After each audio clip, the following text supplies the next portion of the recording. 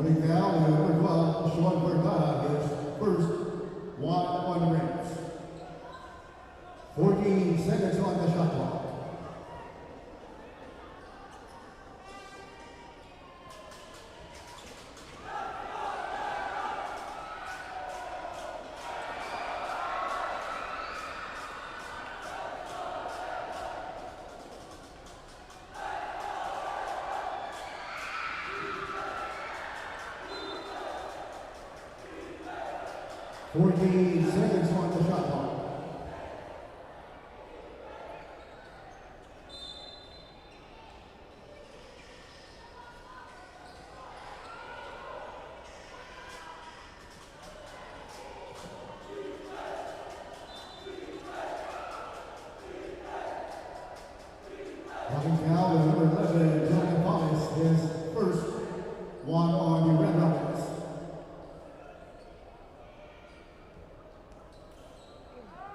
Two free throws for John Ray Latika.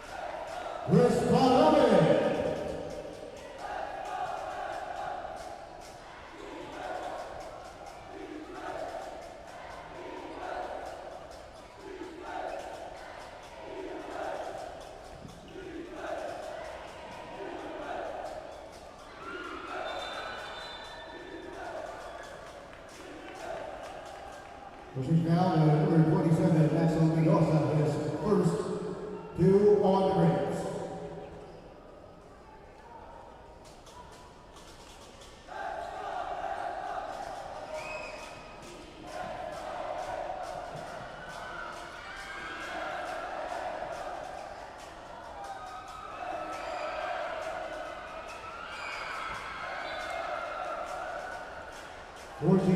Seconds on the shot clock.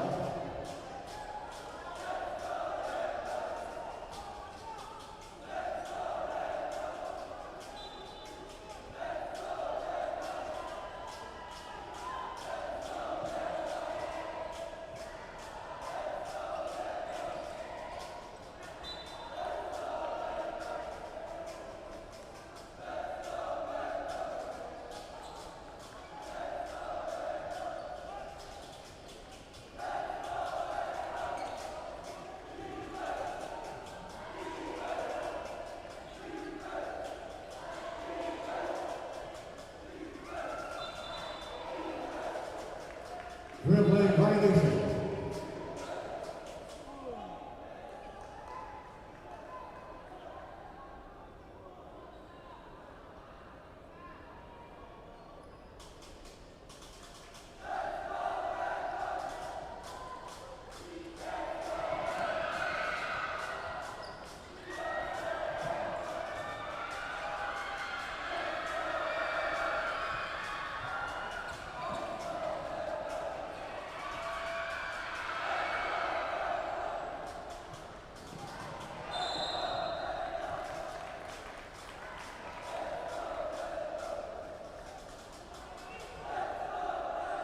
Pushing down to number 14, John Ray got his first three on the rings. Two free throws for Sacramento.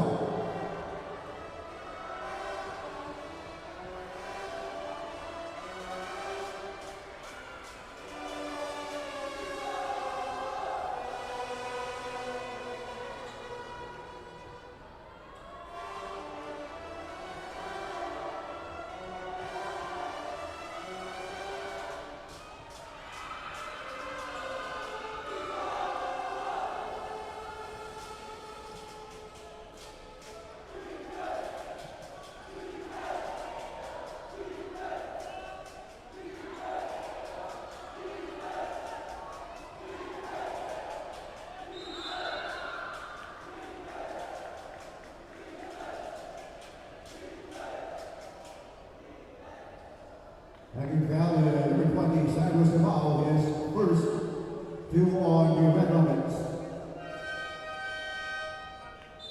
Here we have Arellano. They begin for Cyrus Cabal.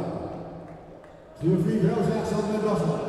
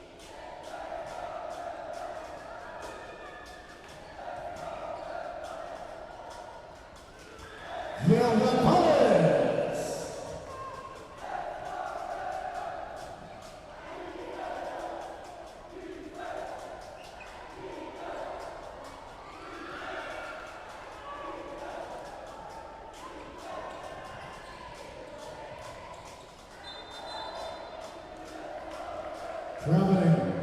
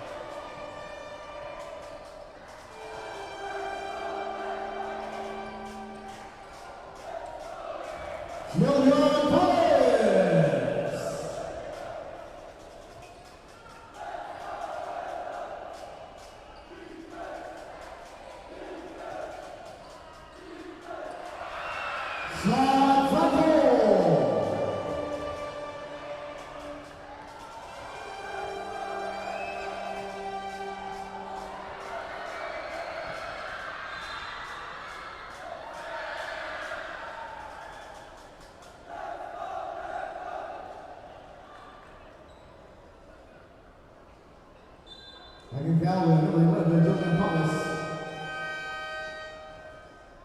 Substitutions for the Arellano Braves in the Mapúa Red Rabbits. 2 free throws for Shot Franco.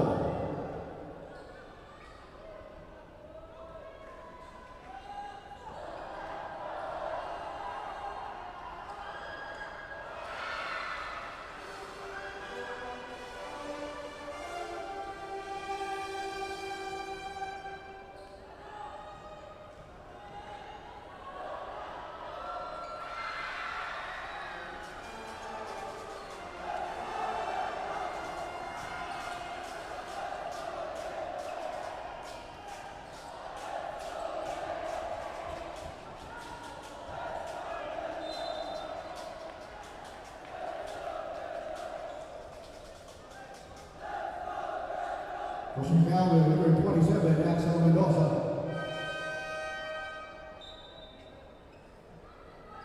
Denver Mapúa, coming in for the Braves. 2 free throws for the Braves.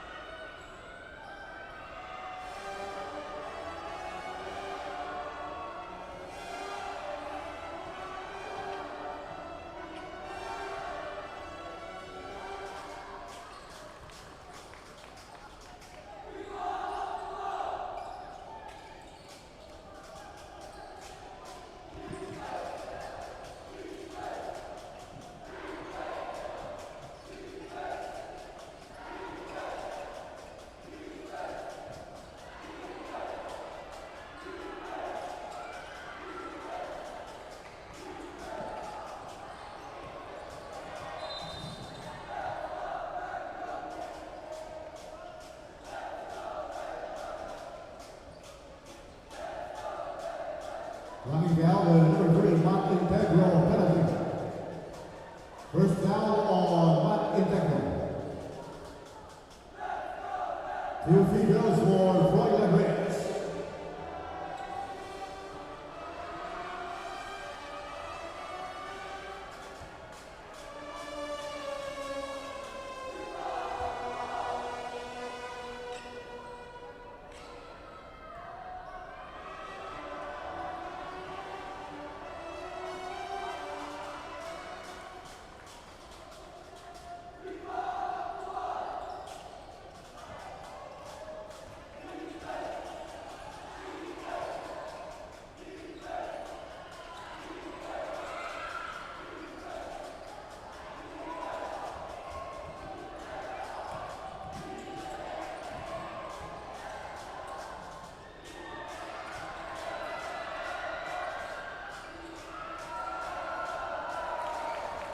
Chris Carone.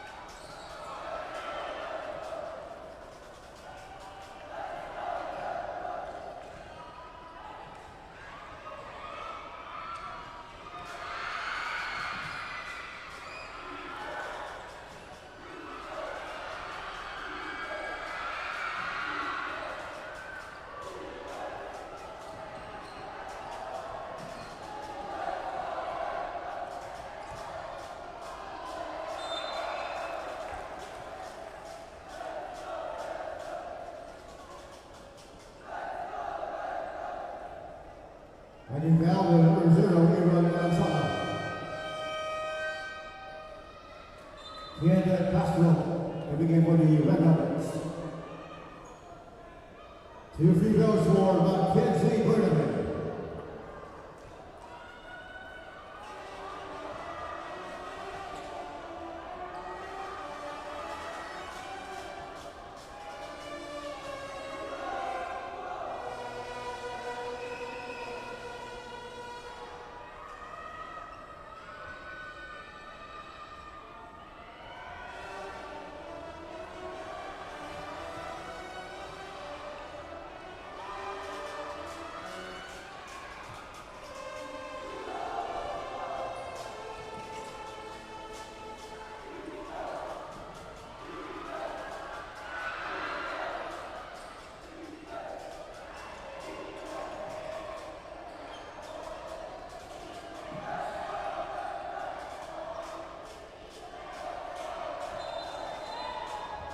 Robin. He and Luca coming in for the Red Rockets. Easy beyond the corner. In Jake Pasquale coming in for the Braves.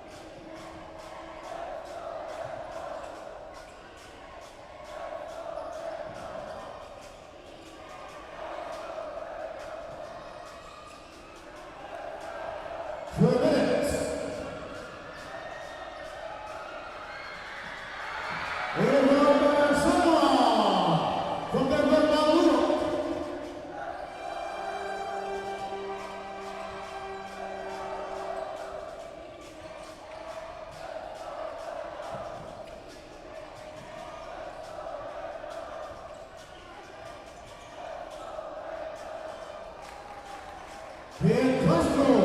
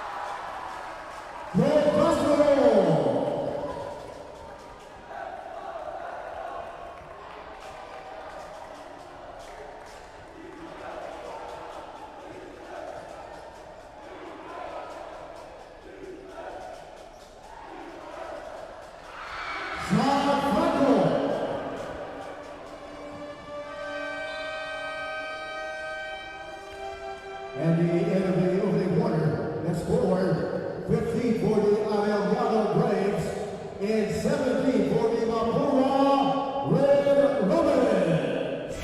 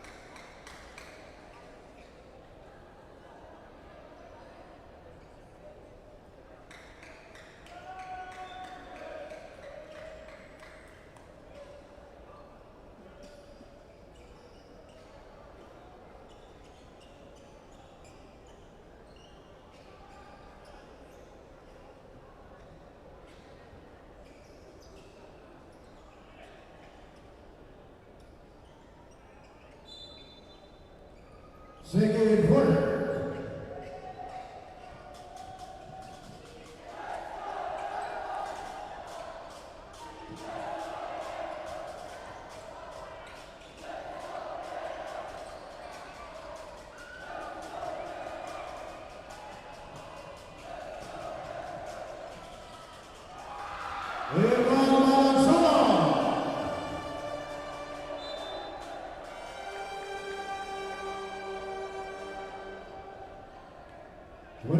Seconds on the shot clock.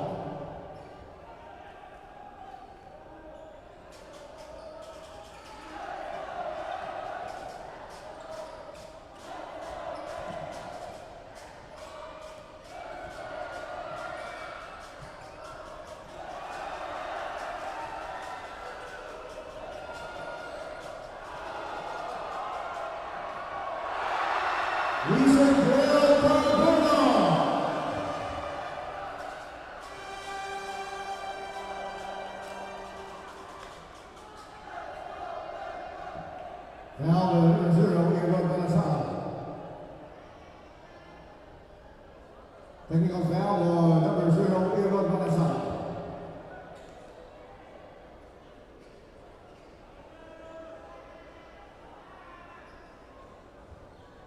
Technical foul on Earl Manasana for Tomlin. Technical free throw for Arellano.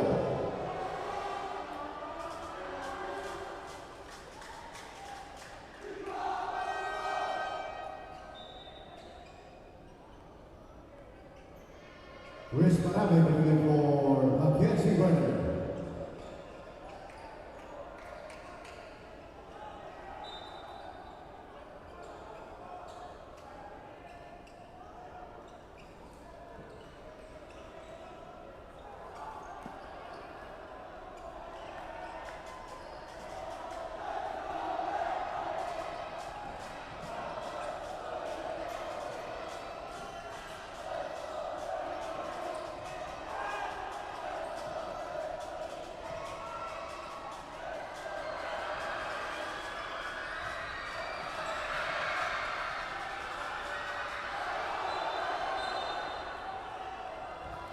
Traveling.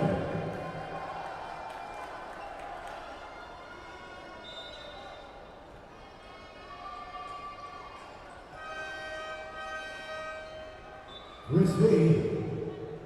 Coming in for Ezekiel Gardner.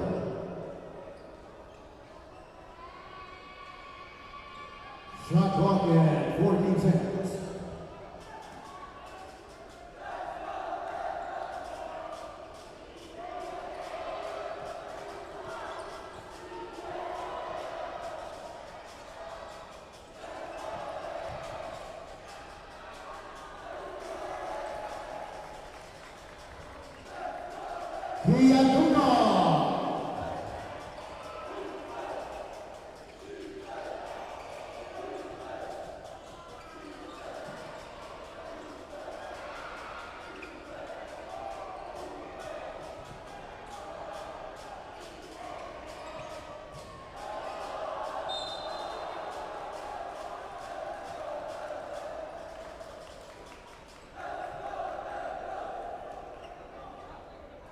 Pushing foul to number 78, Denver Mapúa.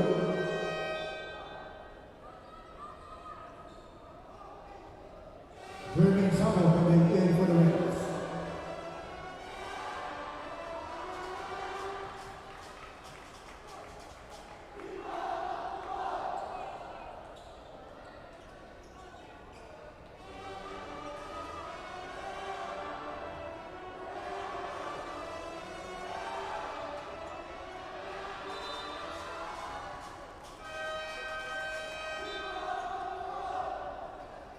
In Arellano.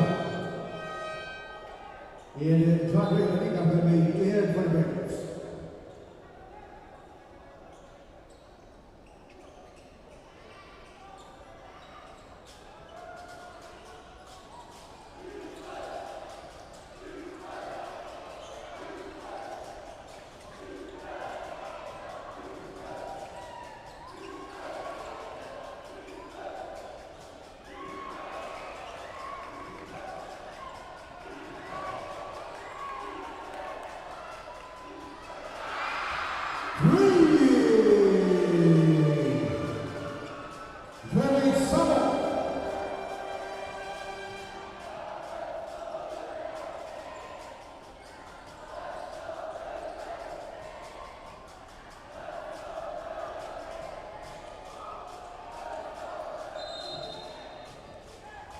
Three-second violation.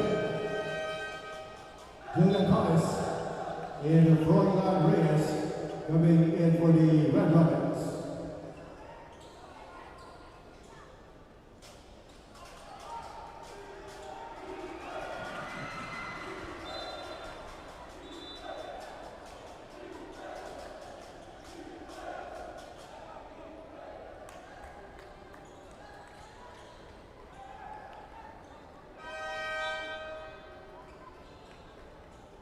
Ruben Zigwa coming in for the Red Rockets. 14 seconds on the shot clock.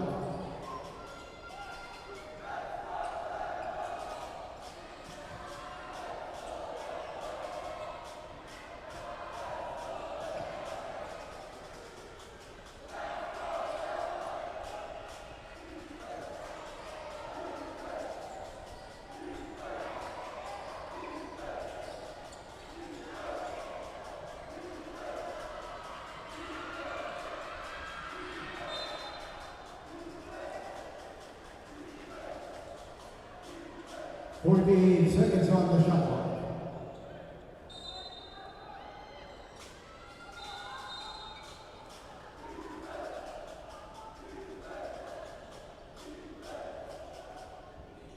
Pulling foul to number 31, Arellano Reyes, his first one on the Red Rockets. 14 seconds on the shot clock. Denver Mapúa.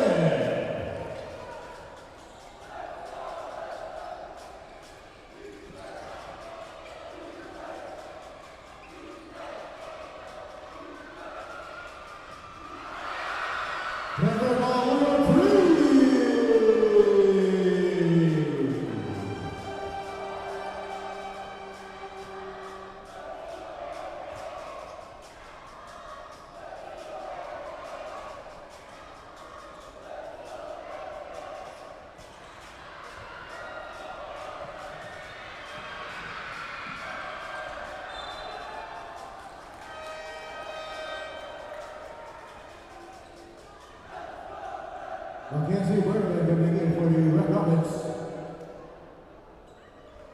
John Goodall coming in for the Raiders.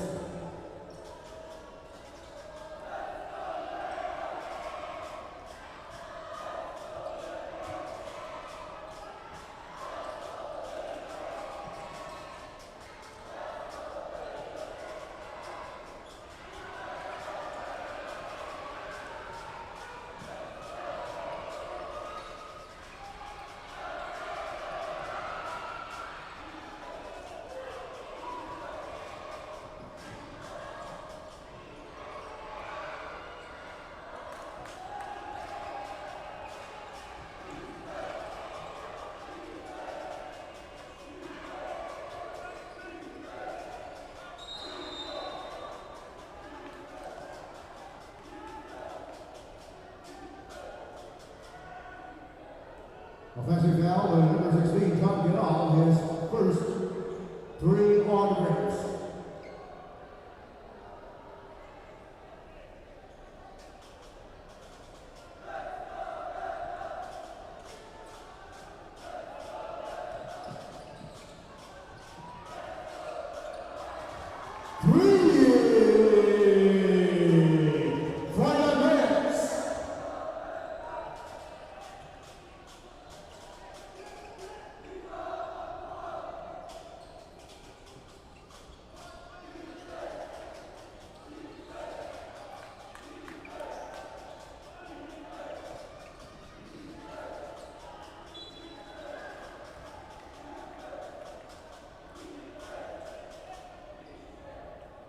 Pushing foul, number 23, Ruben Sigua, his first 2 on the Red Rockets.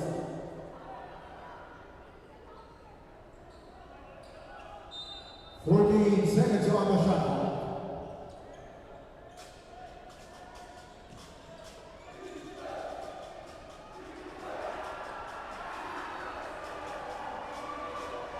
John Goodall.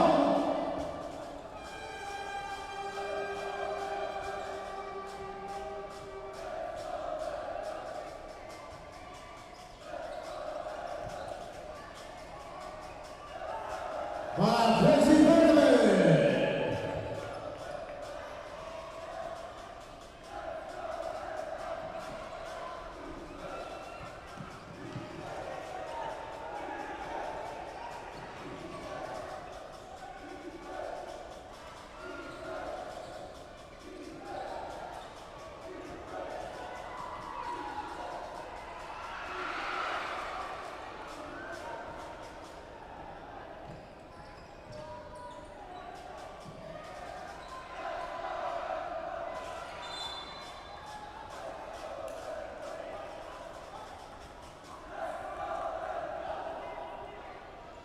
Holding foul with number 14, John Arellano.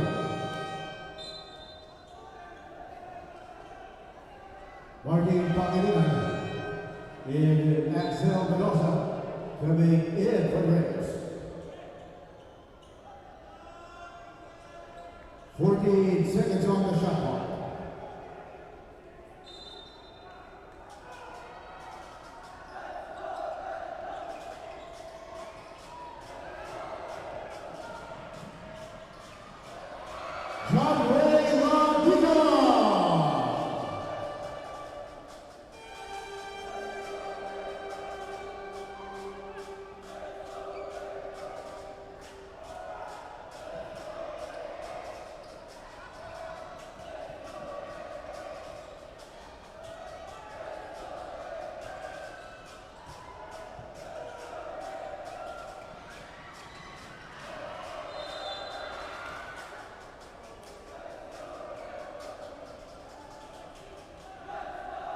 Looking foul to number 16,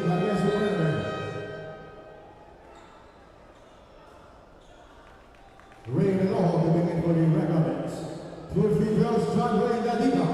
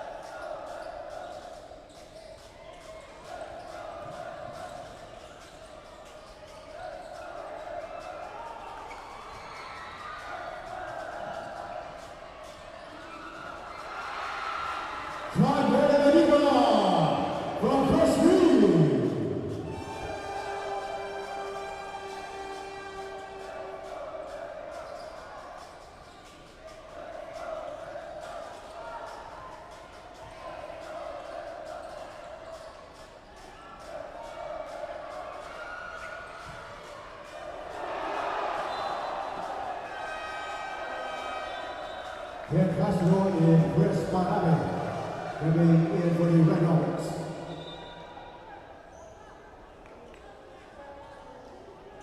Twelve seconds on the shot clock.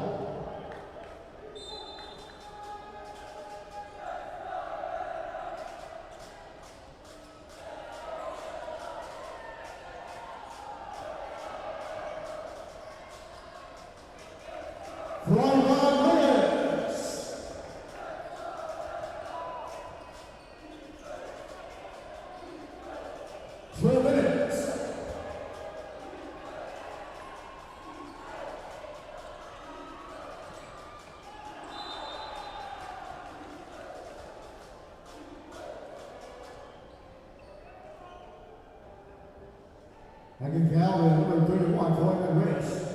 His second four on the Red Rockets. 2 free throws for Axel Mendoza.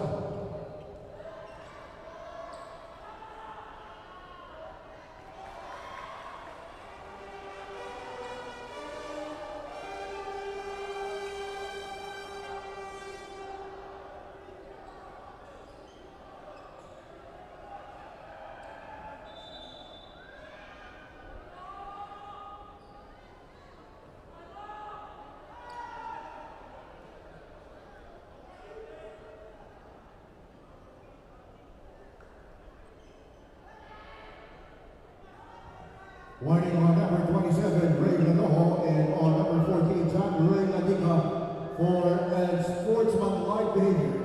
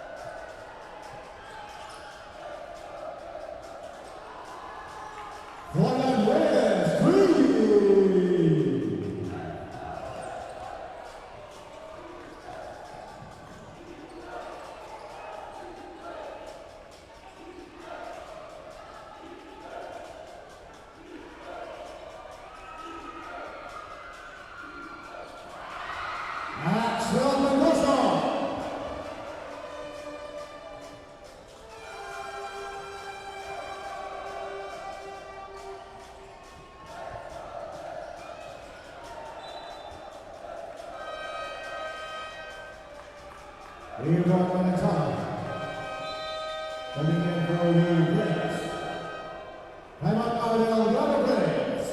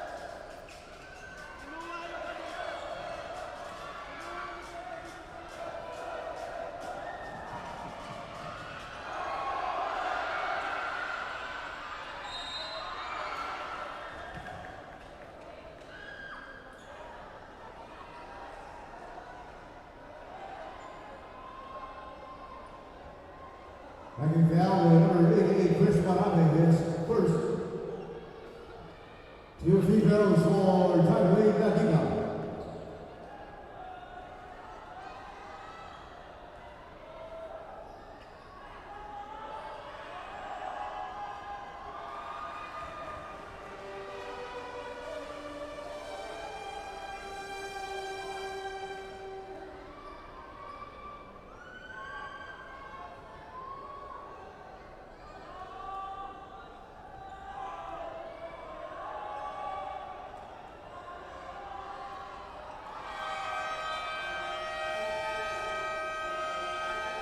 And on Mapúa, Red Rockets.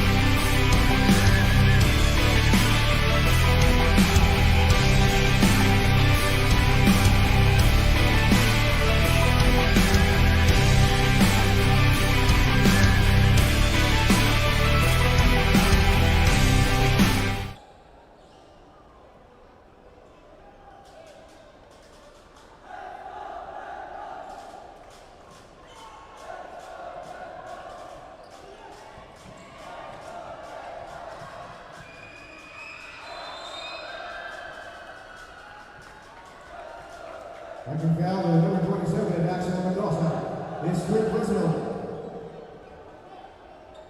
Two free throws for Chris Barame.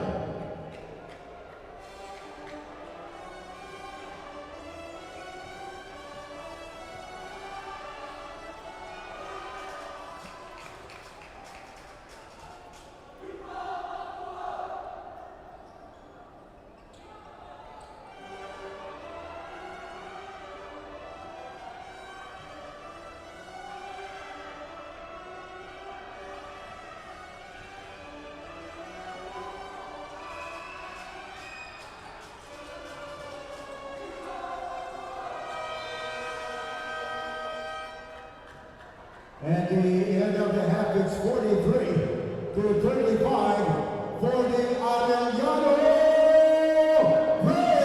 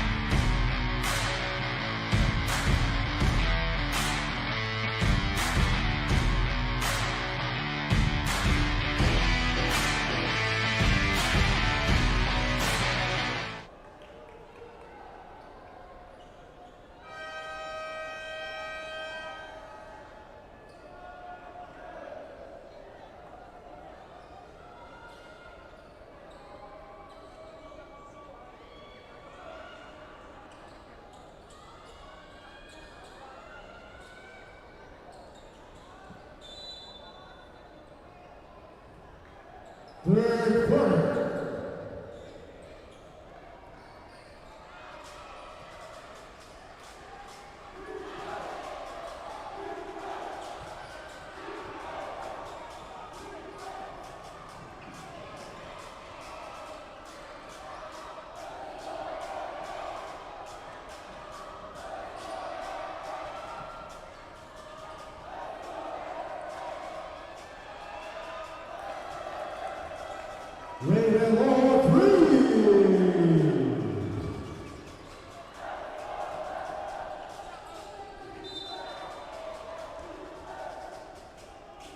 Looking down at number 27, bringing it all his first one on the red helmets.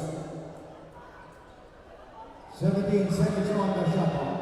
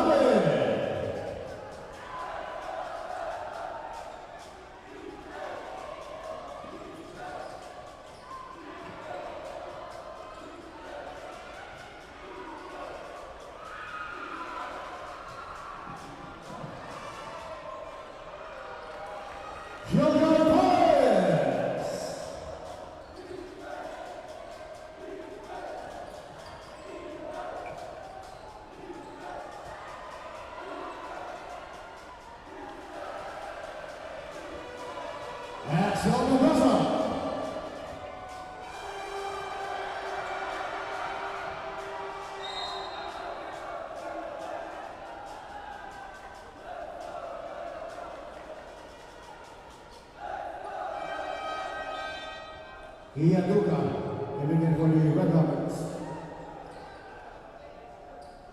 14 seconds on the shot clock.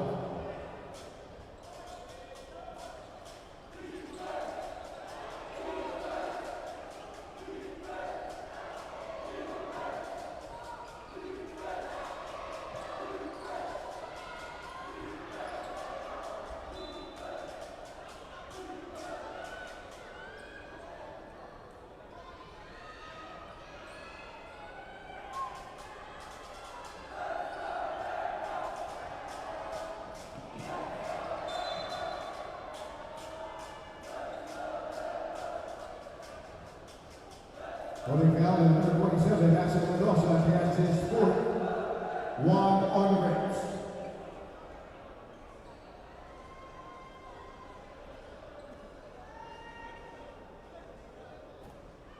Twenty seconds on the shot clock.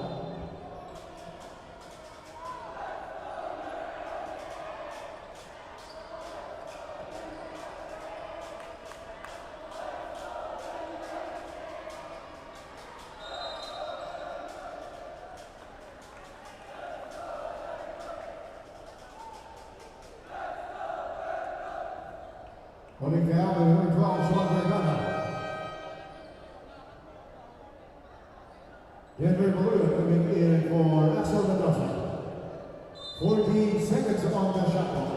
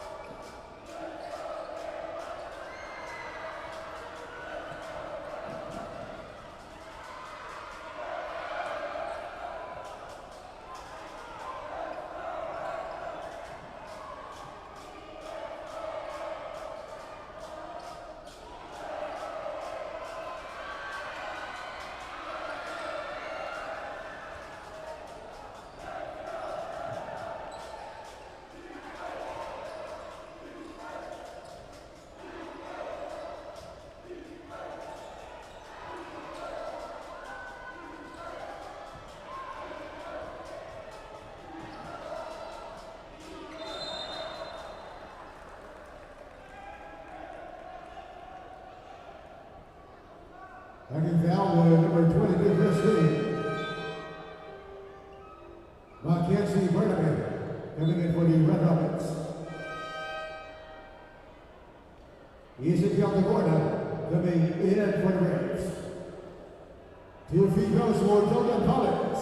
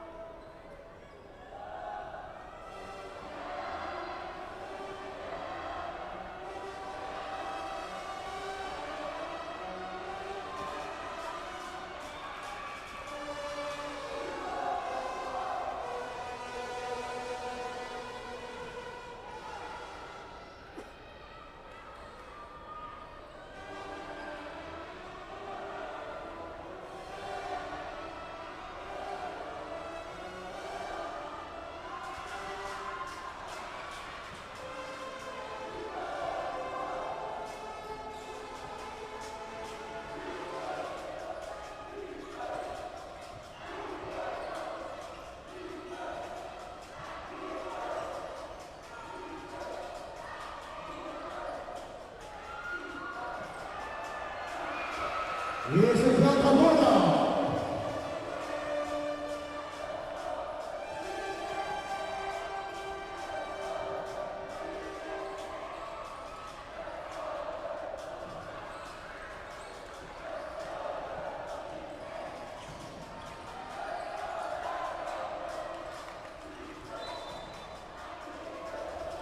Providence.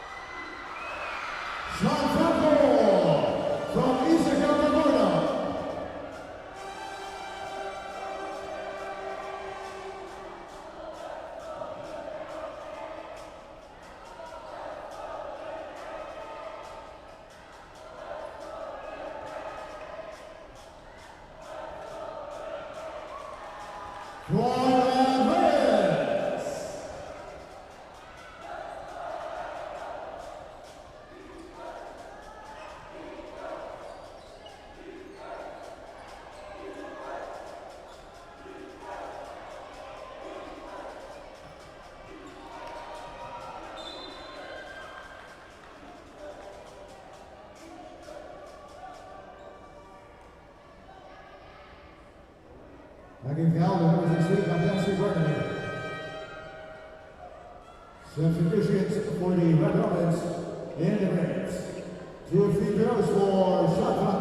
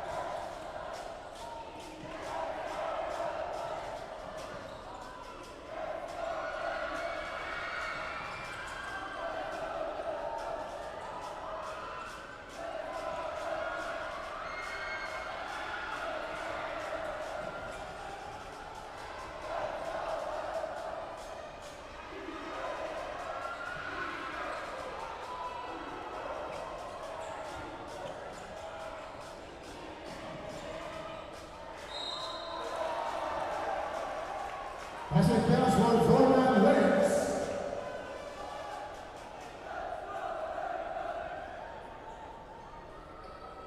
Pushing down to number 78, Denver Blue. His second 4-1 Braves. Ken Ortega coming in for the Braves. Chris Manami coming in for the Red Rockets. Bonus free throw for 49 Braves.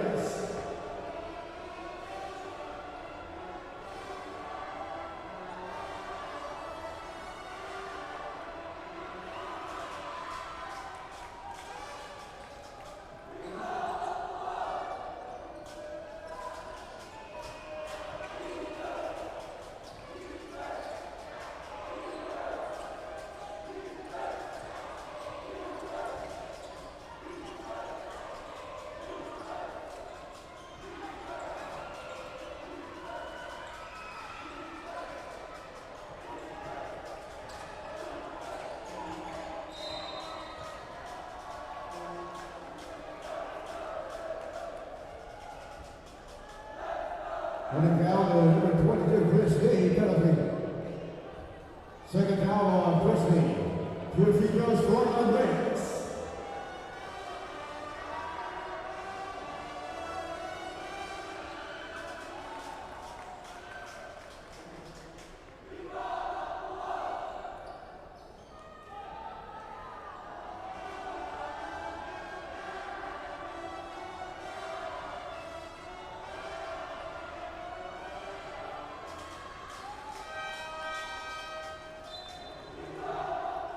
Julian Thomas coming in for the Red Rockets.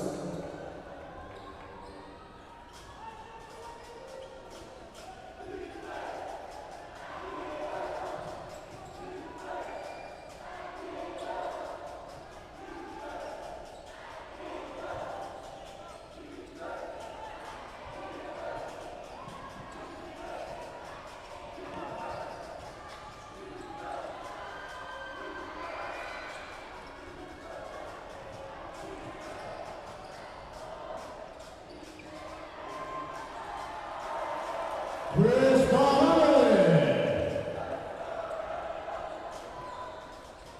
2 minutes.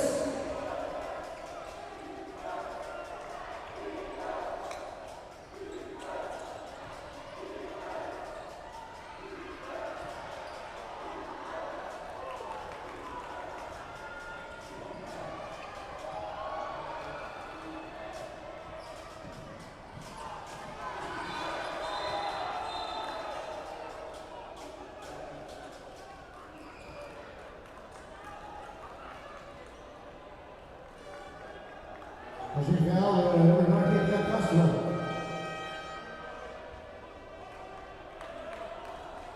Shell Orcastro coming in for the Red Rockets. 19 seconds on the shot clock.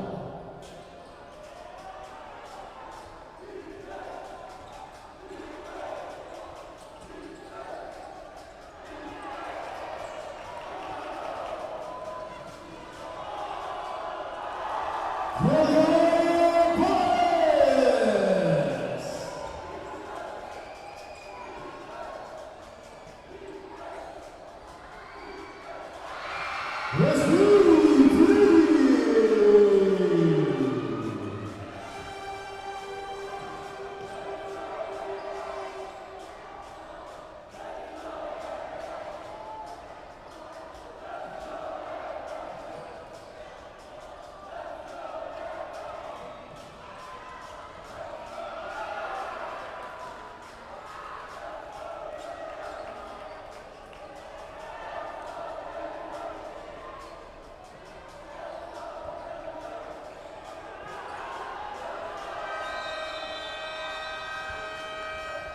Shot clock violation.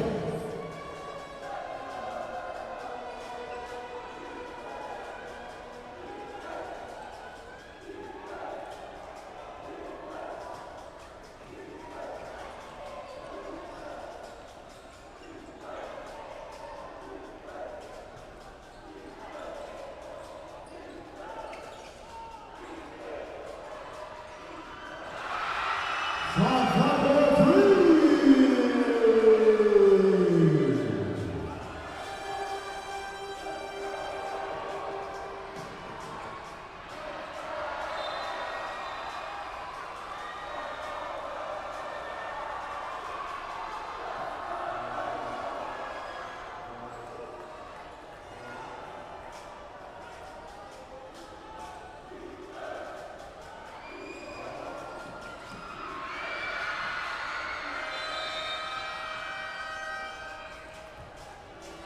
At the end of 3 quarters, it's 60-59 for the Mapúa Red Robin.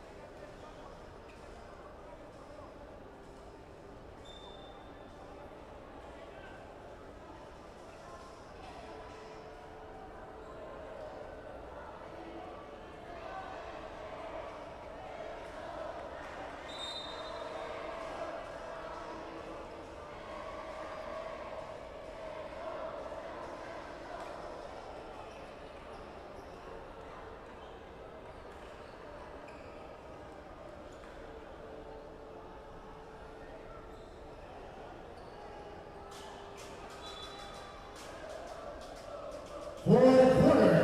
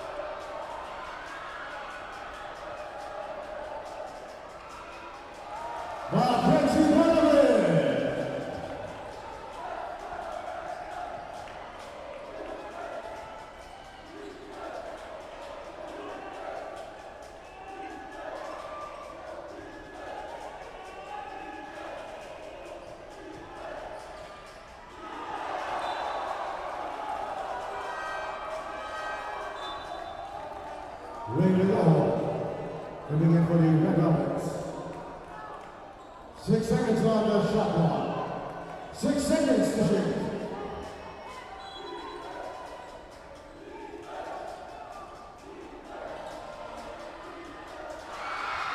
Shot for goal!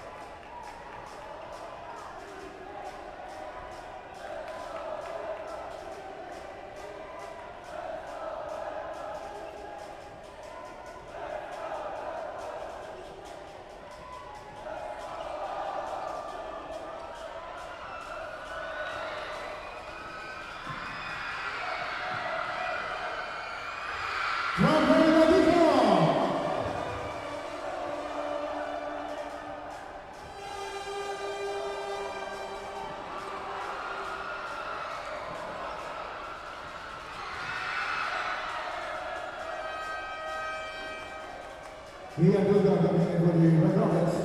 Easy down the corner, coming in for the Raiders.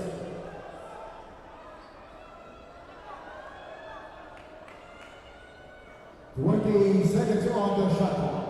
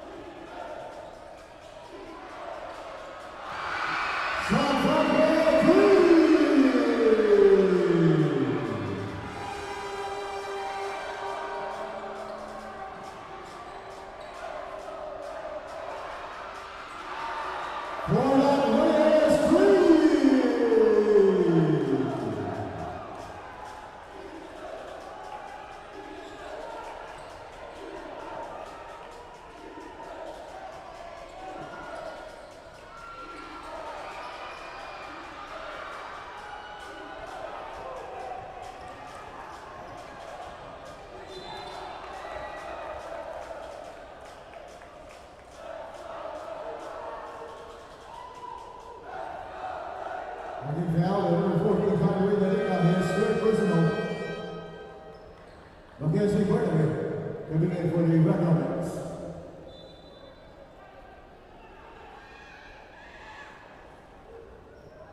19 seconds on the shot clock.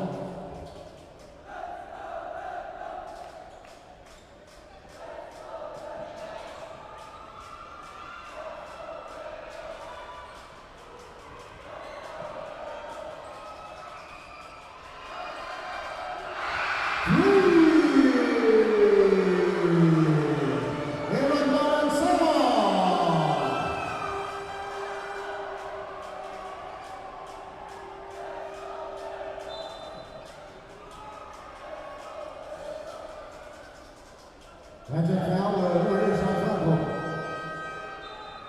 Denver Baloo coming in for the Braves. Gabriel Mercado coming in for the Red Rockets.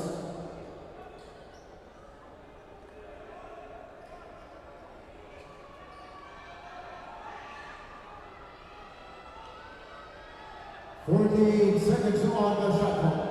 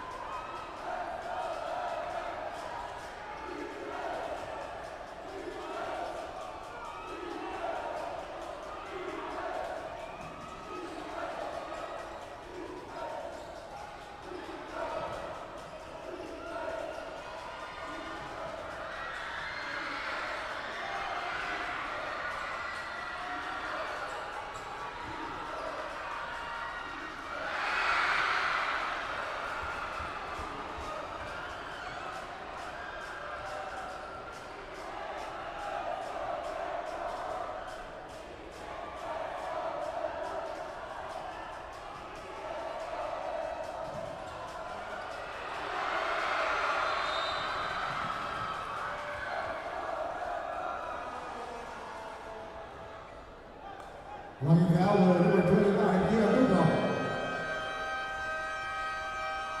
Final Arellano Reigns.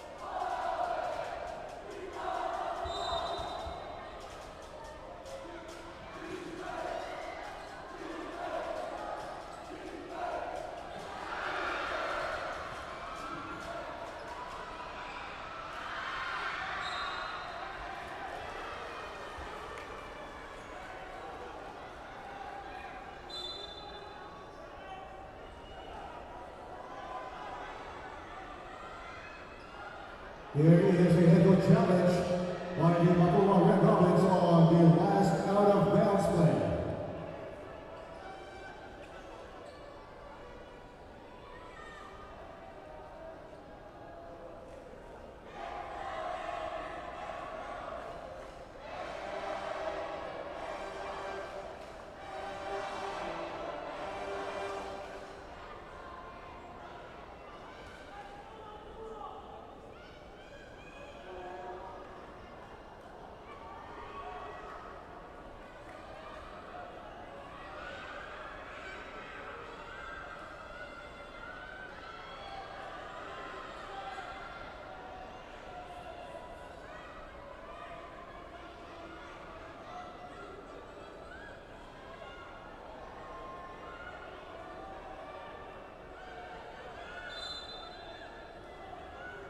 According to head coach challenge of the Red Robins, unsuccessful. Ball possession for the Arellano Reigns. Floyd and Race coming in for the Red Robins. Christine coming in for the Reigns.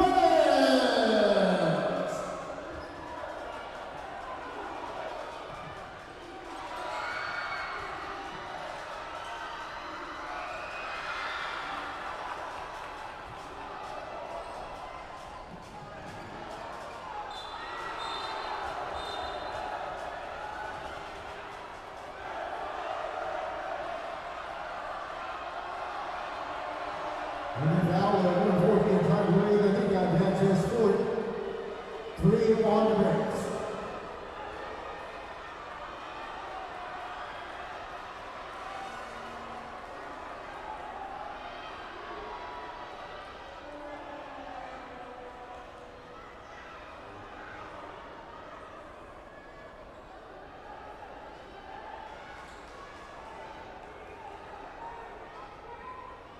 Shot clock at 18 seconds.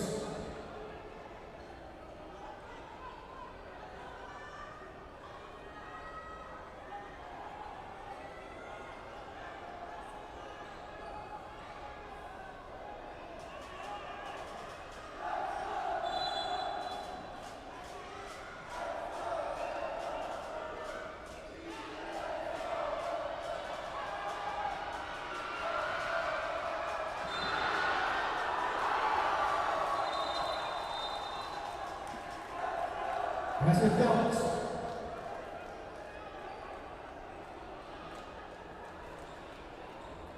Official sound.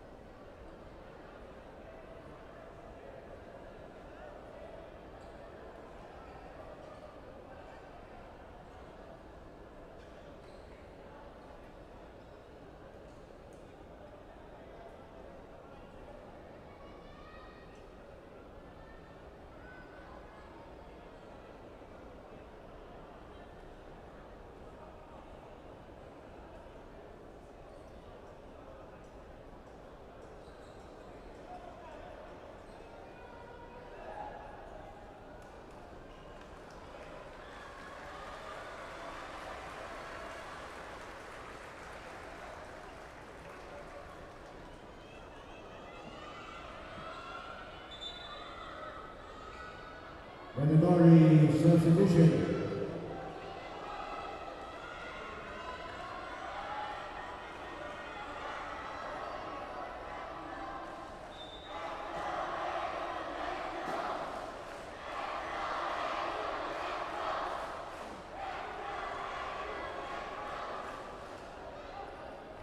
Tadi Radika 5 rounds.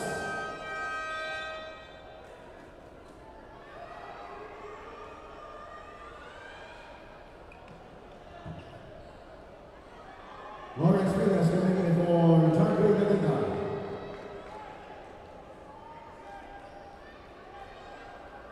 Bonus veto for Florian Reigns.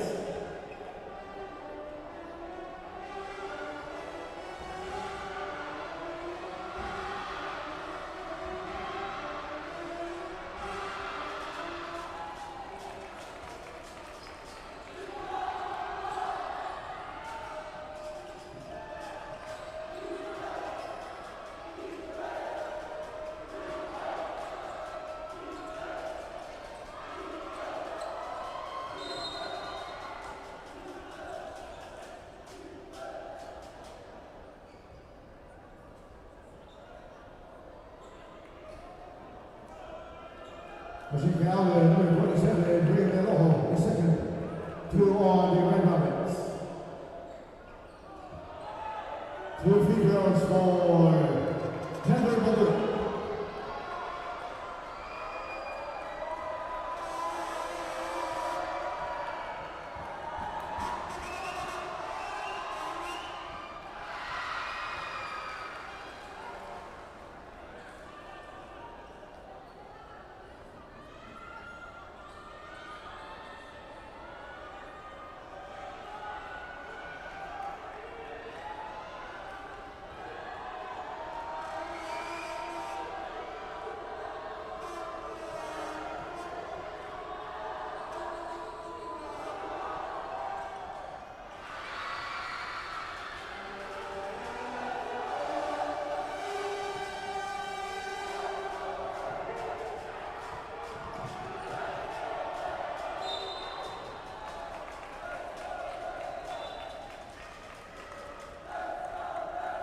Running foul, number 61, Lawrence Villas, penalty.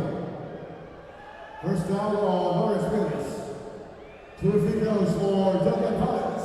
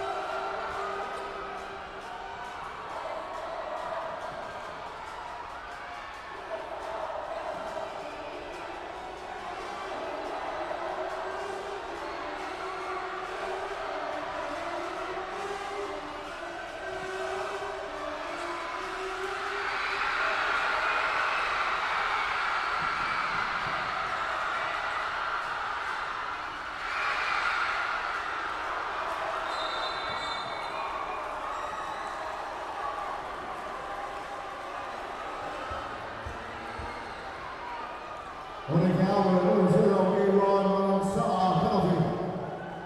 3 foul, Aaron Manasa.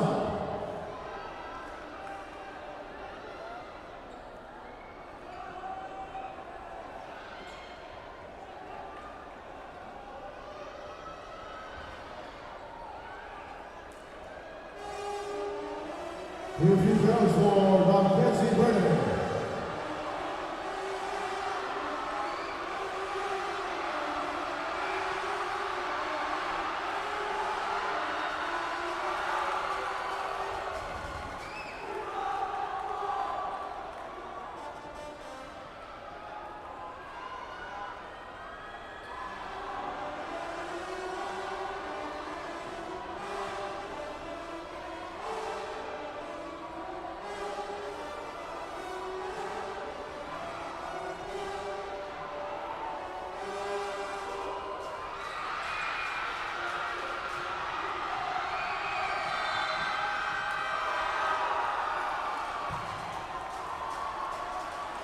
Into the end of the ball game, our final score, 83 for the Arellano Braves, an 85-40 win by our hosts, your Mapúa Red Rebels.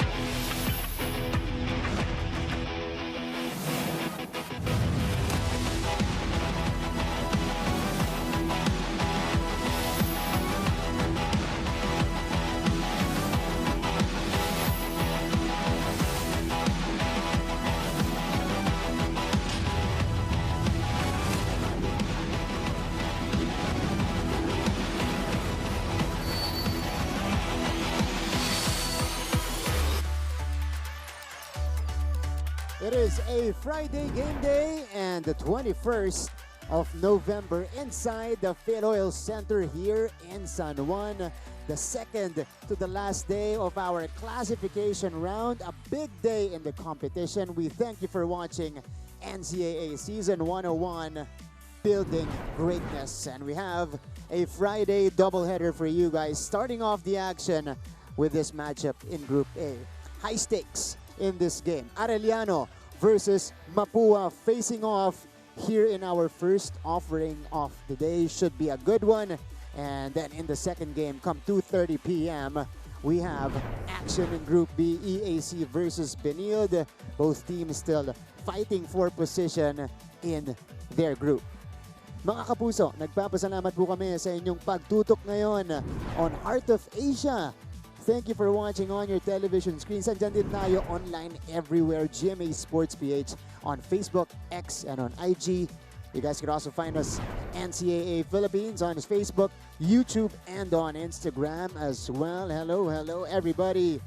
Magandang tanghali po sa inyong lahat. My name is Martin Javier. Excited to be here. You know, Mapúa versus Arellano facing off in our first game today. Working alongside a former NCAA player, Renzo Navarro here in the broadcast. Kamusta, Renzo? Okay naman, Martin. Good morning sa'yo and good morning to all the NCAA fans. Very exciting game for all of us. It is a big day in the NCAA, pero mamaya papag-usapan na natin yung mga teams natin. Pero pakilala muna natin ang third member ng ating broadcast team today. Our courtside reporter is Miss Christine San Agustin. She'll be bringing us the stories from the players and the coaches, especially in how they prepared for this highly crucial encounter against each other. Christine, we'll get to you in just a little bit. Unahin ko muna dito si Renzo Navarro dahil nga, ayun ako pa sinasabi, higher stakes here as we take a look at the team standings here. Dahil for both teams, meron pa tong implications sa kanilang sitwasyon. Oo, for Mapúa, nakikita natin in Group A, number 1 pa rin yung Perpetual so far. And the reason why I said so far, kasi kapag manalo ang Mapúa dito and matalo ang Perpetual in their game against LPU, may chance pa silang mag number 1. And for Arellano, if they win this, at least by, I think by 4, to be safe, no? Pwede pa silang mag number 2. And itong Mapúa malalaglag sa number 3. So ganun kalaki yung pinaglalabanan ng dalawang teams natin ngayong araw na to.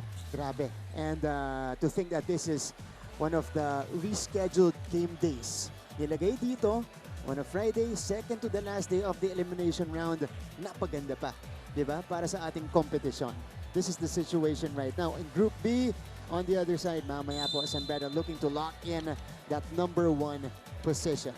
Okay, so pag-usapan na natin yung magkabilang panig dito and their first encounter in the season. It was Mapúa squeaking by Arellano 90-87 last October 4. And the reason why Arellano has to win by at least 4 points in this game kasi nung unang meeting nila natalo sila by 3 points, and in that game yun yung season high ni Clint Escames with 29 points, and itong si Cyrus Cuenco with 14 points. Dagdag ko pa yung dalawang players nila ni Sai Gonzalez and Nitura with 12 points and 10 points respectively. Tapos yung 20 assists ng Mapúa in that game, masyadong malaki yun. For a great team like Mapúa, for a team na maraming capable scorers, napakalaki ng number na yun. At doon natin nakita sa larong yun yung totoong form, the MVP form of Clint Escames, which has been a rarity in Season 101 so far. We don't know. He might be reserving it for the last stretch of the season. Let's go first to the Arellano Chiefs on a 3-game winning streak right now. Last time out, they beat out LPU convincingly. And this is a big win for Arellano. I think it's a statement win for them.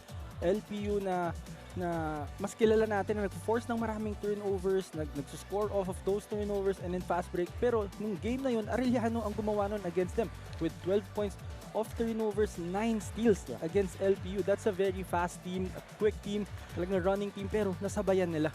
Look at the first quarter. I covered this game. First quarter pa lang, iniwanan na netong Arellano ang LPU, and they never looked back in that game.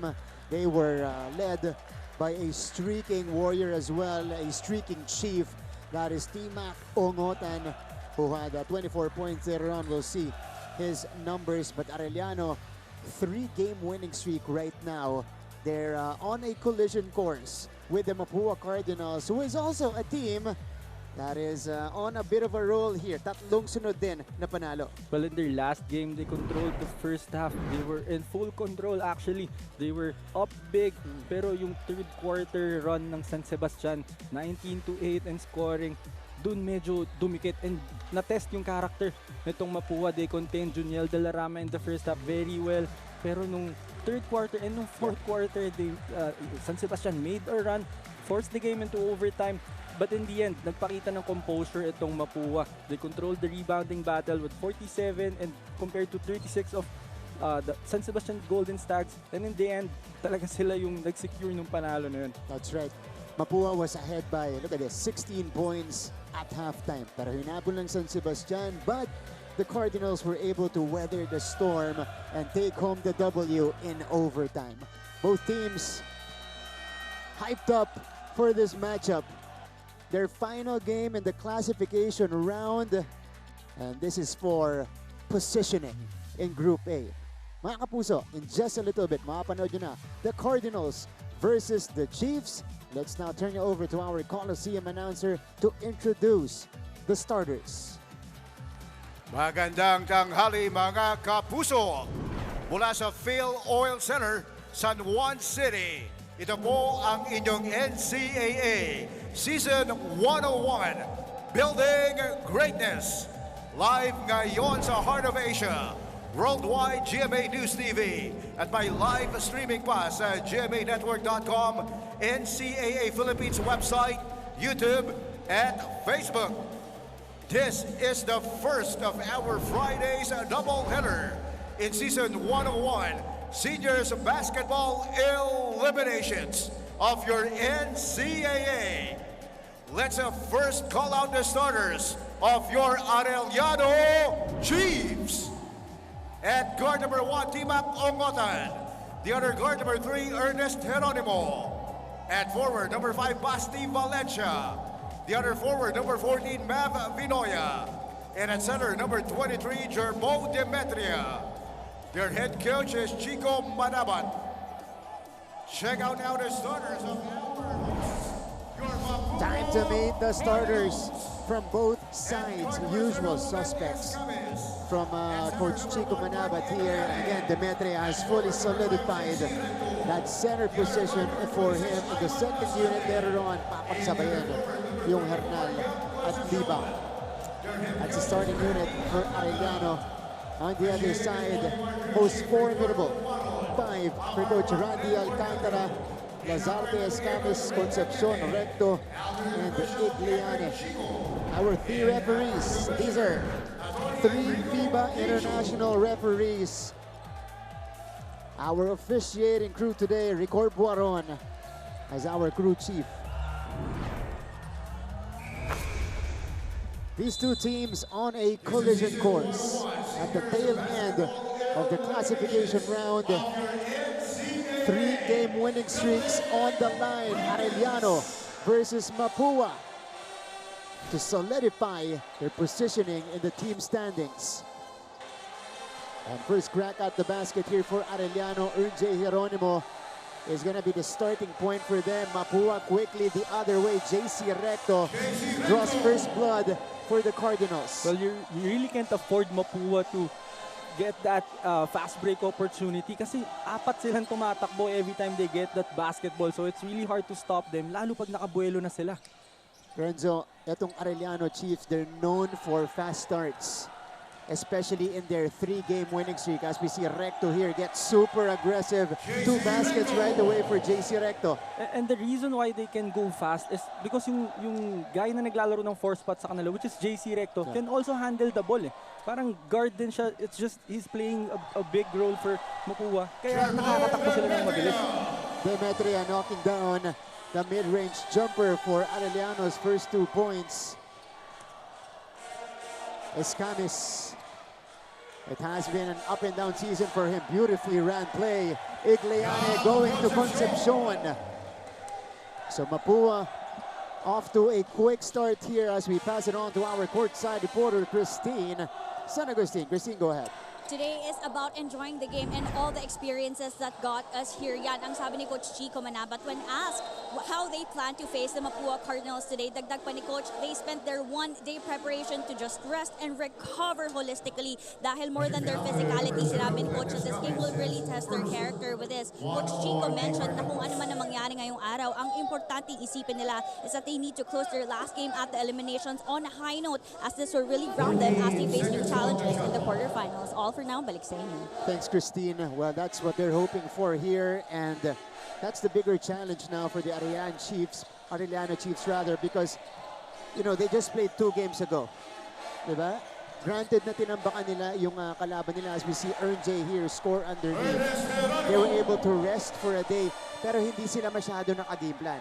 Well, for Arellano, they've been playing very well. So I don't think there's any adjustments pa na kailangan for their team. Ang kailangan talaga nila is magpahinga dahil tuloy-tuloy na tong laro natin. Sunod-sunod na big games for them. Kaya I think more on mental na to eh. Yung preparation nila.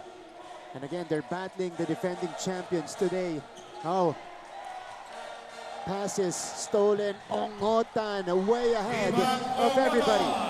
Well, yung style ng both teams natin are a little bit identical, no? Talagang pag nag-turnover ka ng medyo mataas, ready na agad tumakbo yung kalaban mo. Kaya sinasabi natin, masaya tong laban na to. Kasi parehong team natin gigil, parehong team din gustong tumakbo. Escames from the corner. Misfires. And here comes Geronimo. T-Mac scans the floor. Stops his dribble. Valencia now has it. Basti, team captain of the Chiefs, Demetria. Couldn't make it. 2 jumpers here in the first, and here comes Mapúa on a 4-on-5. Recto downhill, and he draws the foul. And JC Recto is just a strong attacker. Talagang pag siya yung umaatake sa gitna, wala ka nang magagawa. Kung hindi, foul mo na lang or try mo lang i-challenge. Mapúa is such a dangerous team as we see these highlights. T-Mac getting the touchdown in this play. Mapúa is such a dangerous team if they get an aggressive JC Recto. Huh? Of course, kasi matchup problem itong si JC Recto. Kapag 4 guy or big man ang binantay mo sa kanya, masyadong mabagal yan for him. Kapag wing naman ang binantay mo sa kanya, maliit yan para kay JC Recto. So, napakahirap hanapan ng matchup itong si JC Recto. Yun nga lang, kailangan talaga gustuhin ni JC na pumuntos at maging aggressive sa opensa because as you mentioned, he creates a lot of mismatches. Dahil malaki siya, he's very good dribbling the basketball and he has range as well. Well, I think for this season, both JC Recto and Clint Escames adjusted their game a little bit, no? Kasi na-recognize nila na yung lineup nila ngayon, napaka-talented. Maraming pwedeng pumutok any given time. So, nag-adjust itong dalawang veterano nila na try na i-maximize yung lineup nila. Yun yung sinasabi din na somebody has to give way. Diba? May kailangan mag-sacrifice, gumawa ng compromise, and you know, they need to talk about that as a team because again, this is still a very deep and powerful lineup that Mapúa has. J, Vinoya putting it down on the floor. T-Mac, shot clock winding down. He needed to take it. Mapúa with suffocating defense in that sequence. And I think this is a good idea for Mapúa to put Lazarte on Ongotan. Lazarte is a much bigger guy compared to Ongotan and as quick as Ongotan and as strong as Ongotan as well. So this is a tough matchup for Ongotan, but we all know T-Mac Ongotan is such a creative shooter. So tignan natin kung anong gagawin niya against Lazarte. Yeah. But that's not a bad idea. If you're Mapúa, especially on the half court, put a bigger body and a taller player on T-Mac Ongotan. And a foul against the Arellano Chiefs, only their 2nd team foul. And Clint Escames, again, got the season high. Nasundutan ni Geronimo. Escames recovers. Recto. Concepcion. Easy lay underneath. And that's what happens kapag naki JC Recto yung bola. Sobrang daming pwedeng mangyari. Sobrang daming options ng Mapúa when they go to JC Recto, or at least involve them in their offense. Oh, well-contested shot. Late whistle, though. Lazarte will be called for the foul on the 3-point attempt. Look at this poke. Ganda na sana. Na-recover ni Clint. And then Recto went ahead to Concepcion, who showed us patience in the paint. Veterano na rin kasi talaga itong Mapúa squad na to. So, all of them can score, but all of them are willing passers as well. That's right.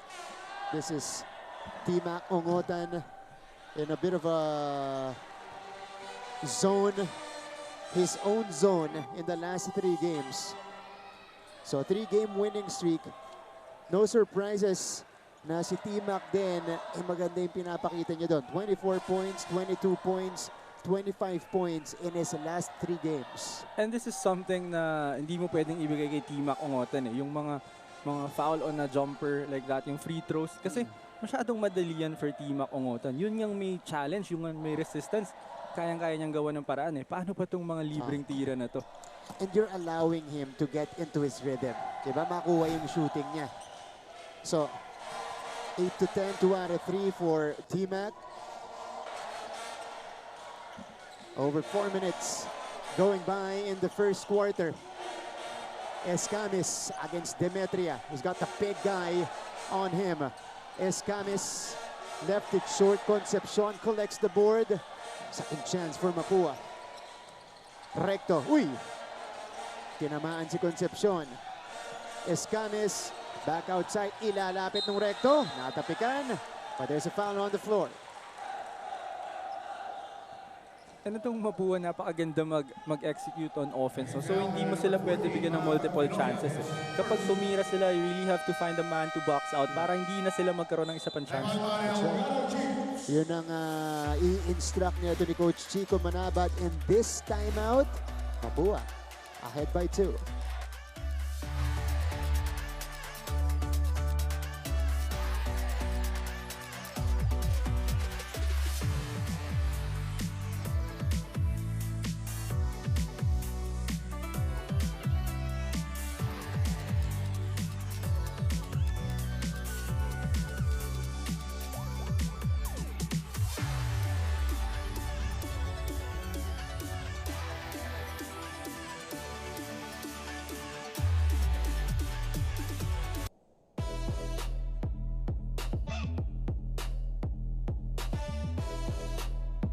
The Mac attack. Timac Ongotan in his last 3 games is just on a different level. At against the LPU Pirates, he was the one who led the way. He had a double-double in that game. Ito si Timac, has transformed himself into a superstar in the NCAA. Well, one of the big reasons why itong Arellano still has a chance for that number 2 spot, itong si Timac Ongotan against LPU. 24 points against the number 1 team in their group. Perpetual 22 points, and against San Sebastian Golden Stags last game with 25 points. Look at the numbers here for Timac. Big numbers. Kaya hindi coincidence na ganito yung tinatakbo ng Arellano Chiefs. And in the first quarter so far, he has 4 points. He is finding ways to score points for his team despite the defense thrown at him early on here. You're right. No, that's the reason why merong isang tao na naka-assign lang for Timac Ongotan, which is Lazarte. And I'm sure meron pang mga 2 guys dyan sa bench ni Coach Randy na if ever magkaroon ng problema si Lazarte, ready to guard itong si Timac Ongotan. Marami pa. May isa pa may Netura pa off the bench that can guard bigger players and quicker players as well. Valencia is pushing it. Ooh! Lazarte is stealing it. So back the other way we go. JC. Bounce pass. And Concepcion draws the foul on Timac Ongotan. And that's another way to stop Ongotan from doing damage on you. No? Talagang atakihin mo siya on defense. And that time, si Yam Concepcion, very patient, getting that first foul by Timac Ongotan. Concepcion has done that twice now here in the first quarter. Agad yung depensa. Tapos nakakuha na ng contact. Hernal Libang off the bench. And is it Renzo Abiera? Yeah, he's in the game. So Jeronimo Demetria, Valencia, upo muna para dito sa Arellano Chiefs.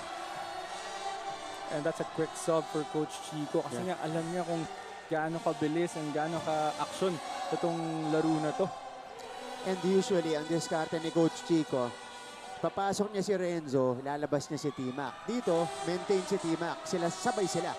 Well, I think kasi dun sa coverage ng Mapúa against T-Mac Ongotan, magiging mas maluwag to for Renzo Abiera to create scoring opportunities for Arellano. Of course, Abiera has had a rough last few games for the Chiefs, so he wants to get it going here. This is Hernal scoring inside.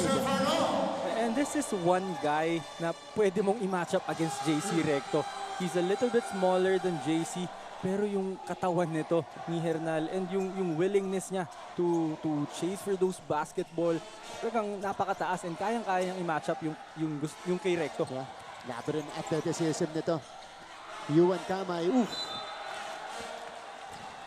Renzo wasn't there anymore. So, baktang bola dito sa Mapúa Cardinals. Look at this. Ito, libang to Hernal. That's big to big. Communicating and connecting with each other. And that's a great read for Hernal. Recognizing na itong si Recto. Pinede na yung passing lane sa kanya. So seal up talaga yung counter doon. And that time, good pass for Libang. And this is the big change now for the Arellano Chiefs. Here in the home stretch of our eliminations or classification round. Dahil ang sentro nila nung first few games nila ay si CJ Libang as Nitura misses at the rim. Now, they have the combination, because Demetria is playing well, they have the combination of Libang and Hernal off the bench as part of the second unit. Well, yun nga yung malaking bagay for Coach Chico, no? Si Demetria starting off really well earlier, made the jumper, kaya pwedeng mag-off the bench itong mga hustle guys ni Coach Chico. 10-11 here in the first. New faces for the Mapúa Cardinals this time. Nitura and Sai Cuenco now in the ball game. Ito na, papasok na rin. Cyril Gonzalez at EJ Sapasap. So both teams making substitutions already. Second unit now inside. Drex de los Reyes, the big boy, coming in for Andre Igliane. And now, look at the length of Mapúa, Renzo. For Mapúa, they put in 2-point guards in Sai Cuenco and Cyril Gonzalez, but you have EJ Sapasap, Sai Nitura, and Drex de los Reyes na napakalaki, napakahaba, and yung hustle, hindi matatawaran. So this is gonna be interesting for Mapúa. Although for the Chiefs, they can play their fast game more comfortably now. Kasi Drex is fast. Drex can run, but not at the pace that Arellano wants to play. And that's the reason why we said na magiging exciting itong laro na to. Kasi halos pareho ng style, halos pareho ng lineup. It just depends on their coaches kung paano lalaruin yung lineup na yun and yung style na yun.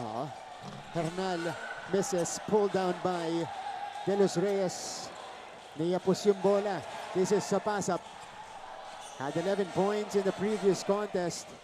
And that win against San Sebastian. Cuenco, 12 on a 24. Bounce pass.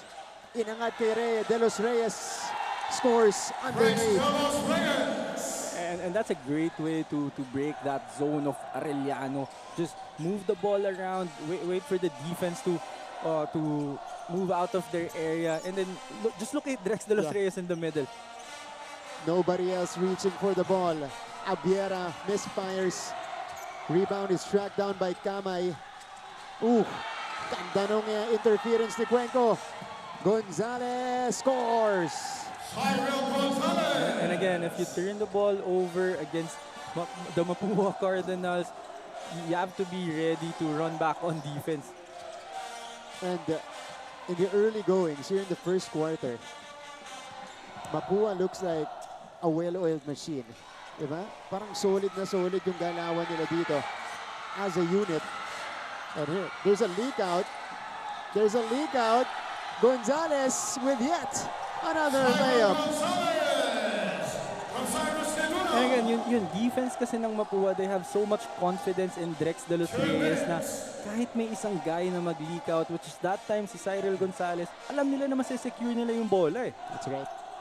This is now the biggest advantage for the Mapúa Cardinals. Borromeo scoops, no hoop. Hernal blocked. Good D by Sapasap. Agawan ng bola.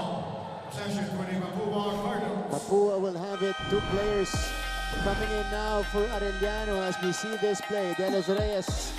That's too easy for Mr. Drex de los Reyes. And Mapúa with some early domination here, 18-10.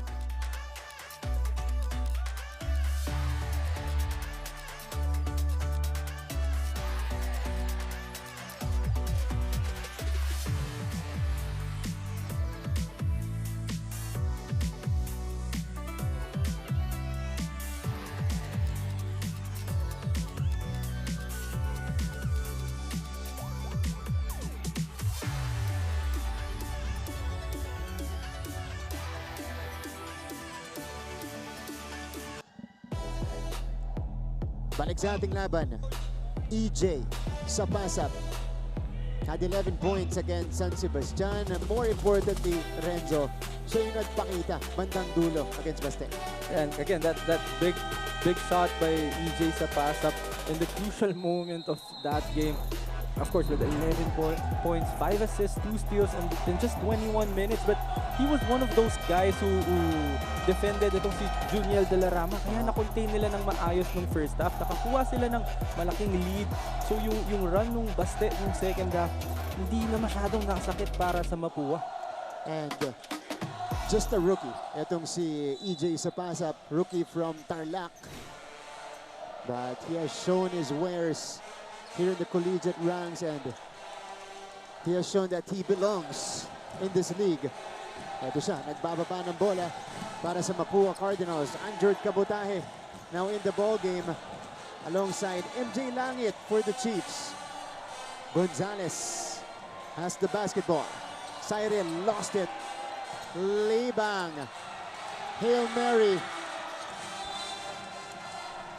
But it stays with Arellano. And great recovery for Mapúa that time. Nag-turnover itong si Cyril Gonzalez, but Netura and Cuenco were already on the defensive end of the court. Kaya na-deflect nila yung fast break na yun. Yun yung kagandahan sa Mapúa this quarter. They're defending the transition very well. That's the opposite of what Arellano's doing so far. Borromeo, Libang on the roll. CJ Libang. That's a great attack by Borromeo, and that drop off to Libang at the last second. Talagang pinakomit lang si Drex de los Reyes, and then yung drop pass kaya late na si Drex de los Reyes for that layup of Libang. Much needed. Oof. For Libang. Burado yung Hernal. Let's see. Borromeo feeding his big guy. And CJ Libang scores at the rim. 18-12 is our tally. That ends the mini run of Mapúa, which stretched out to 7 straight points as Gonzalez could not put it in. Langit now. Libang, almost the same move. This time went high off the glass and in. Back-to-back layups for CJ Libang. So he is really loving the matchup against Drex de los Reyes. He knows he's much quicker than Drex de los Reyes. Sapasap. De los Reyes bumawi sa kabila. Drex de los Reyes. Sabi niya, mas mabilis si Libang, pero mas matangkad ako. Then itong si EJ Sapasap, halos kapareho ng laro ni JC Recto. Pero si Sapasap medyo mas guardia yung mindset niya, yung skill set niya. Yeah. Precisely. Oof. Too aggressive was Cyril Gonzalez there. Ito, tama ka. Inaatake niya itong si Drex. But on this time, Sapasap setting up De Los Reyes. Pinabawi yung sentro niya. That's a great setup from EJ Sapasap. Hindi mo talaga siya pwedeng i-pressure ng mataas kasi kayang-kaya niyang kumawala doon sa pressure and kaya niyang mag-create for his teammates. 9.2 remaining here in the first. Final shot time for Arellano. Borromeo, no. Borromeo or... Yeah, Arellano could not secure it and take another shot. So that's how we will end the first 10 minutes of action. Up and down we went in the first frame. But Mapúa ending it with a 6-point advantage, 20-14.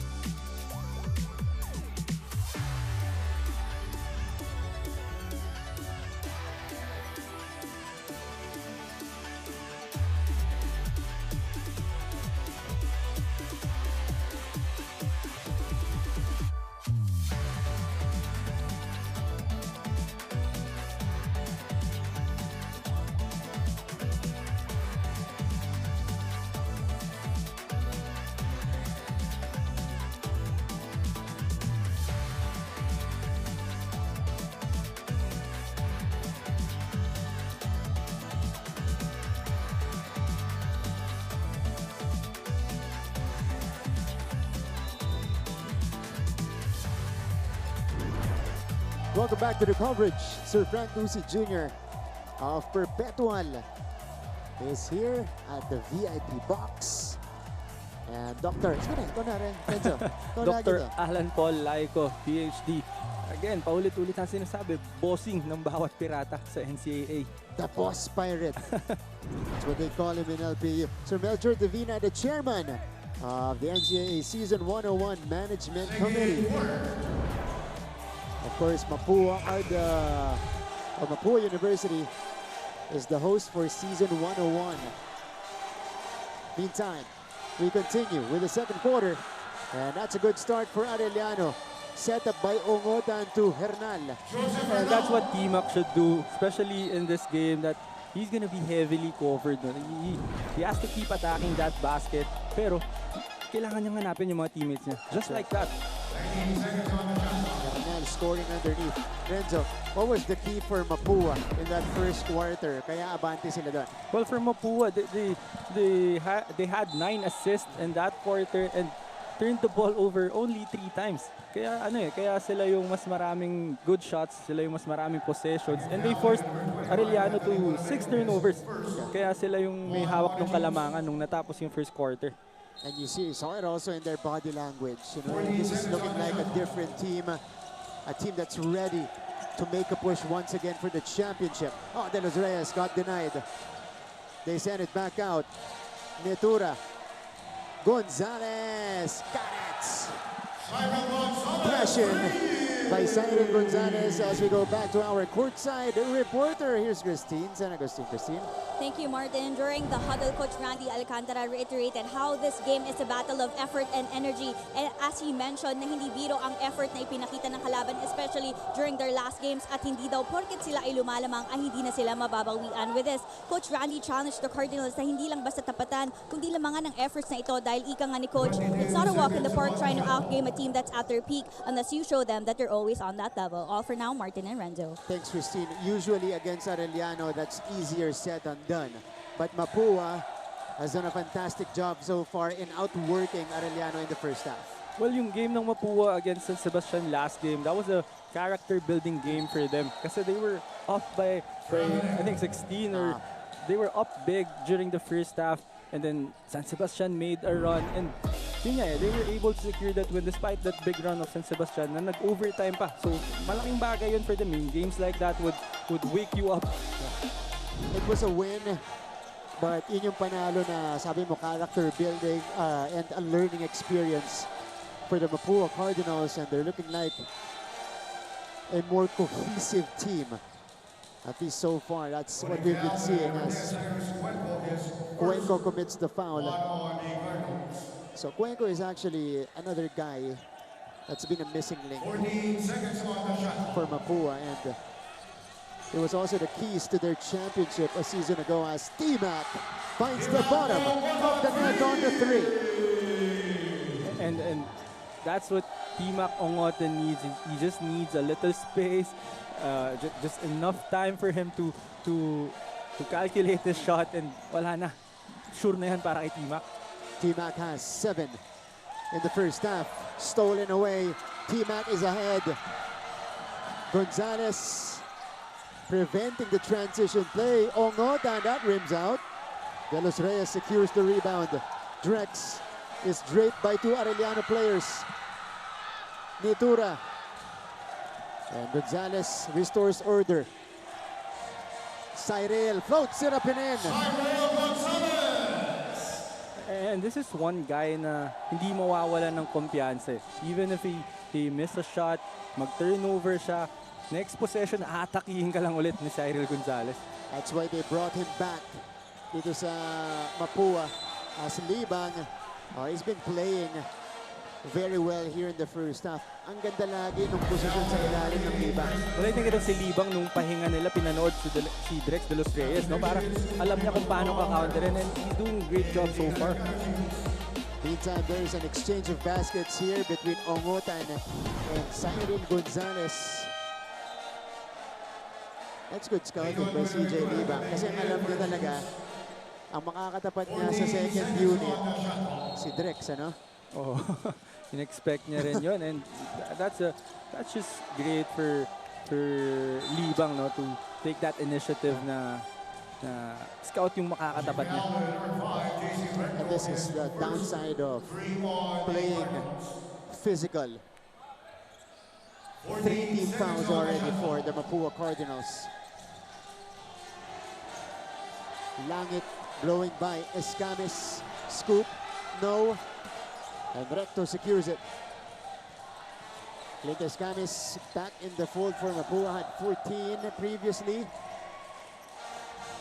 Igliane back to Escamis. Clint. Netura had time. Hernal secures the basketball. And that's a great adjustment on the defensive end of Arellano, going for that 2-3 zone. Kasi dinidare talaga nila yung shooters ng Mapúa na wala namang kasing spot-up shooter talaga itong Mapúa. Yeah. Valencia nagmintis din sa kabila. Ito si Recto. Gonzalez floats it up to Igliane behind the back pass. It's back outside. 8 to shoot. That one hit. An Arellano player on the foot. Concepcion, balik sa ating laban. Upo muna si Nitura.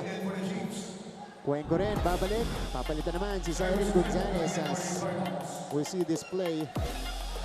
14 seconds on the shot. And MJ Lamit is tasked to guard Escamis as Recto gets denied. That's Ongotan with the recovery. Valencia stops. He'll pull back and wait. T-Mac calling the shots. Vinoya, tahimik pa sa ating laban. Oof. Cuenco with good hands to strip it off. Mavi Vinoya as we go to another timeout. It's been a sticky game, but Mapúa stays ahead.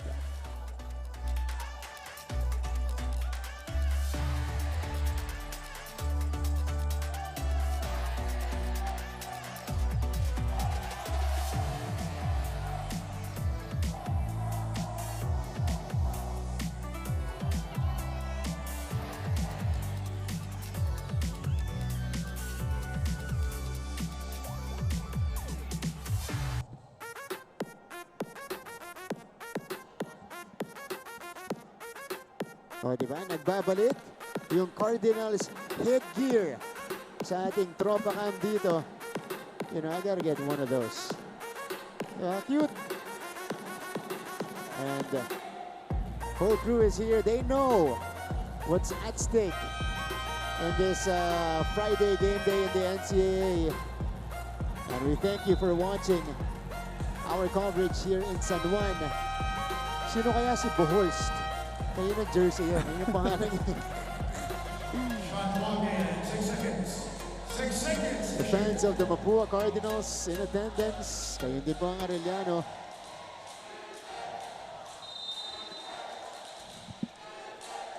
25-19. And this is the play after the timeout for the Chiefs. 3-2 to shoot. Benoya ran out of clock. Not what they wanted, especially after the timeout, Renzo. And again, great defensive stand on Mapúa kasi napakaganda talaga ng coverage nila. Even on those ball screens, they're blitzing Timac, Ongotan. Kaya that time naubusan na ng oras itong Arellano. Again, Mapúa has played good D here in the first half, forcing Arellano to just 38% shooting. But they threw it away in the succeeding possession. Well, actually, both teams really adjusted well on the defensive end. Kasi nakita natin yung first quarter, 20 points for Mapúa, 14 points for Arellano. Pero this time, approaching the midway mark of our second quarter, 5 points pa lang. That's true. Both teams. Slow start for both teams. Again, defense locking in already. Bad miss by Valencia. At ito na ang Mapúa Cardinals. Recto. Saw the lane. Natapikan. Outlet pass. Timac is on a foot race. Timac will send it outside. Ongotan attacks. Clint stripping it away. That's great recovery by Escamis. That's how much they respect itong si Timac Ongotan, no? After that breakdown against Clint Escamis, nandun naman si Yam Concepcion for the help. And nung nag-fumble, nandun naman si Cuenco to strip that ball away from Timac. Multiple defenders teaming up to stop Ongotan there. Concepcion, Recto, Igliane, no. Both teams having a rough outing on the offensive end here in the second. Both teams shooting 2 out of 7 from the field so far. Valencia lost it, and the Chiefs commit the turnover. And that's the 8th turnover of the Arellano Chiefs. So Mapúa has been playing great defense hanggang ngayon na second quarter natin. So they're really covering those ball screens very well. Cuenco, mid-range jumper is good for Sai Cuenco. And I think that's the shot na makukuha ng mga guards ng Mapúa. No? Yun yung gine-give up ng Arellano, that mid-range. Kasi they're covering the three-pointer, they're covering the drives as well. So ma-open talaga yung mid-range. First 2 points for Sai Cuenco. Lazarte is hurt as we see this jumper by Cyrus Cuenco. Oh, nakikita natin dito. Ivan Lazarte holding on to his right hand. Maybe it's a displaced or dislocated finger as we see the action here. He was trying to stop J. Geronimo. And I saw one of the coaches pop it back in. And that's something we don't want to see. And hope Lazarte is okay. And he's been playing very well. So sana for Mapúa makabalik siya. Siya yung designated defender nila. Yun, tinago agad niya sa ilalim ng jersey. Designated defender nila yan para kay Timac Ongotan. Geronimo, Timac, drop off. There's a foul. So 2 shots coming up for Anthony Borromeo. And that's the right decision for Timac Ongotan. Talagang ipakommit niya yung defenders kasi magko-commit talaga sa kanya. Mapúa, they're gonna send 2 guys pa nga for Timac Ongotan. So he really has to look for his teammates. Please proceed to the shooting area in front of your respective benches. May re-review tayo dito. So, referee Aaron Cañete and Ricord Buaron checking out what happened. Of course, also Glenn Cornelio is at midcourt. Our referee number 79. Ano nangyari dito? Ano natin? Ito yung drop-off eh. Open yung Borromeo.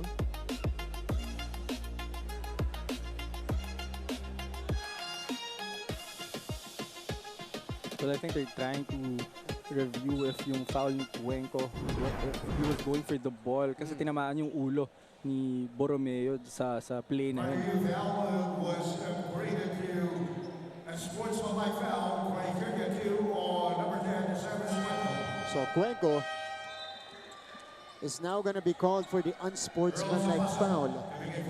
So they upgraded it. And this will be 2 shots for Anthony Borromeo plus a bonus possession for the Chiefs. Well, all our officials have been really consistent with that call na anything above the shoulder, talagang ina-upgrade nila eh. And that time, I'm sure Sai Cuenco was going for the ball pero maaga kasing na-release ni Borromeo eh. Kaya yung ulo yung tinamaan. Yeah. So Borromeo, empty trip from the line. Again, 14 seconds on the these misses will hurt when they look at the stat sheet after the game. Of course, kasi alam naman natin na this is gonna be a close one, this is gonna be a tight one. So yung free throws na yan, yung mga freebies na yan, kailangan talaga nilang makuha yan. Borromeo, 6 to shoot. J from mid-range, short. And that's a pass-up securing the rebound. Ito na si Concepcion feeding Egliane. Made Ongotan commit. And Egliane will take 2. Hard fall for Timac Ongotan.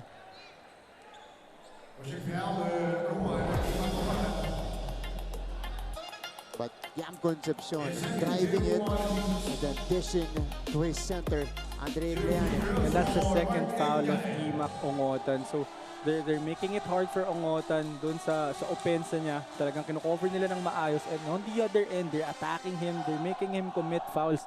So far, maganda yung ginagawa ng Mapúa against Timac Ongotan. That's right. Now we'll hear an injury report mula sa ating courtside reporter. Okay, we'll get to that in just a little bit. But it's a 10-point lead. Right now for Mapúa, their biggest of the game. Egliane going perfect from the free throw line.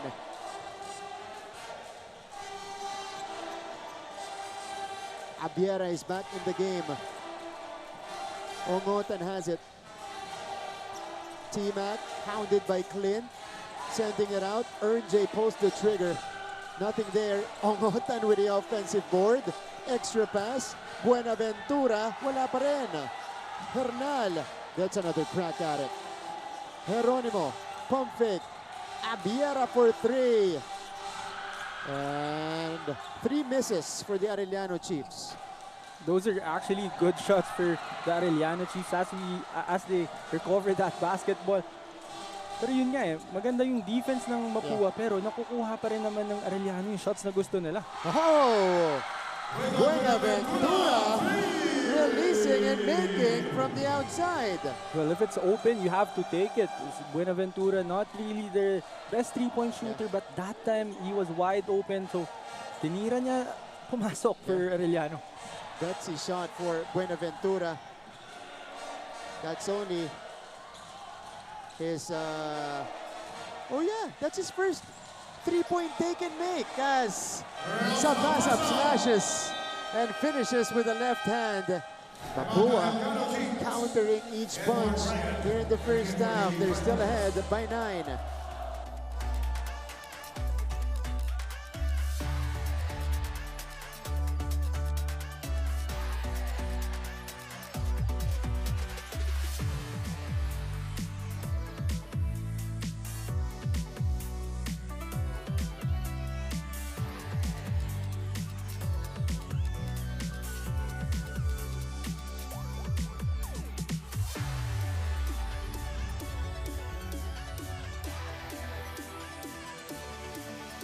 Balik sa ating coverage, and here's the injury update from Christine San Agustin. Christine?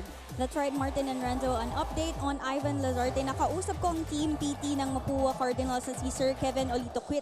At ang sabi niya, so far wala namang nakikitang bale sa right index finger ni Ivan. Pero for now, nilagyan nila ng isonamdapine and applied tape for stability. So hopefully he can still play for the rest of the game. For now, he'll take some time to rest. And for now, balik sa inyo guys. Thank you. Thank you so much, Christine. Ito yung nangyari kay Ivan Lazarte. And then while defending, RJ Geronimo dislocated his finger, his index finger, and they just popped it back in. Well, we can see in his face kung gaano kasakit yung nangyari sa kanya. But again, this is a tough guy, so I'm sure kung siya yung papapiliin, babalik to sa laro na to. And I hope he's okay. He was standing up, you know, during the timeout, but I'm seeing him hold on to his right hand, so talagang iniinda pa rin niya. Meantime, back to the action we go. Ongotan, that's a good contest by Clint, and they forced the stop. Gonzalez fouled, and the Chiefs will commit their third team foul on the attacking Cyril Gonzalez. Buenaventura. Yeah, just bumping into Cyril there. That was a bailout foul because Cyril Gonzalez had nowhere to go in that play. Bumangga lang kay Buenaventura. And for Arellano, I think every after possession nila sa offense, kailangan balik na lang talaga sila on defense kasi ready agad tumakbo yung Mapúa and they're gambling on those on those deflections. That's right. Oh, another miss for Mapúa. RJ is ahead, and this will be an unsportsmanlike foul as Clint was trying to prevent the fast break. And that's very impressive coming from a big guy na pagka-rebound, tingin agad dun sa forward pass. Hindi lahat ng big man kaya yan, but that's a great job for Buenaventura and that's a great recognition for Geronimo as well na alam niya masesecure na yung bola eh. That's why he went for that leak out and nakakuha pa siya ng unsportsmanlike against Clint Escamis. But Arellano is just unable to take advantage of the freebies. It's another miss from the free throw line. RJ splits the free throws. And they'll have the bonus possession. I see Kalangan coming in for the first time to replace Escanes.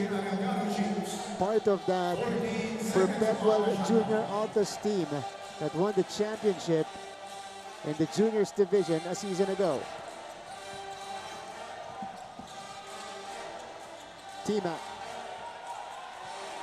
Ongotan, ganda nung sundot ng Gonzalez. Sa pass-up gets it. EJ goes all the way.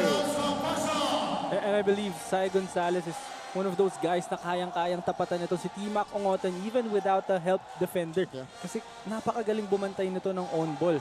Talking about Cyril Gonzalez. That's such a tough on-ball defender. You mentioned also one of the top steals guys in the league. Gonzalez is actually the top, averaging 2.08 steals per game. Abiera going sideways, no. Hernal. There's a foul first. But Mapúa is already in the penalty. So this will mean shots for Hernal as Gonzalez nagkakahound on Ongotan. And EJ sa pass-up. Got the job done on the other side. Well, they're just ready to run talking about the Mapúa Cardinals. So hindi ka pwedeng magkamali masyado eh. And that's another miss from the free throw line para dito kay Hernal. Imagine this Mapúa team has two guys, Clint Escamis, Cyril Gonzalez, who are excellent on-the-ball defenders and steal specialists as well. And they're also the ones creating for Mapúa. So imagine pagkakuha nila ng steal, meron na agad playmaker. Hawak na agad ng playmaker mo yung bola. So meron agad pwedeng mangyari. That's true. Two of their best scorers as well. Hernal with 4 points now in the game. The lead is 10.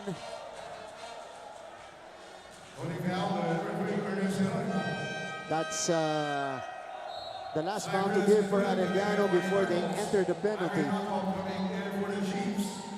Ivan Lazarte coming in for the Cardinals. 14 Lazarte seconds is on back the in the shot game. clock. So he'll brave this one out. He sustained a hand injury earlier, moments ago. He's come back to play the final few seconds of the second frame. Gonzalez codes it up. No. Arellano has enough time here. Albiera. Geronimo finishes on the break. Beautifully ran by the Arellano Chiefs to end the first half. That's an important basket because that trims down Mapua's lead to a single digit. 8 points, 33-25. We'll tell you the story of the first half via the numbers and the highlights and some performances coming right up when we return. Ito na po sa NCAA Season 101.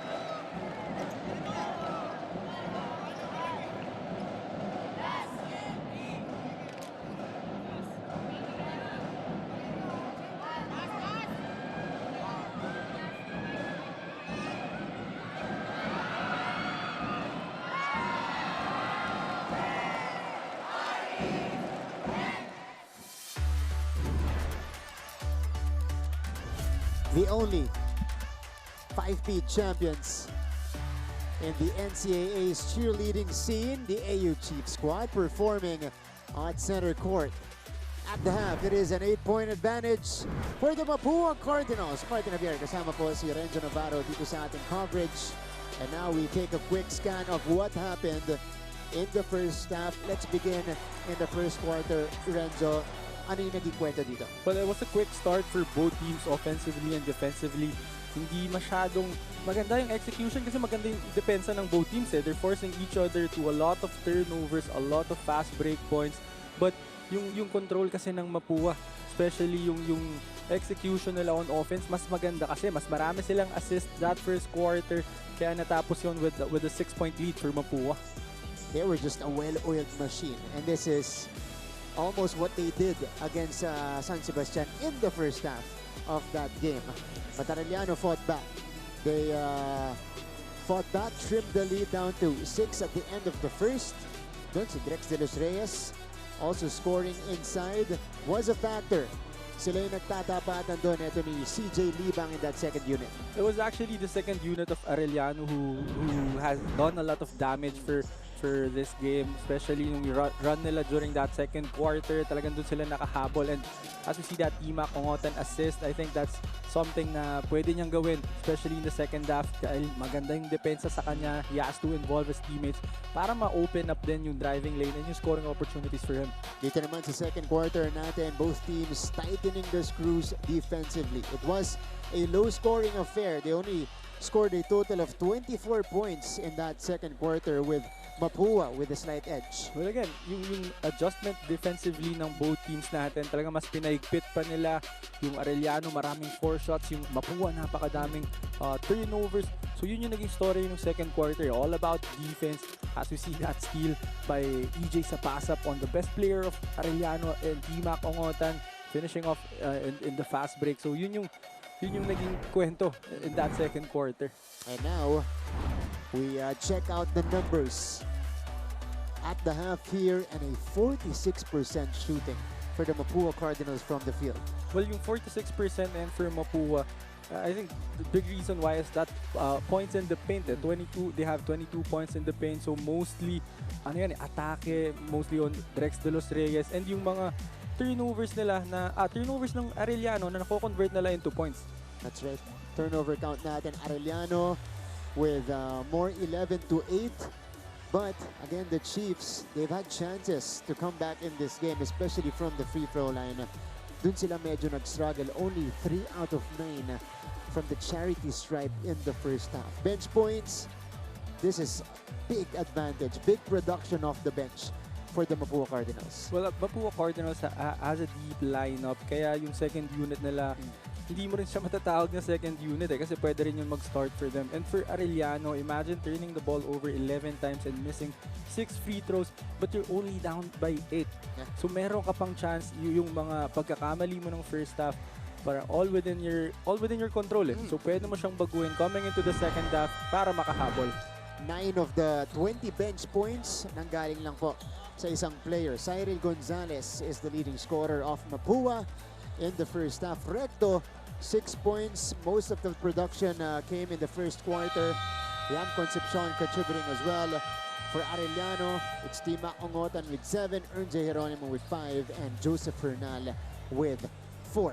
But if we base it on Mapua's previous game, they're hoping they've learned their lesson already, especially in that matchup against San Sebastian, because San Sebastian used a big second half to make a game out of it. Well, yun nga yung sinasabi ni Coach Randy dito sa kanyang team, no, na yung game nila last game, yun yung mga pangyayari na ayaw na nilang mauulit Ayaw na nilang bigyan pa ng chance yung kalaban nila na makahabol, especially kapag nakuha na nila yung control una pa lang. Okay.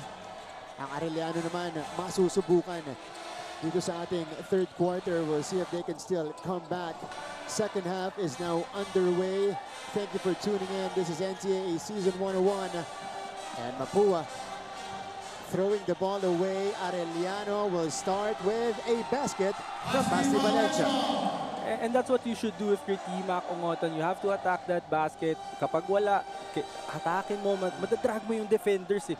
Nakaka-attract siya ng 2 to 3 guys. So, ma-open up yung driving lane and yung scoring opportunities para sa teammates niya. Yeah, it's gonna be up to T-Mac Ongotan to make things happen for the Chiefs. JC Recto, Mentis mula sa kanto, but that's good execution from Mapúa. So, Sai Cuenco gets a start in the second half for Coach Randy Alcantara. Para naman dito sa Arellano, it's the same 5 that started the game. And that will begin as well here in the second half. Valencia, Basti Valencia. Oh, ganda nung hit ng Basti Valencia. I was about to say na wala nang pupuntahan si Basti in that play, pero yung drop step niya pabalik, yun pa yung na-open up. That's a good move. 2 quick baskets from Arellano's team captain Basti Valencia. Cuenco unloads. No, rebound by Demetria. And we go the other way. Now let's pass it quickly to our courtside reporter who came from the huddles. Nandito si Christine San Agustin. Hindi pwedeng isa lang ang gumagalaw. Lahat sila ay nakabantay na kay T-Mac, and so others should do their jobs too. Yan ang paalala ni Coach Chico Manabat sa Arellano Chiefs during the halftime huddle, as he mentioned na nawawala pa ang pusong palaban na nakita niya during their last games. With this, Coach was also quick to remind the team na hindi dapat sila magpapa-intimidate dahil alam naman nilang may tulin at may laban sila against Mapúa. It's just a matter of believing in themselves and in each other. Huwag po kayong aalis, magbabalik kami.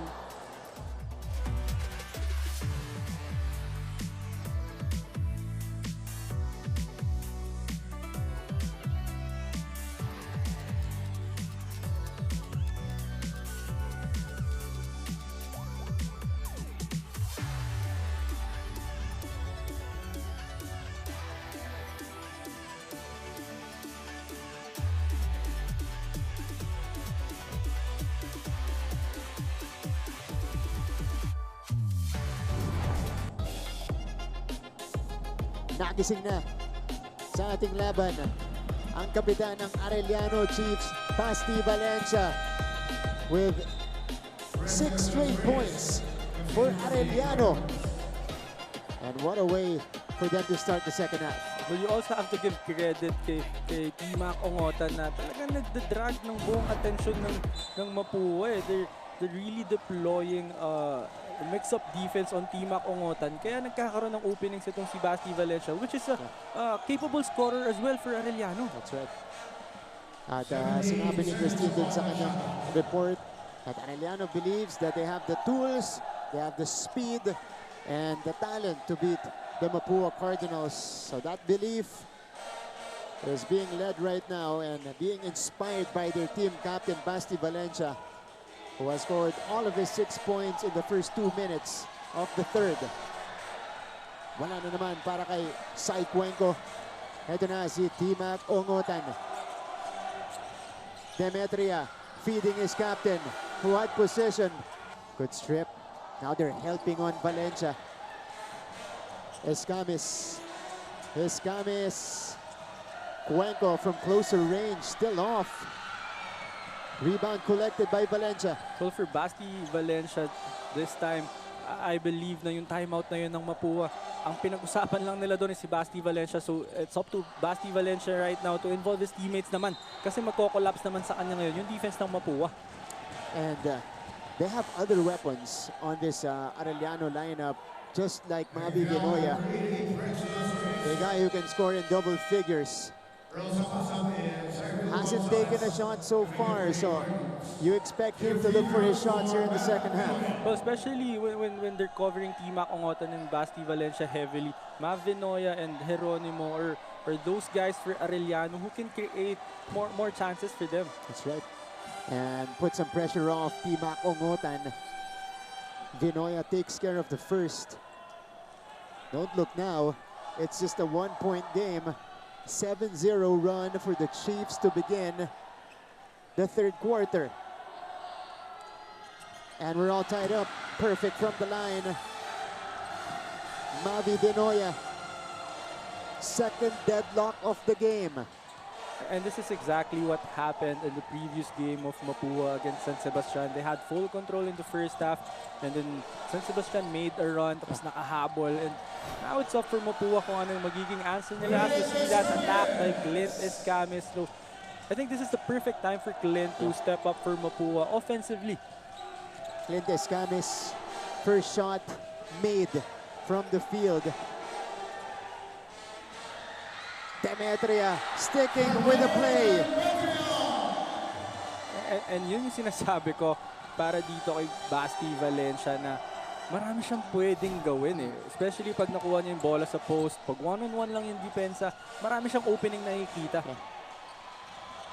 Ilalabas kay Clint. Comes up short. Here's Timac. And Arellano will run.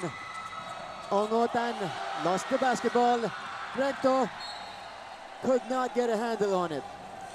I thought Timac was gonna do something there, but great job for EJ Sapasap to stop that fast break.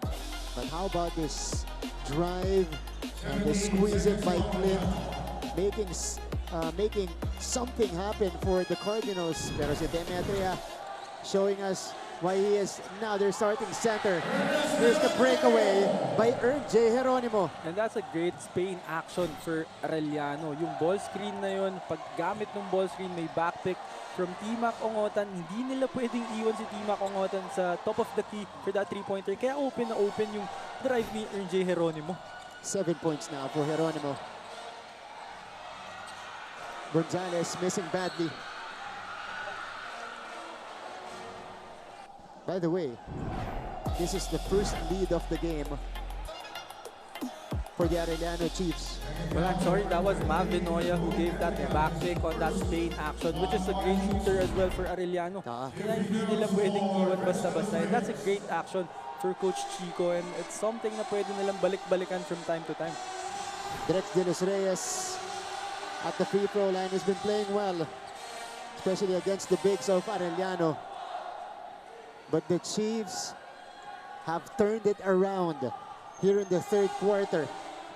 A 12-2 burst for the Arellano Chiefs to overtake briefly. Now tied again by De Los Reyes. And the Mapúa Cardinals is 1 out of 9 on the three-point area. That's the reason why itong Arellano is deploying that 2-3 zone. They're really daring and letting the Mapúa Cardinals to shoot those three-pointers. Tignan natin kung magre-respond dyan ang Mapúa. Hasn't exactly been their biggest weapon this year, yung three-point shooting. J. Valencia. Basti denied by De Los Reyes. And yung magandang kay Drex, he's tall, but he also has a lengthy wingspan. This is Geronimo. Valencia, no. Oh, Timac flying in, but he could not secure the rebound. Arellano went to the Spain action once again, but that time they looked for Basti Valencia on the left wing three-pointer. Hindi nga lang pumasok. Nakita kita, tumuturo ka sa ibang tao eh. Diba? Kasi may ibang libre. Gonzalez. Gonzalez will wait. Escames. Escames will create off the glass. Rolls out. Follow-up by Ventura.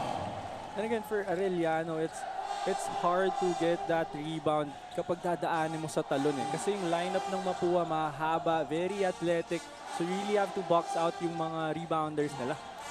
Valencia. Mapúa is back in front.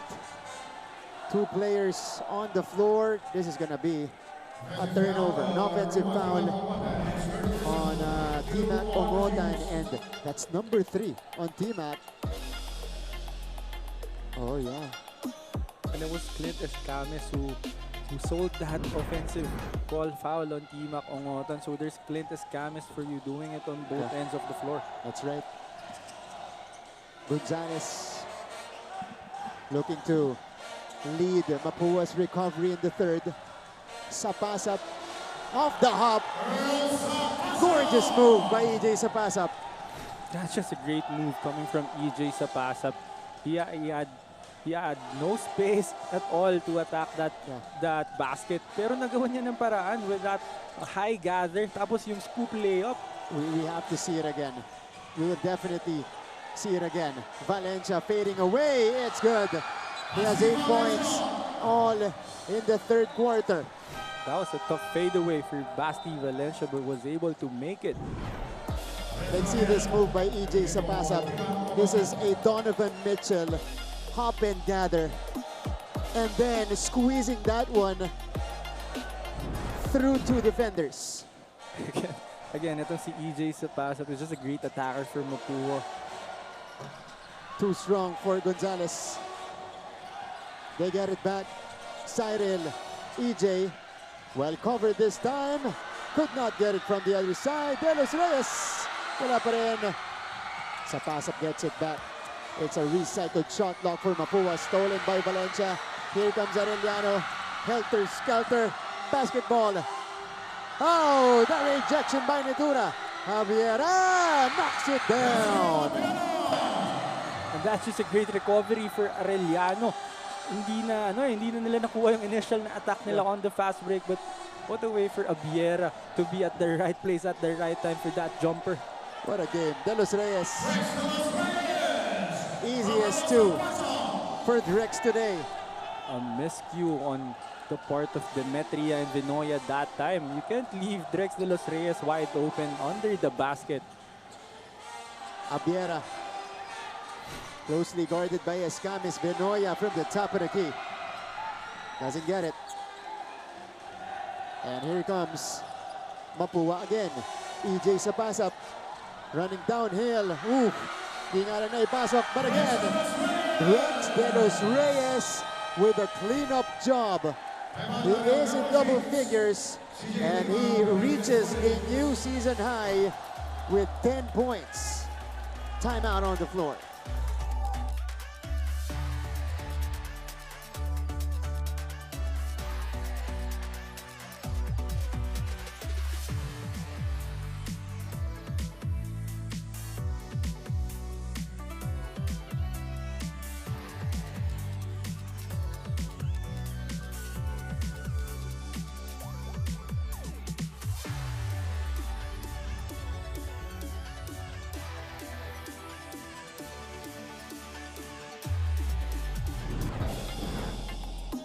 Balik sa ating laban, and the Cardinals are slowly recovering in the third. How about this? De Los Reyes just waiting underneath. The 6'8" guy with an uncontested shot, and this time he scores on the follow-up. Too easy for Drex, who now has 10 points and 9 rebounds. But it was EJ Sapasap who made that run possible. First, that scoop layup that he made, and then the assist to Drex De Los Reyes down low, and that attack that made it possible for Drex De Los Reyes to get that offensive rebound and the putback. Yeah. His previous high was 8 points. Now he is in double figures for the first time here in the NCAA. 45-41. 2.5 to go in the third quarter.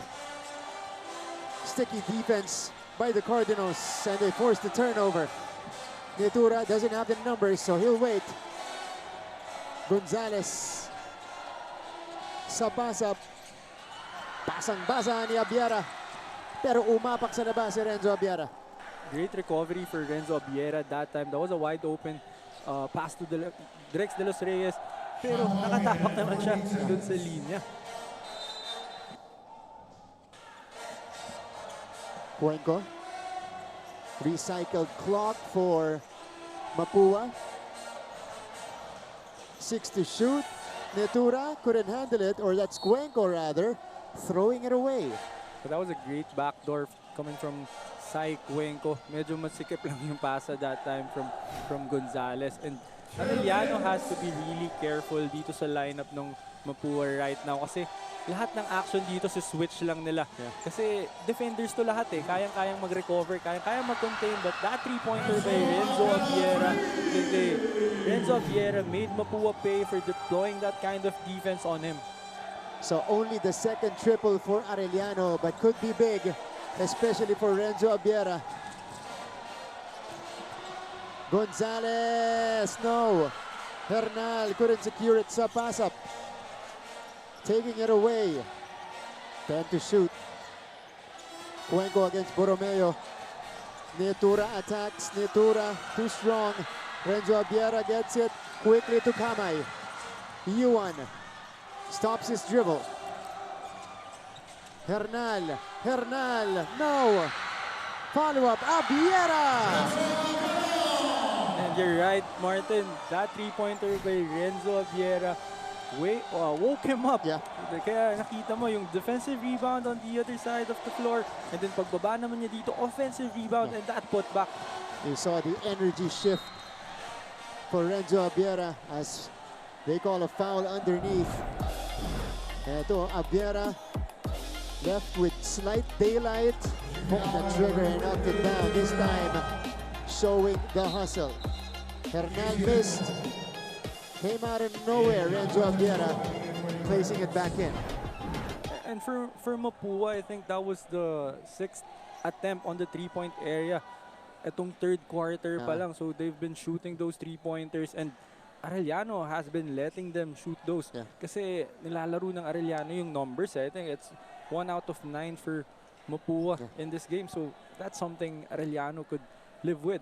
Actually, both teams at the bottom two three-point shooting teams natin percentage-wise. Arellano is at the bottom, 21.97% as a team from long distance, and Mapúa 22.36%. So parehas pala sila ng game plan sa isa't isa. And I think that's the reason why both of these teams are deploying that 2-3 zone. Okay. So, Renzo, it will remain 1 3-pointer for Arellano because they called it a long 2 for Renzo Abiera. Hindi talaga 3-point shooting team tong dalawang to. Oo nga. Diba? Pati yung tres na sana, na-cancel out pa. Escamis, 5th deadlock by the way. Clint. Oh! Borromeo. Couldn't save it. 5 on Mapua's 24. 5 seconds on the shot. And that's a great deflection coming from Borromeo. Clint Escamis is a great ball handler. So mahirap yung gawin. Masyado malakas mula kay Concepcion. We have about a 5-second difference between the shot and the game clock. So the Chiefs will look to marinate this possession. Abiera looks at the clock. Renzo stops on a dime. Difficult shot. No. Battle for the board. Quickly to Escamis, who saves it to the right guy. Nietura. No. And at the end of the first 3 quarters, with higher stakes in this final game of the classification round for both teams, we go back to square one at the end of the third. Should be an exciting finish dito lang po sa NCAA Season 101.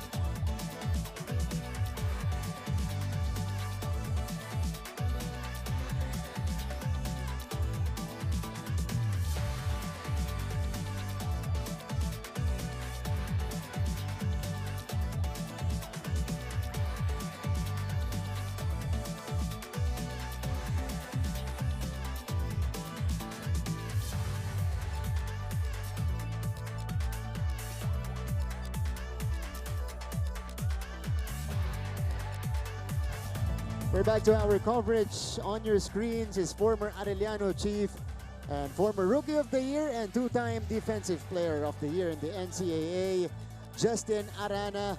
And at the far side of the bench, yung nakikita niyo pong hood na yan, we believe that is Lawrence Capulong.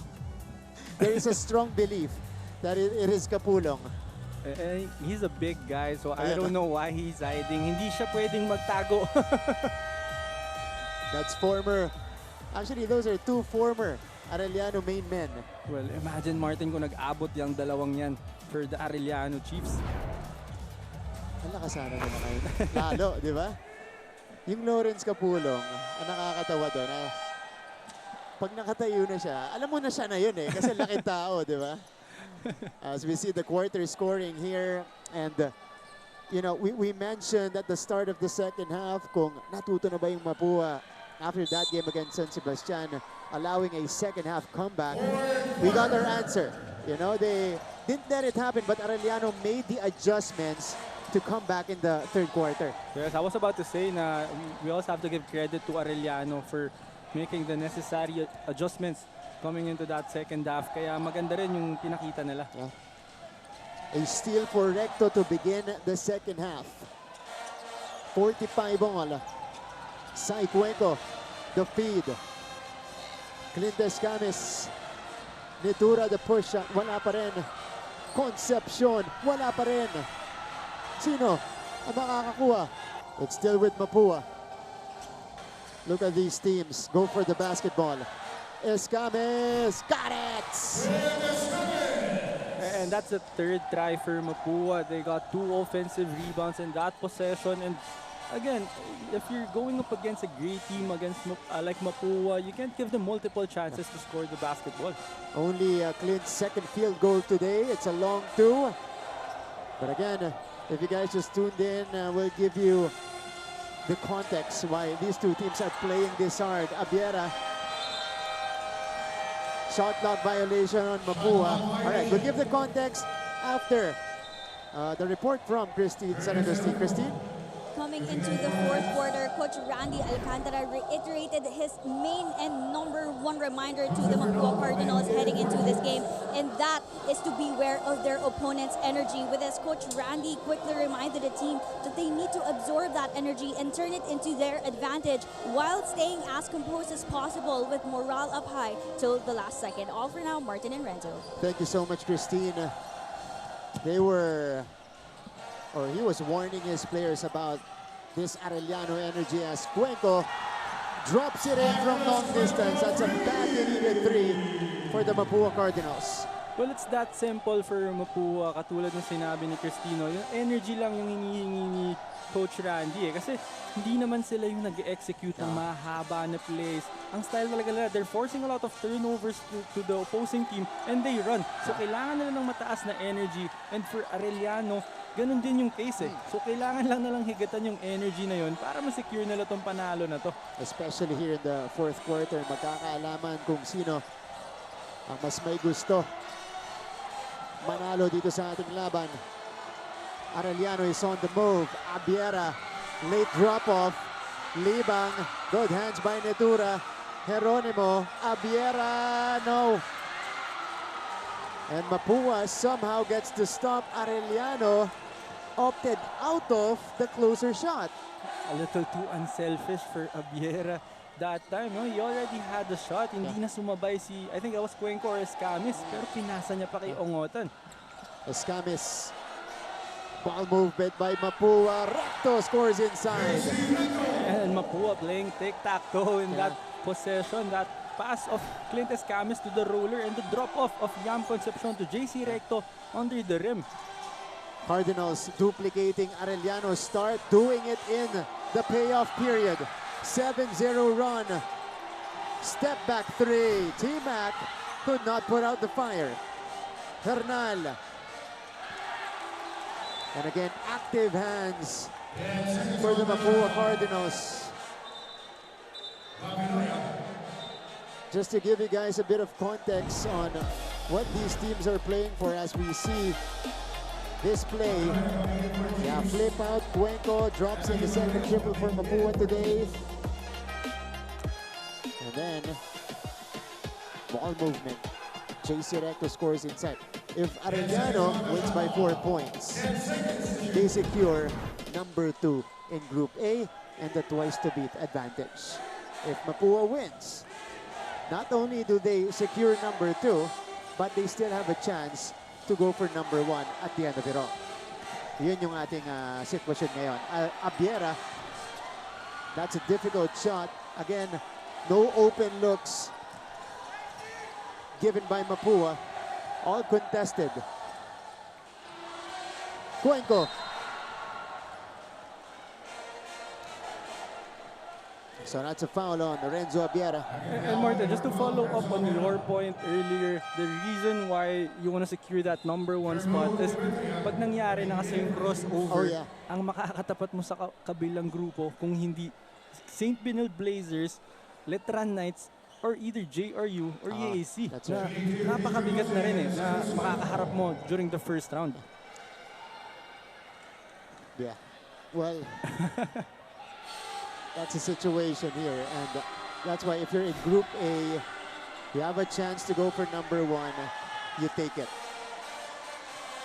for better odds. 53-45, 8-0 run by the Mapúa Cardinals to start off this final frame. And again, they've had no problems from the free throw line. 54-45 now. Arellano has yet to score in the 4th. T-Mac, no. He's been out of rhythm. Talking about T-Mac Ongotan. So it's just been a tough game for T-Mac Ongotan. He only had 6 shots. But let's see. Arellano can score in bunches because they play fast. Bounce pass, nakaabang na yung RJ Geronimo plus the foul.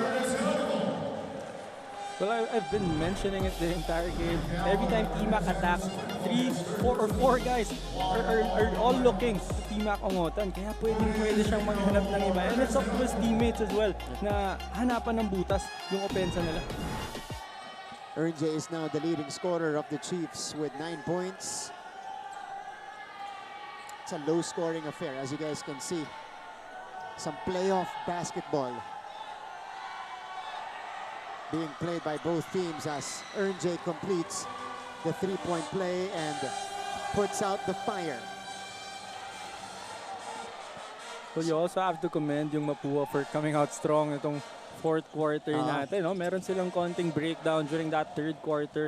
Nag-struggle sila outside, but yung 4th quarter sinimulan nila with the 3-pointer of Sai Cuenco on the left wing. Yeah. This is good recovery for the defending champions. Cuenco. Escames hounded. Stolen by Borromeo. Arellano is on the move once again. T-Mac, yes! Superb athleticism from T-Mac Ongotan. But you have to give credit to Borromeo for getting that ball away from Clint Escames. Clint Escames is the former MVP of this league and a great ball handler, the main guy for Mapúa, but he was able to get that ball away from him. JC Recto attacking baseline. 5-0 counter run for the Chiefs. Look at the defense of Anthony Borromeo. The poke, he completes the steal, and this is T-Mac at his best. What about T-Mac Ongotan? He was looking right at Sai Cuenco. He was daring him to challenge him for that shot. T-Mac, yan ang calling card ng T-Mac Ongotan. Fast break, those transition points. Pag sinabay yun ni Cuenco, 3-point play. Well, there was one game that I compared itong si T-Mac Ongotan to Ken Salado. Pwede, no? Or even Gio Halalon. Kasi ganyan na ganyan fuminish yung dalawang yun. Look at this. Si Cuenco hindi na talaga dumikit eh. Hands off. Well, that's a great read for Cuenco kasi mafa-foul niya lang si Timac Ongotan. Bibigyan lang ng extra free throw. Recto goes 1 out of 2. Lead is back up to 5 for the Mapúa Cardinals. But the Chiefs have been fighting back. And they're being led by Timac Ongotan. Timac, Demetria. No, that was off to the right. That was a good shot by Demetria, but I thought itong si Renzo Vieira was wide open on the right wing. Hindi nga lang nakita ni Demetria. But that was a good shot kasi tutukan na eh. And libreng-libre. Recto. Ongotan. Against sa pass-up. 4.5 to go. Timac pulling the trigger. No. Demetria. Offensive board. Put back is short. Well, Timac was complaining na tinapik daw yung siko niya. There was a lot of contact. Pero let go mula sa ating mga opisyales. 10 to shoot. Gonzalez. 5 to shoot. Corner. Sa pass-up. Too strong. Shot clock. Oh! Offensive foul on JC Recto. So that's just good defense for Arellano, forcing EJ sa pass-up to take that three-pointer, which is hindi niya strength talaga. And another offensive rebound for Mapúa, actually. But great stand coming from Borromeo to get that offensive foul. That's Anthony Borromeo making some crucial defensive plays dito sa fourth quarter. They got a score though. Talking about Arellano.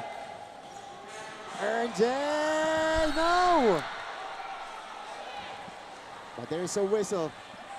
2 shots coming up for Jeronimo. Well, I was about to say na I was shocked na walang foul yun, but hindi lang natin narinig yung whistle dahil sa ingay ng crowd. Ayun o. Yeah, inabot. Konting-konti, pero inabot ni sa pass-up. Well, Jeronimo is that quick. Yeah. EJ sa pass-up is a fast guard, pero naiwan niya pa rin ng isang step lang. And Jeronimo is playing well. Only guy in double figures for the Arellano Chiefs. Okay, to be fair, I didn't mention his percentage from the free throw line, so I just said he's playing well. Well, Arellano has been struggling in the free throw line, so I think safe ka dun sa part na yun. Safe. Yeah, no. Because coming in, this is averaging 5.4 points per game. Now he has 10. Both misses, but they get it back. They got to work quickly. Shot clock winding down. T-Mac will take it himself. Forced it. And EJ sa pass-up comes away with it. EJ. Drop off. There's a foul first. Well, first off, that's great defense for Mapúa. Nakita natin kanina na habang tumatawag ng screen itong si Ongotan, as we see this attack by EJ sa pass-up, and the last second drop-off to Drex de los Reyes, yung defensive coverage nila kay Timac Ongotan. Si Drex de los Reyes yung pinili ni Ongotan na defender. Yun yung tinawag niya screen, pero maganda pa rin yung coverage ni Drex. Talagang yung blitz niya, napaikot si Ongotan, kaya hindi nagkaroon ng malinaw na driving lane.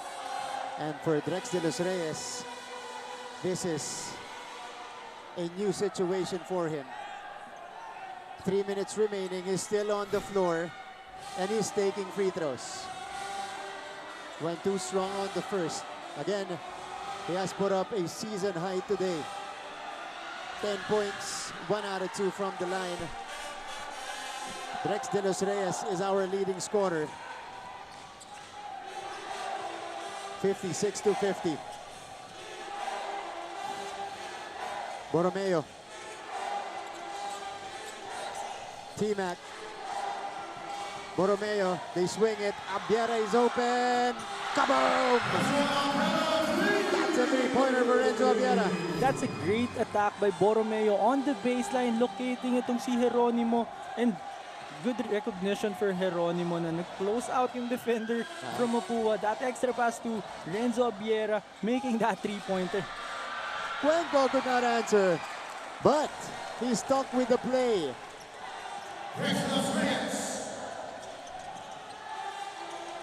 And again, the offensive rebounding of Mapúa. It was Dennis Reyes who got the basket.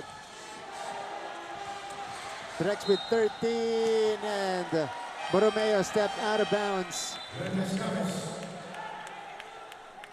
How about Drex Dennis Reyes today? Ito, yung 3 puntos muna ni Renzo Abiera.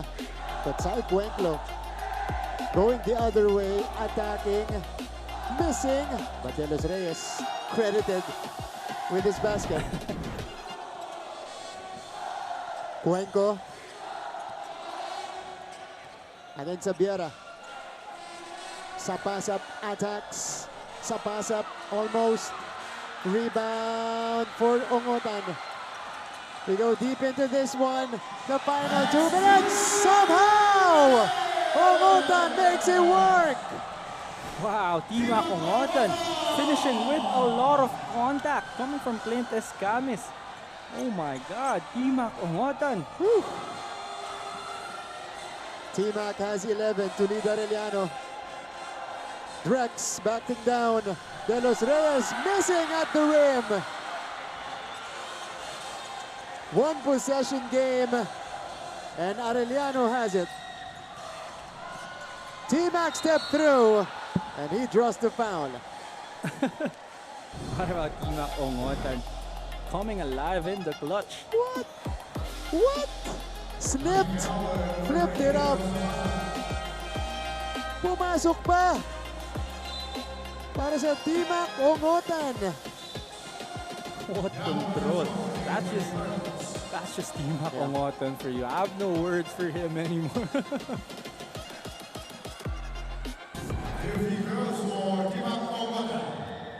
So Timac steps into the free throw line here. Arellano as a team has been struggling, 6 out of 14.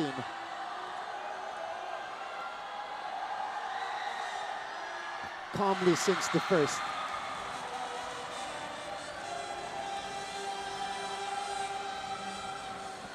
We already warned you about the energy and how this game will go because of what they're fighting for. And so far, this game hasn't disappointed. 2 for 2 for Timac. And there's just no stopping Timac Ongotan. You can only slow him down, which Mapúa did very well. He really struggled during the first half, but Timac Ongotan is alive now, and you just have to contain him. The string of great games will continue for Timac Ongotan. Not quite in the 20s, 13 points today in a low-scoring affair. And they force the stop. Here comes Arellano. Abiera for the lead. Kaboom! Renzo Abiera puts Arellano back in front.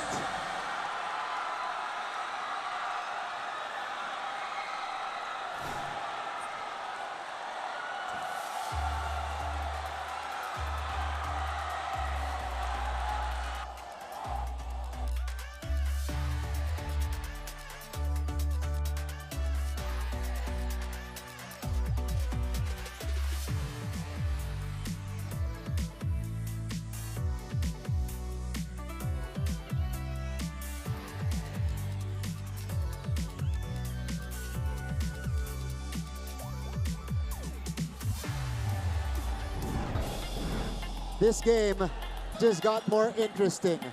Renzo Abiera with a big time hit. Well, I also want to commend itong si Geronimo.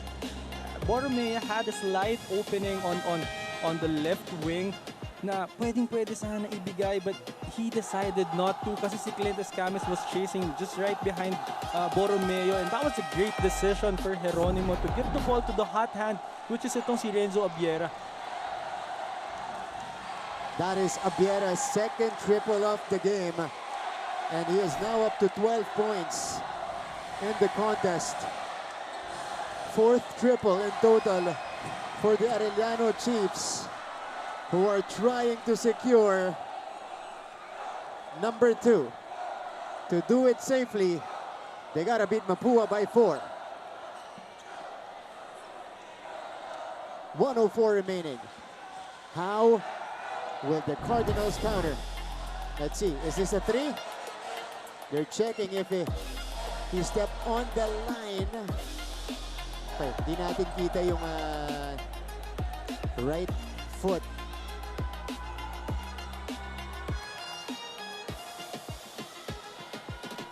That's a tough angle. Hindi natin masyadong kita if nakatapak ba itong si Renzo Vieira. Tira natin to. Okay, doon din hindi rin kita.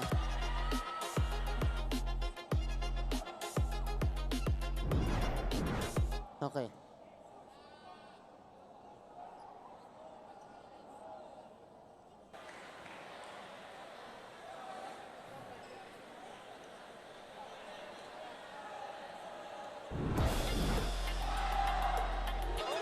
Okay. Tignan natin. Here's another look. Oh, it looked like he was behind the line. Yeah. So here's the situation right now. Okay, here's the situation, Renzo. Just confirmed by our statistician. This is from Arnel Apostol. So, because Mapúa beat Arellano by 3 in the first matchup, and when Arellano duplicates that and they beat Mapúa by exactly 3 points today, we will go to the point differential of both teams within their group. And when you compute it, lamang sa point differential ang Arellano, so they will ascend to second place. So, kala natin safe yung 4-point lead, kahit by 3 manalo ang Arellano, sila ang magna-number 2. So this is big for Mapúa. Nadagdagan pa yung pressure, no? Okay. And they officially count it as a 3. So it's a 3-pointer and a 2-point lead for Arellano. This is gonna be a battle until the very end, until the final buzzer. Now it's Mapúa's turn to counter.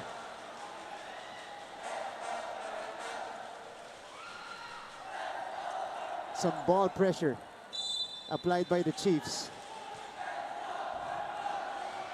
Here's Cuenco. Jan Concepcion. Escames is just sitting at the corner for Mapúa. EJ Sapasap has Libang on the switch. He picks it up. Ongotan commits. 8 to shoot. 6 to shoot. Sapasap will drive. Sapasap loses the rock. And T-Mac Ongotan completes the stop. That's a big stop from Arellano. I was supposed to say na itong si Sapasap yung gumagawa ng plays for Mapúa, but that time it was against Libang, who's a much lower guy compared to Sapasap, but did a great job containing him. T-Mac against Concepcion. 4 to shoot, 3 to shoot. He needs to take it. T-Mac ran out of time. Crucial stop for the Mapúa Cardinals.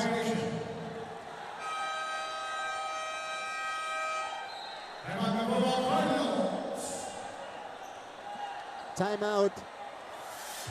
Mapúa Cardinals.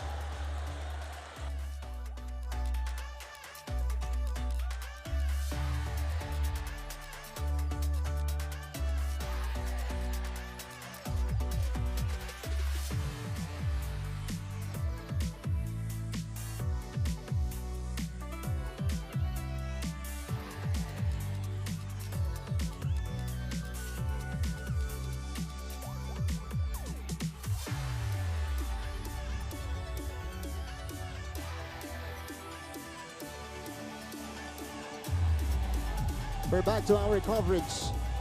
NCAA Season 101. Second to the final day of our classification round.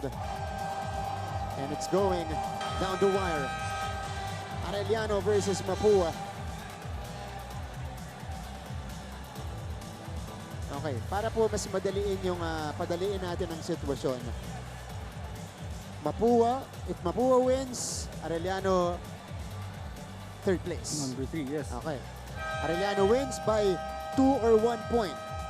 Arellano third pa rin. Mapúa pangalawa. If Arellano wins by 3 or more, Mapúa will go down to number 3. Number 3. Okay. That's according to our stats guy. So, again, it's based on their head-to-head. If they're tied on their head-to-head, points differential within their group, which Arellano has the advantage of. Well, Martin, this is what's interesting. Of course, obviously Arellano knows about that situation. Yeah. They're up by 2 right now, and like what you said, if they win by 2, they're still at number 3. So yeah. what are they gonna do now? They obviously want that twice to beat advantage, that number 2 spot. They're only down by they're only up by 2 points right now. They still need 1 point Yeah. for them to secure that number 2 spot. Again, yun nga eh. I hope they know it. You know, I hope somebody has informed them, because this is for twice to beat in the quarterfinals. And I'm sure Mapúa knows it as well. Alam So nila yan. what if you're Mapúa, you can just burn the clock, That's true. and you're already number 2. So, a 2.5 second differential between the clocks. Okay, here's an option now for Arellano. If they don't get the ball back here, do they let Mapúa score to force overtime to get more chances? Well, if Mapúa knows the situation, they're not even gonna score that. That's true.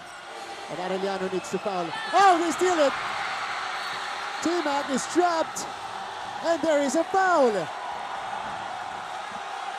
Mapúa is in the penalty, and the Chiefs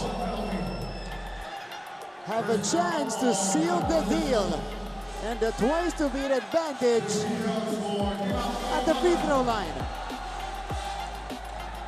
That's just great defense coming from the Arellano Chiefs.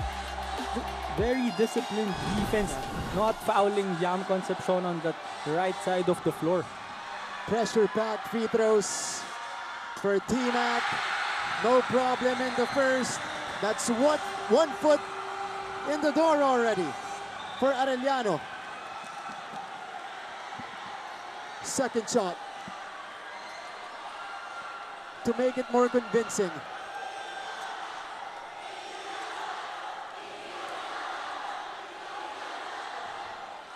Make or miss, Arellano needs to play D. T-Mac, perfect from the line. And it's a 4-point lead for the Arellano Chiefs. Mapúa will call for time to execute a play in the final 11 seconds.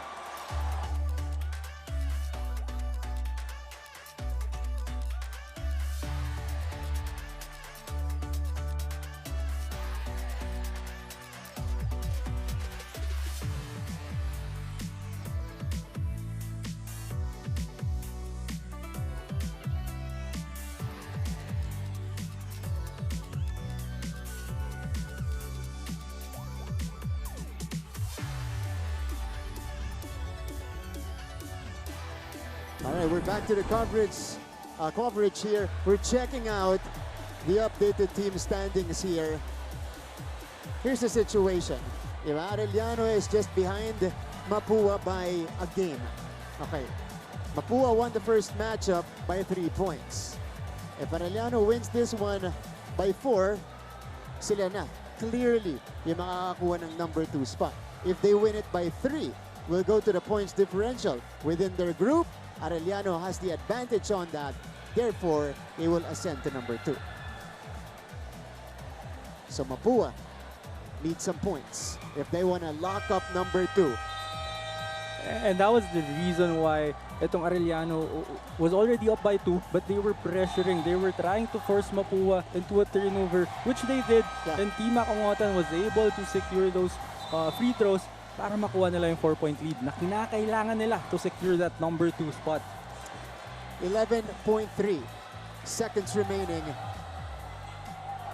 And Arellano still has a foul to give. So they're not yet in the penalty, so maybe they can foul halfway through this. But Mapúa will trigger this one in. Oh, it's gonna be a full court inbound. Whoa. So substitution.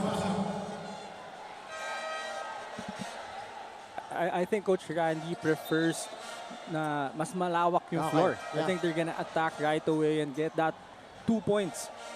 Here we go. Who will secure number 2? 11.3 seconds to decide. They put in Drex de los Reyes.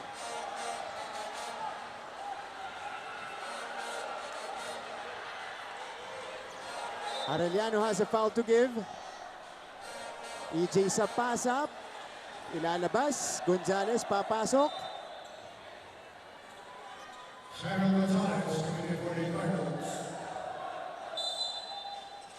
Here's the trigger by Concepcion. Escamis for the basketball. Escamis, 7 seconds, 5 seconds. Oh, there's a foul. That's a foul to give for Arellano. And Mapúa will request for a review.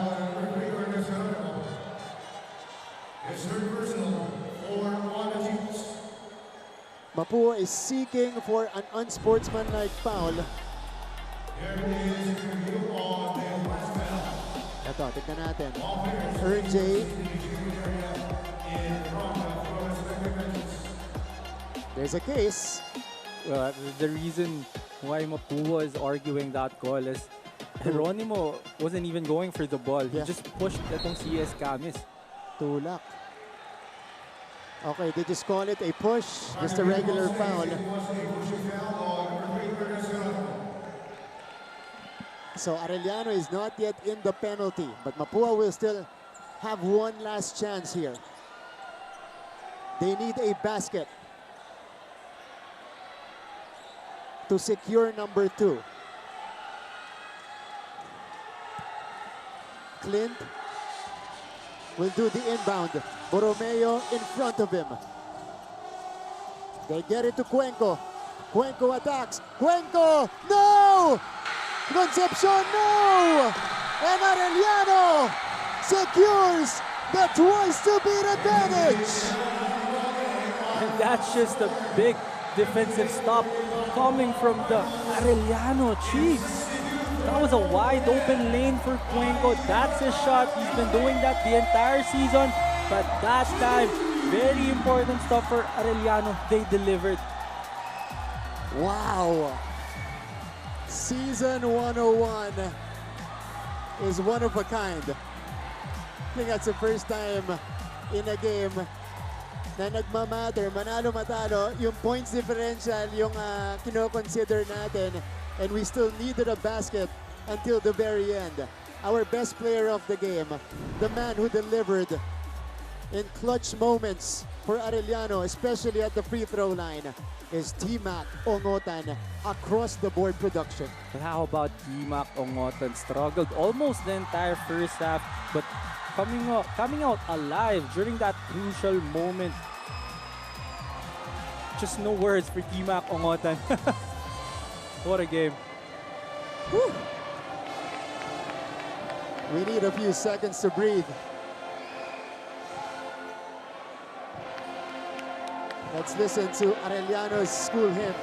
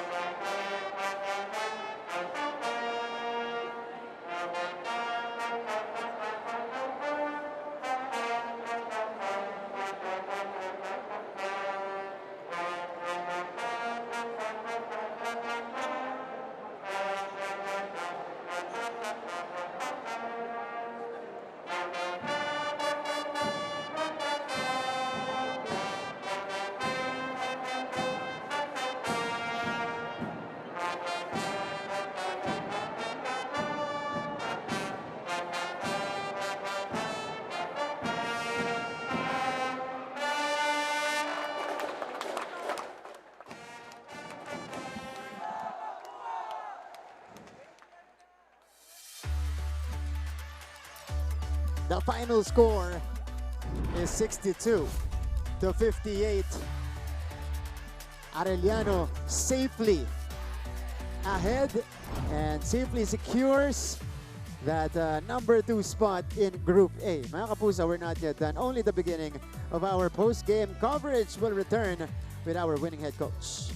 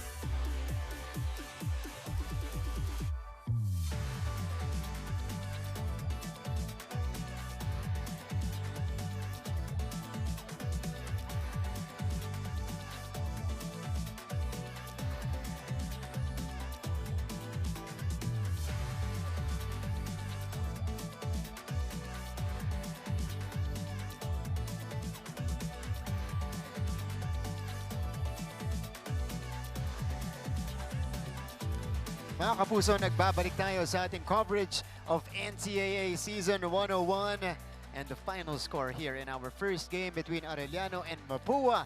It's a 4-point win para dito sa Arellano Chiefs. They end the classification round on a 4-game winning streak. Martin Javier, Renzo Navarro with our winning head coach na nagko-cool down pa ng konti. Coach Chico Manabat, congratulations. Coach. Congrats. Okay. What a win for you guys, Coach, and to win it in this fashion, securing twice to beat. Coach, ano naglalaro sa isip mo? Feelings about this game, thoughts about this game, at saka dun sa team mo that got the job done today. Siyempre mga kapuso, yung puso ko naman kanina talagang gustong tumalon eh. Hanggang ngayon nga medyo yung adrenaline, yun, parang namumulikat yung buong katawan ko. Pero siguro bibigay ko sa mga coaches and players ko yan. Yung talagang tinabaho namin kasi pagpasok ko pa lang doon, yun na yung sinabi niya, coach, gusto naming manalo. And kung saan tayo dalhin, doon tayo yung tinabaho natin. And siguro right place, right timing, and then lahat parang nag-materialize naman. Nakakatakot man sa umpisa pero yung dulo pala, with the God grace, okay na okay ang kinalabasan. Coach, you had a tough start in this game. You were down by 8 at halftime. Bumuluso ka ng third quarter. Pero pagdating sa fourth quarter, umalago ulit ang Mapúa Cardinals. Ano yung mensahe mo sa team mo noong mga moments na yon na parang, teka, bad start tayo, baka magtuloy-tuloy, dehado tayo sa laban? Yun nga, yung preparation namin, yun, yung sa dulo. May mga ganun kaming situation na lamang yung kalaban ng 10 points, 12 points. Paano natin ma-adjust and then paano natin ma-handle. Yun, nag-translate naman. Siguro yung mga bata na na-enjoy nila yung pressure. And then yung pressure itself, pumunta sa amin pero alam mo yun, na-handle nila yung tama. Siguro doon na yung maturity and growth ng team. And then na-reveal nila yung character na gusto naming manalo. Eh syempre, pusong palaban, Arellano yan eh. Okay, bago ay ipasa kay Renzo, Coach, twice to beat advantage going into the quarterfinals. Gaano kasarap pakinggan yan para Actually, sa inyo? masarap talaga pero hindi pa tapos ang laban. Marami pa tayong tatrabahuin. Siguro, bonus na to eh. Na meron kaming ganung advantage. Pero hindi namin tinitake na advantage namin yun. Tinitake namin na lalo kami magtrabaho kasi ganitong lead na twice to beat. Kailangan wala, hindi namin to advantage. Ang advantage namin, one game at a time, mananalo at mananalo kami. At gagawin namin yan. Renzo. Coach, question ko sa'yo, Coach. Obviously, yung Mapúa, they schemed very well for Ongotan, at least for the first 3 quarters, and yung half ng 4th quarter. Anong sinasabi mo kay T-Mac nung mga panahon na yun na nagsastruggle siya? And that's the first one. And ano yung second one, ano yung sinabi mo dun sa supporting group mo naman para mag-step up for T-Mac? Sabi ko, team tayo, together, diba? Everyone achieves more. Pero hindi tayo mag-settle doon kay T-Mac kasi si T-Mac pinag-aaralan na nila yan. Eh how much more kung tutulungan nyo pa? Si T-Mac gagawa ng gagawang paraan, dapat gumawa din kayo ng paraan. Yun ang pinaka magandang ginagawa ng mga players ko ngayon eh. Alam mo yun, lack of talent pero yung puso talaga nila nandun eh. Coach, you end the classification round as we see this 3-pointer by T-Mac Ongotan on a 4-game winning streak. And marami rin nagsasabi na kayo talaga yung team na talagang maganda yung pag-peak dito sa end natin ng classification round. How do you ensure that this continues going to the quarterfinals? Kasi sa quarters, syempre, we're playing on a different intensity, mas babagal yung laro.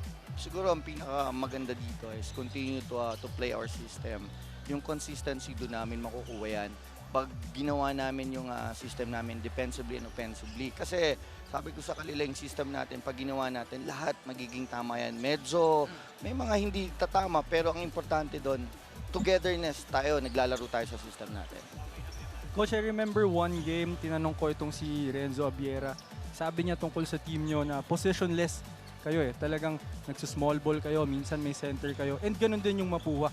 Paano nyo hinandle yung matchup na yun? Kasi napapansin namin kanina, Coach, tuwing may papasok na player from Mapúa, meron ka rin pinapasok na pantapat. Paano nyo mo hinandle yun?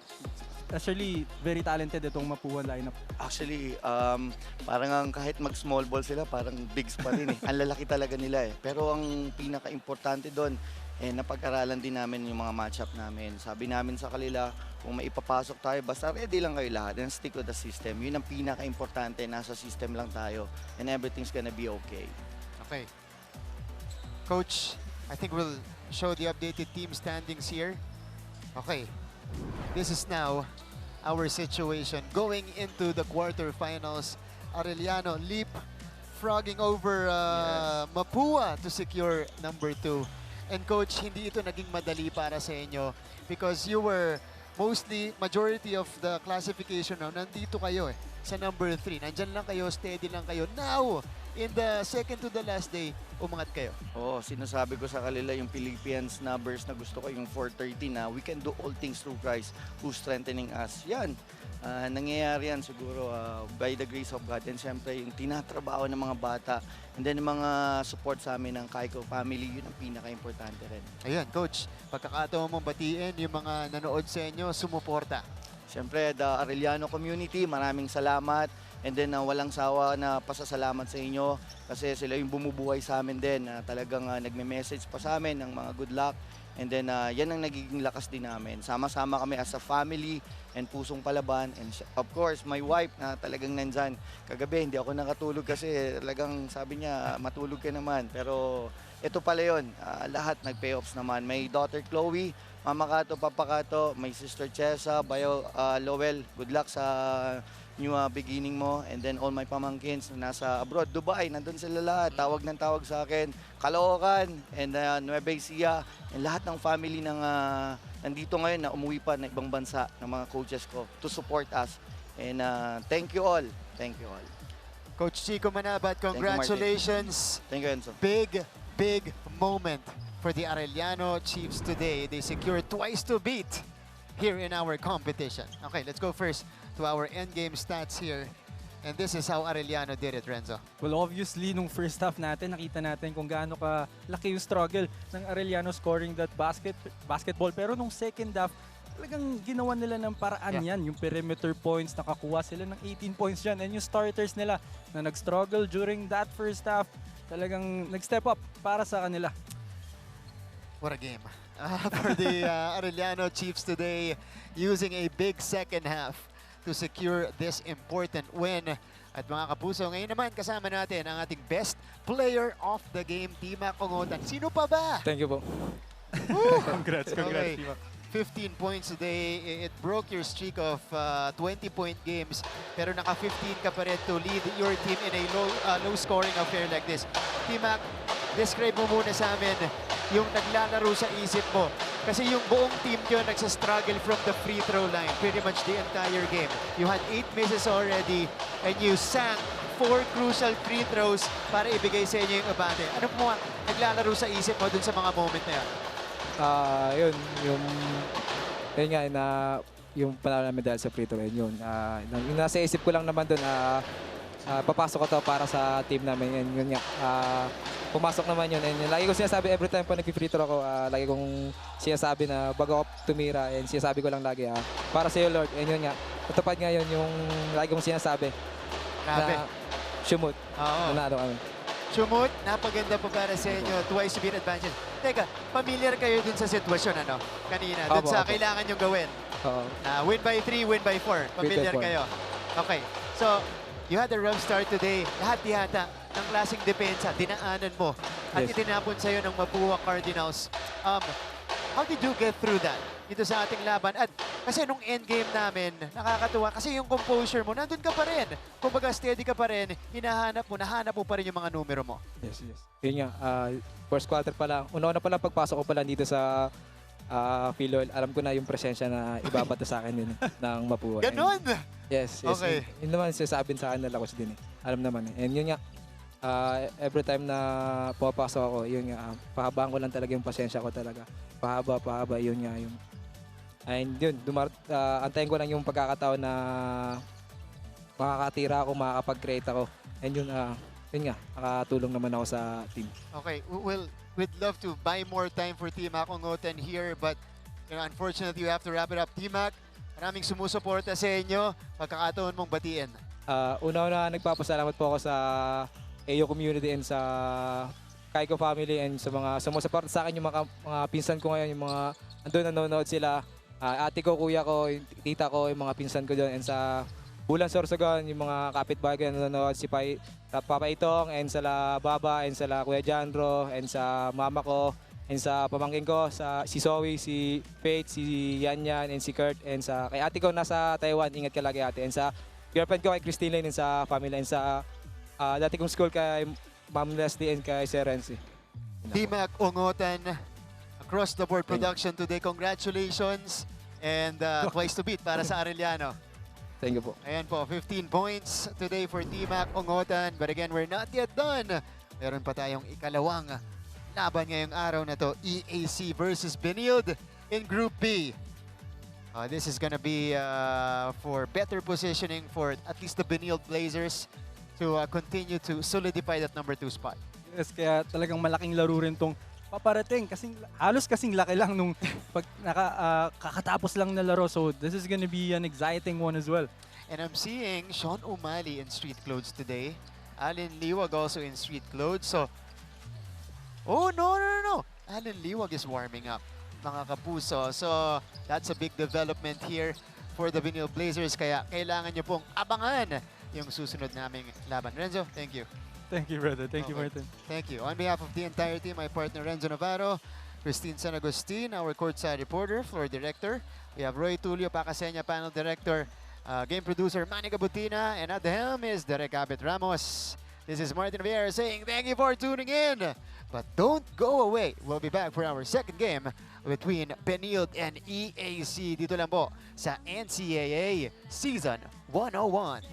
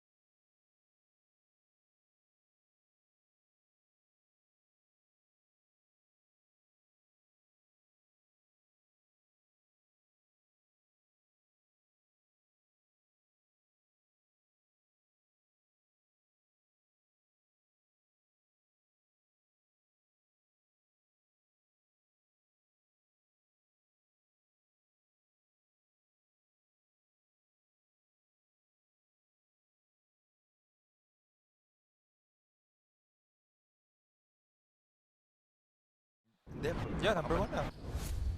8-4. Na-sweep ba ng Burbs yung Arellano? Ay, hindi. Yeah, but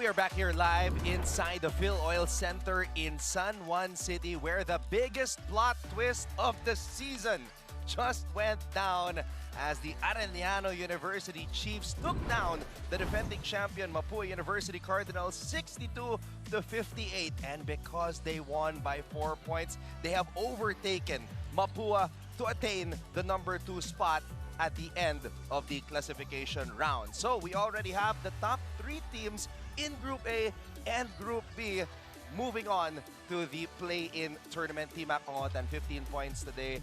A stellar outing for the lead chief. And now we go to our second game on this Friday as the EAC Generals take on the Benilde Blazers, who are entering the quarterfinals as the number 2 seed. They want to sharpen that sword before they take on, guess who? The Mapúa University Cardinals in a finals rematch. We are live on Heart of Asia, and we are also inviting everybody to subscribe and follow our social media accounts at GMA Sports PH on Facebook, X, and Instagram. At syempre, huge shoutout sa lahat ng ating mga kapusong nanonood sa NCAA Philippines dito sa Pilipinas at sa iba't ibang bahagi ng mundo. Mabuhay Pilipinas, my name is Anton Ross, working alongside a man who knows all about the NCAA, JV Mocon. But JV, even I'm not sure if you know how this happened. Itong sitwasyon na Benilde makakalaban na ang defending champion in the quarterfinals. Actually, walang may alam eh. For sure, di lang ako lahat nagulat sa nangyari in the previous game. Grabe.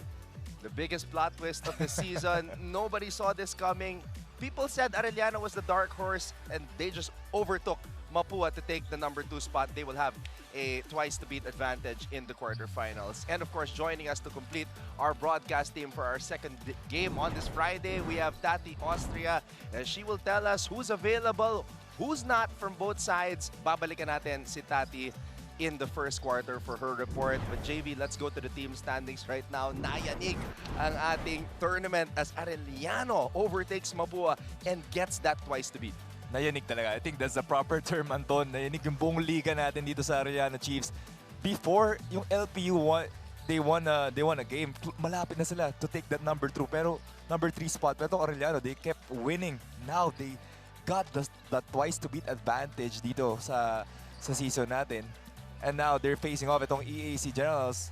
This game, itong CSB versus EAC, is a no-bearing game. Pero this games gives you momentum going to the playoffs, going to a deeper run into the playoffs. Exactly, because if you're Benilde, you know you're gonna face Mapúa, the team that beat you twice in the finals last year. Hindi pwedeng lalamya-lamya ka entering the quarterfinals. You have to sharpen that sword. You have to stay locked in so you have that momentum going up against last year's tormentors. Exactly, Anton. Not only, the core players. This is the time for, the role players to sharpen their knives. Going to that game, it's a revenge game for them, revenge series for them. So let's take a look dito sa unang salpukan ng Benilde at EAC. It was domination for the Benilde Blazers. Justin Sanchez and Allen Liwag, two of their top players, led the way for the Blazers. Exactly. They really dominated this game from first quarter to fourth. Talagang walang sagot itong EAC Generals this game. Justin Liwag leading the way with 16 points and Allen Liwag 14 points. And this game, Allen Liwag and Sean Umali, for the first time as Blazer teammates, started off the game with positive results. They combining with 20 points, 12 rebounds, and 5 assists, 4 blocks for the both of them. Our colleague Bo Belga loves it when Allen Liwag and Sean Umali are playing on the court at the same time. But as of late, JV, nung hindi naglaro si Allen, maganda ang pinakita ni Sean, career high 28 points. Today, we are seeing Allen Liwag suiting up and Sean Umali in civilian clothes. So it's a reversal of roles here today. Sabi ni Allen, pahinga ka na, maganda nilalaro mo. Ako naman, pakuha naman ako ng confidence dito sa game natin. Lipat muna tayo sa kabilang panig. Let's talk about the EAC Generals. Alam mo, JV, sayang itong larong na to because they were leading San Beda all throughout this game, but in the fourth quarter, it was Miller time. Exactly. It was too much Miller on the fourth quarter. Kita natin dito, only 9 points dito sa EAC against the 27 of San Beda. It's just the scoring and obviously both sides, defense and offense, didn't click on that fourth quarter. Pero this game, Coach Gerson Cabiltes wasn't coaching. It was Coach Ariel Sison who took over the duties this game. And we're gonna get the official report from Tati Austria later on in the first quarter, but I'm not seeing Coach Gerson Cabiltes in the sidelines right now. Nakikita natin si Coach Ariel Sison drawing up a play, so it looks like they're gonna have the same setup today against Benilde. Now, speaking of Benilde, sitting pretty at the number 2 spot, and they attained that number 2 spot after this win against JRU. It was a good start by JRU this game, pero from second to fourth, dito nagpakitang ang Benilde Blazers was the better team. Rebounds, obviously, 49 rebounds against the 41 of JRU. It's just the big man, everybody just going into the paint, scoring and rebounding. So kaya nanalo dito ang Benilde.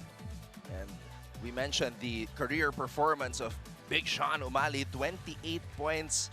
And that's huge for a guy averaging just 8.5 points per outing for the Blazers this season.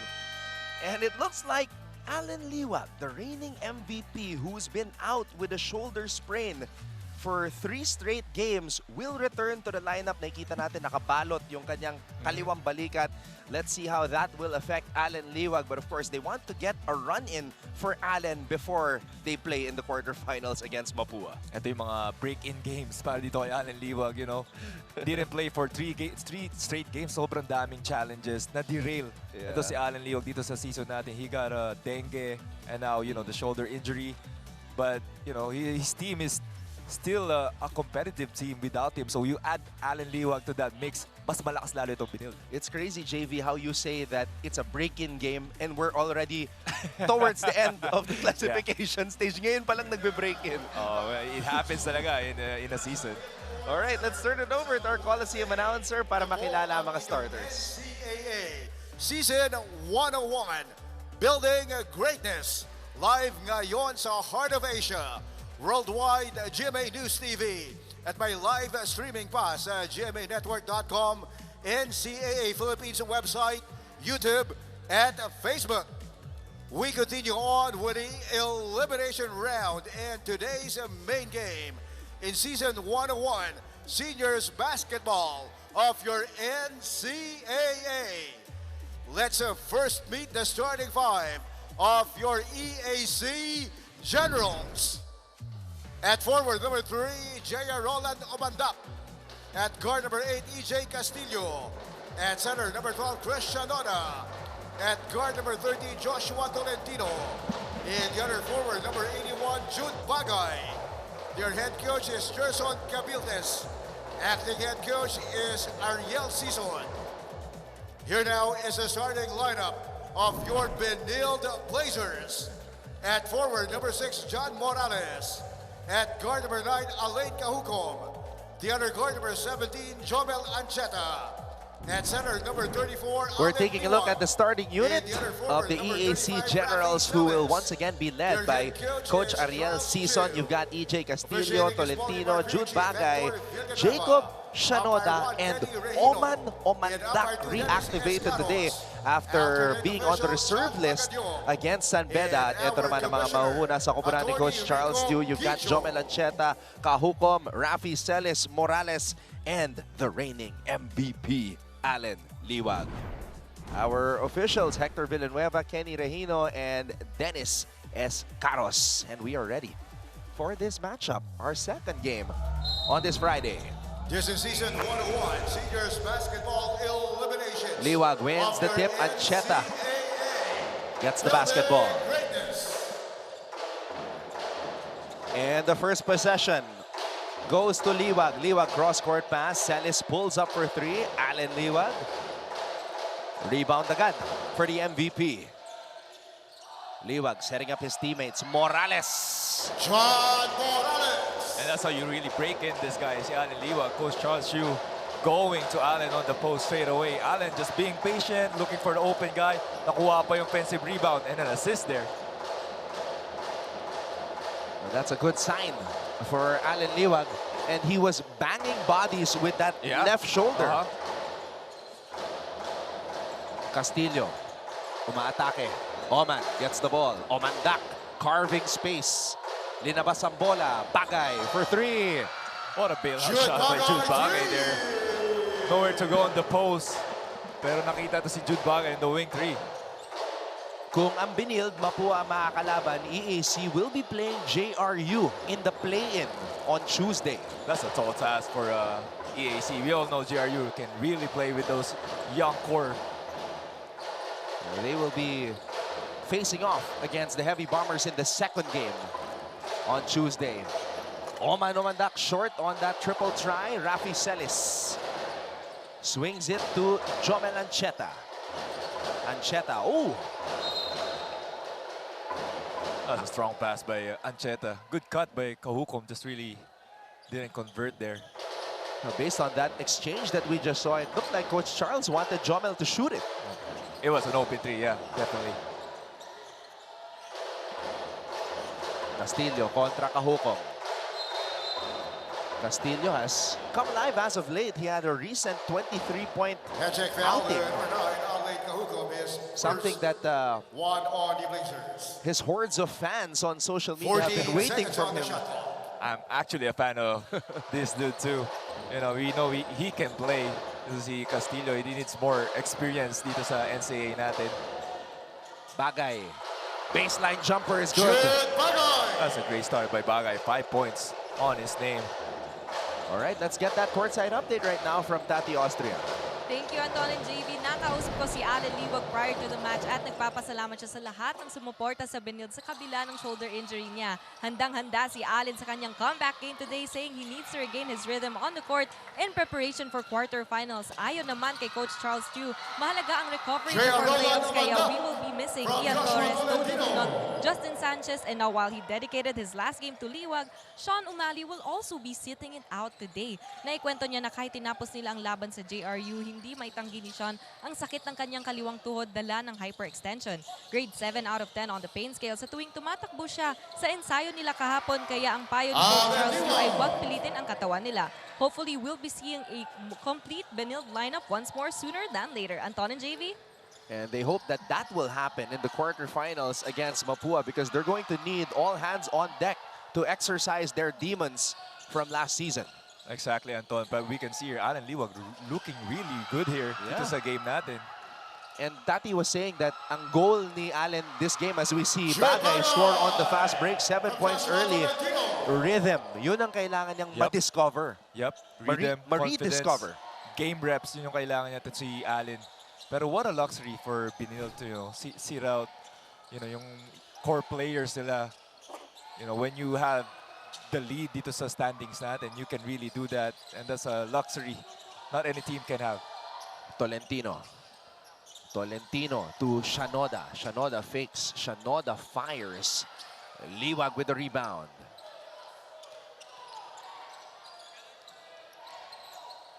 Ancheta swings it to Morales. Morales for three, in and out. Tolentino with the board. Bola na kay Bagay. Bagay, oh my goodness. Talk about looking good. Jude Bagay behind the back with the lefty lay. Jude Bagay, wow, woke up on the right side of the bed, dropping bombs from the outside, taking it strong to the hole. Jude Bagay giving EAC a 7-point advantage early. Generals looking good.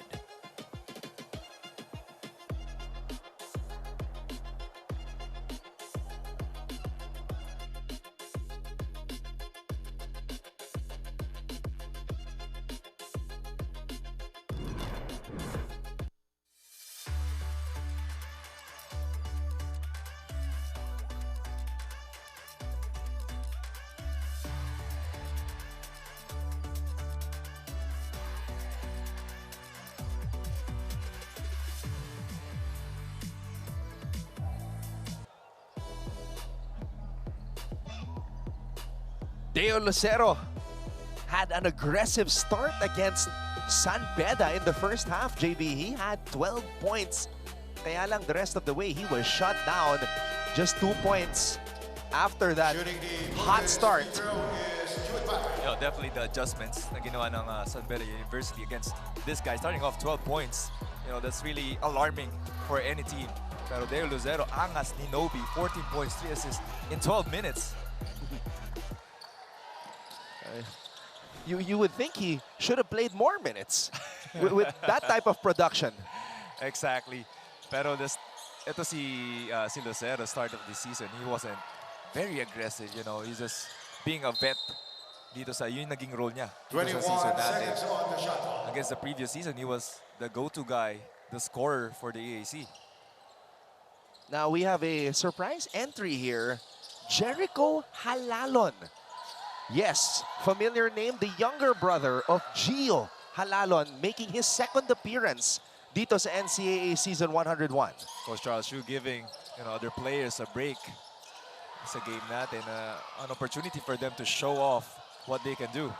Liwag. Wow! Oh my goodness, driving! Look at that move! From the three-point line. Actually from half court. Crossing over. Look at that, look at this move. Fake pass, a wave off. Look at that offhand movement there. And the lay from Allen Liwag. Yep, I stand corrected. He did drive it from half court. Like he never left. Wow. And when your 6'6" center, MVP, drives it from half court, that just excites all the Benildians. Dahil mukhang ready na para sa quarterfinals itong si Allen. Oh, kita mo naman. Hitting those threes, hitting those free throws. Making them, assisting, really looking good. Ito si Allen here. Allen saying hello to his former friends from EAC. As we know, he transferred from the side of the Emilians. Substitutions for Coach Charles. Antonio Sebio is in. SJ Moore and Matthew Ollie are all in.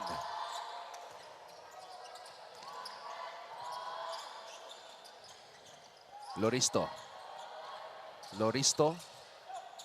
Ochavo on the pull-up. Loristo with the board. Back to Kyle. Kyle to the captain of EAC, Nico Kinal. SJ Moore with a deflection. Allen Liwag gives it back to Moore. Taking off and finishing with a left hand. A pretty move from SJ. Good trap there by the Benilde Blazers. Kita natin yung deflection nito ni Moore.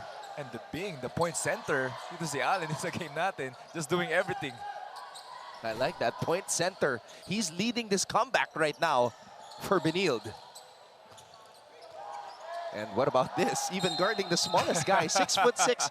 Well, not the smallest guy, but the second smallest guy from EAC. Look at that.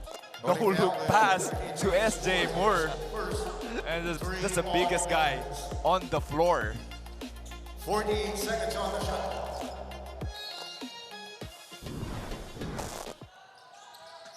Well, I mean, Allen did play with guys like DeMarcus Cousins and Andre Robertson.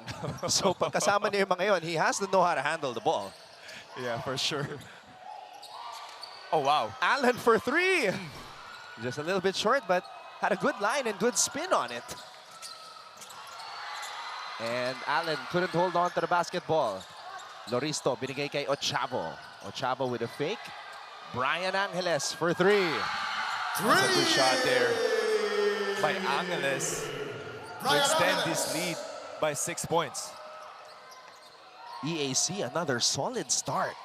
Ooh. Ollie, what a move. Matthew Ollie with a sidestep and floater off the glass. And Coach Ariel Sison wants to talk things over. His team is still up by 4.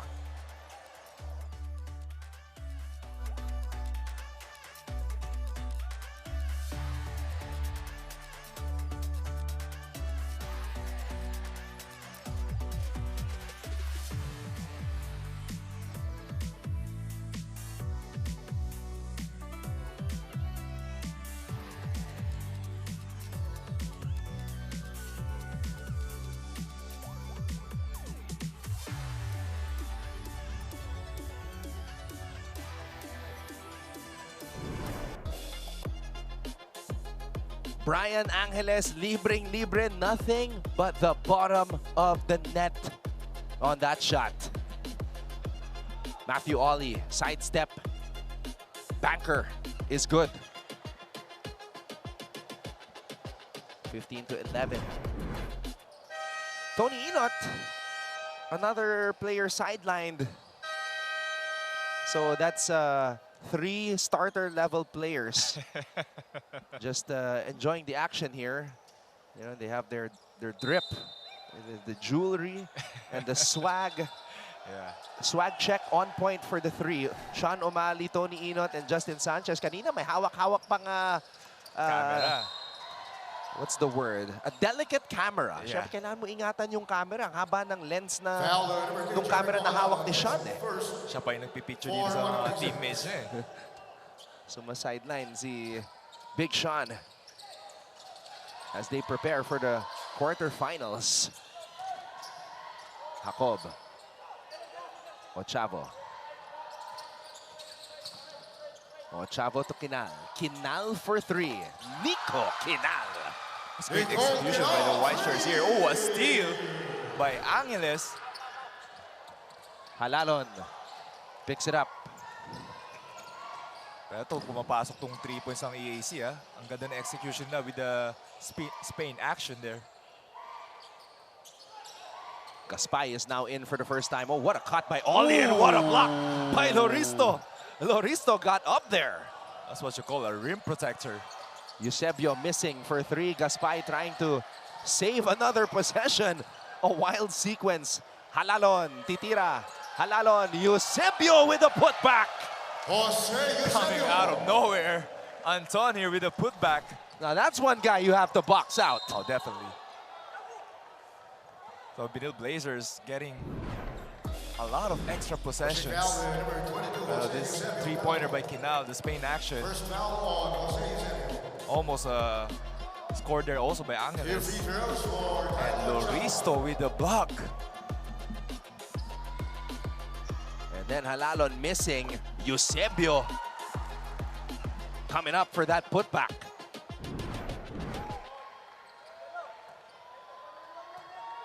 So with Inot, Umali, and Sanchez out, that gives an opportunity for guys like Eusebio and SJ Moore and even Gaspay to earn more minutes as SJ Moore is called for an offensive foul here. And he couldn't believe it. Let's see. Offensive foul, number 19 saying the score is second. Yeah, I don't think that's, you know, anything offensive dito kay SJ Moore. Just a clean spin. Double spin move there. What a move. Yeah, I agree with that.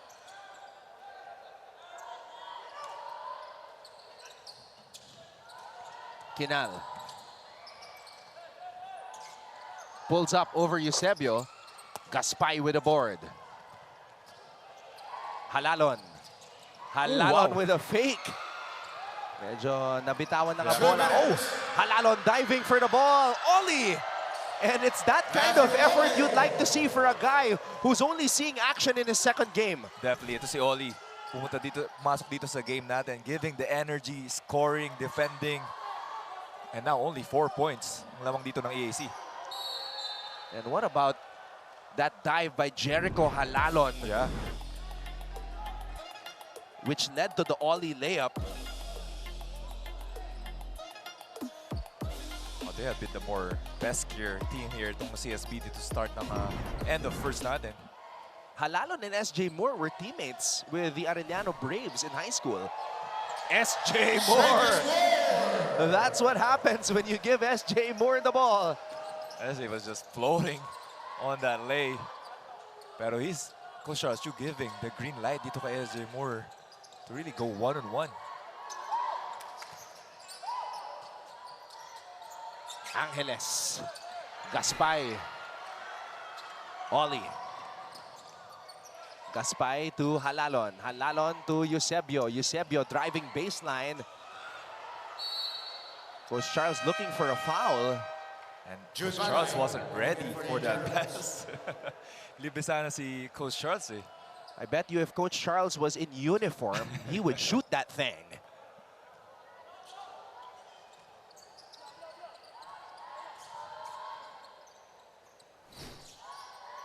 Oh, what a cut by Kinal. That's a good action dito sa ng EAC. Slipping that screen. Look at this breakdown right here. Yes, first. There are blow-bys, and there is an SJ Moore blow-by. 2 free throws. Wala nang chance talaga to recover. Very shifty player. Yung first step iwan. And like, Kinal is not exactly slow. Yeah, definitely. Lagang na-freeze ito si Kinal. Laterally.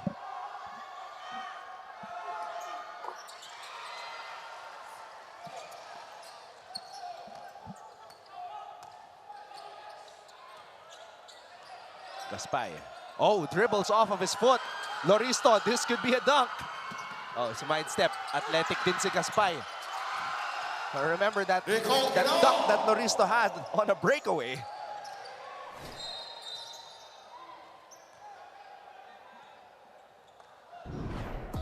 That's also the, you know, the cons of Number 16, Gaspay bringing down the ball. Didn't know what play to run. And EAC taking advantage of that. 20 seconds on Gab the shot. Cometa checks into the game. Benildian captain.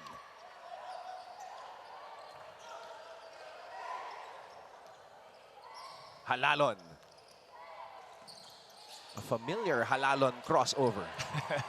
Oo nga, no? It runs in the blood. So 3 seconds on the shot clock. there's a 2.7 second differential between the shot clock and the game clock. Halalon gets it to Cometa. A Cometa post up. How about that? And Cometa with a steal. Cometa at the buzzer. Almost. At the end of the opening quarter, the score. So an interesting start to this battle between the Emilians and the Benildians. Generals lead the Blazers 23-17.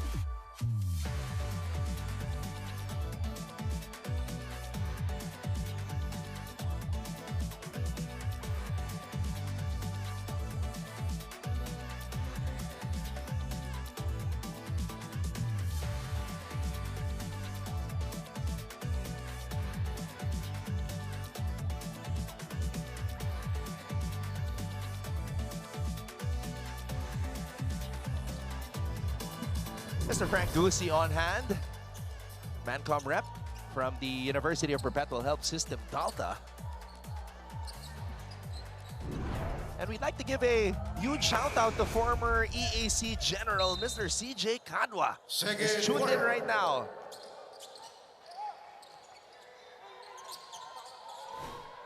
I wonder where CJ is watching from right now, but I'm pretty sure it's somewhere in North America. We hope you're doing well there, CJ. And thanks for tuning in. Devara on the fadeaway. Cometa gets the board. Oh, Gaspay with a low look. Tinuturo kaya sa Benilde dito mga big man. The no-look passes. Ayan na si Nobby. Umaatake na. And ito si Lucero. He got into the game. Attack straight away with the big man in front of him. Didn't matter. And on that second attempt, he went straight to the rim again. Parang ano eh. Parang nakawala sa kulungan eh. Biglang umatake. And that's Lucero's game. He's an attacker. Definitely a slasher, a scorer.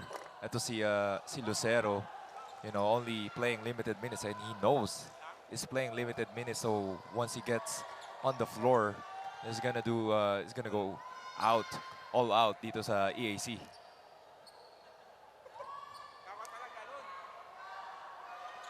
Oh, he misses on those free throws. Gaspay with the board.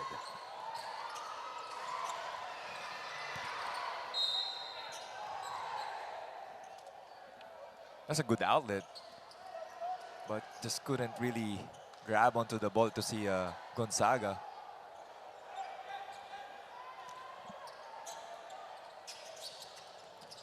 Gonzaga also another player activated today, like Halalon. This is only his second appearance. Pushing foul to number 72, Gab Cometa, his first 2 on the Blazers.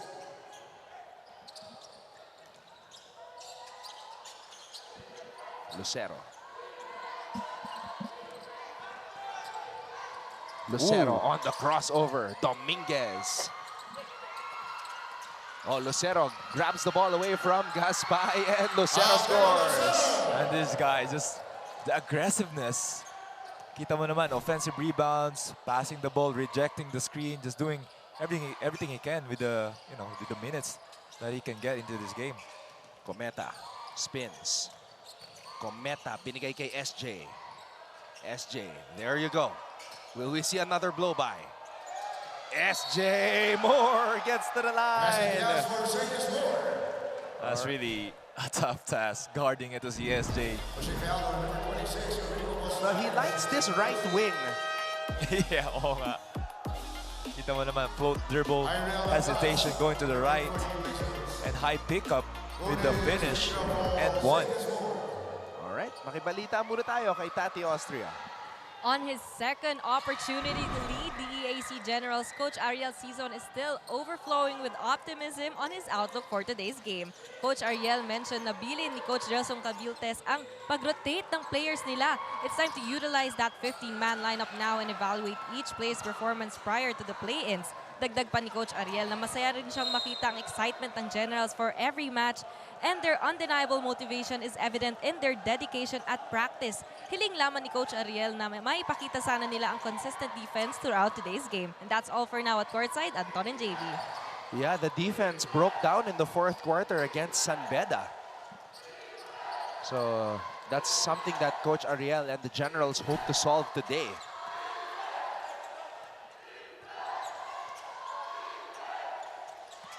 Lucero. Galas with the rebound. Galas, his 8th appearance, loses it. Lucero, binigay kay Postanes. Postanes blows the uncontested layup. That's gotta hurt.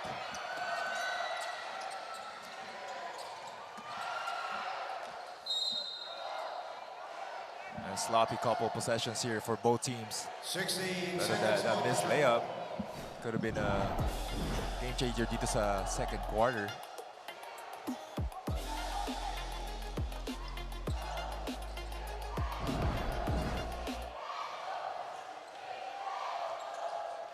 Moore.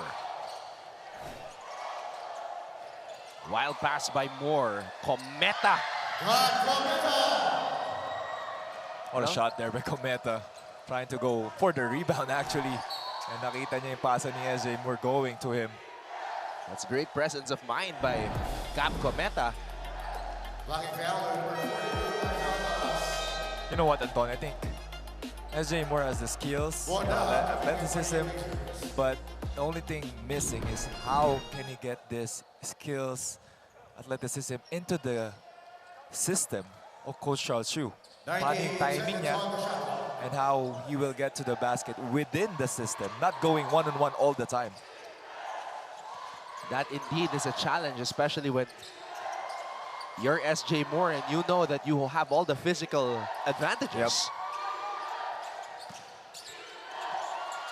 Lucero. Yeah, ever since we covered Moore in high school, yeah, he just jumped higher than everybody. Really an exciting player. Oh, triple is up and in. How about that? Bondaha making an impact. Bonda tying this ball game. And itong Blazers trying to up-tempo the game, pressuring from full court. Lucero with a floater.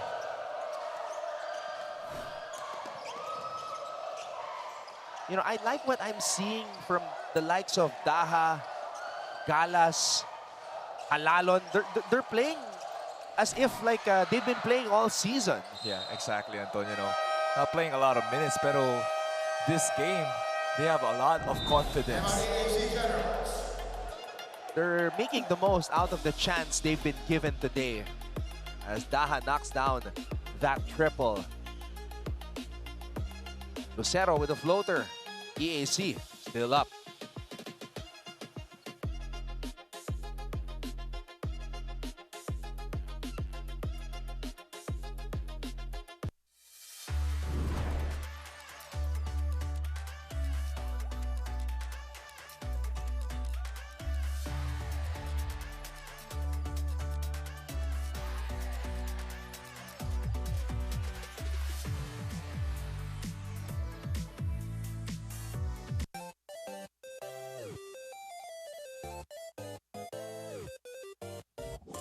All right, let's see what the ladies are busy with here sa ating cutie cam.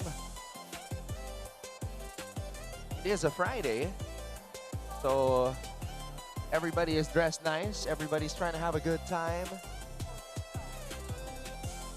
And I see social media star Sofia Jarling. Of course, the special someone of Mr. Anton Eusebio. There she is at the bottom area of your screens. There, nakita na ni Sofia yung camera sa wakas.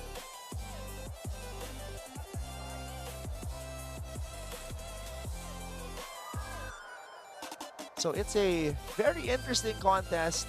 Coach Charles really giving an opportunity to some of the players na hindi na masyadong nagamit throughout the season some playing time. And then para naman sa EAC, they're trying to make up for that lead that they blew against San Beda in the previous outing. Actually, itong EAC really playing well start off this game. But at the same time, itong you know, the bench players of Coach Charles Chu, hindi naman pinapaya to si Coach Charles.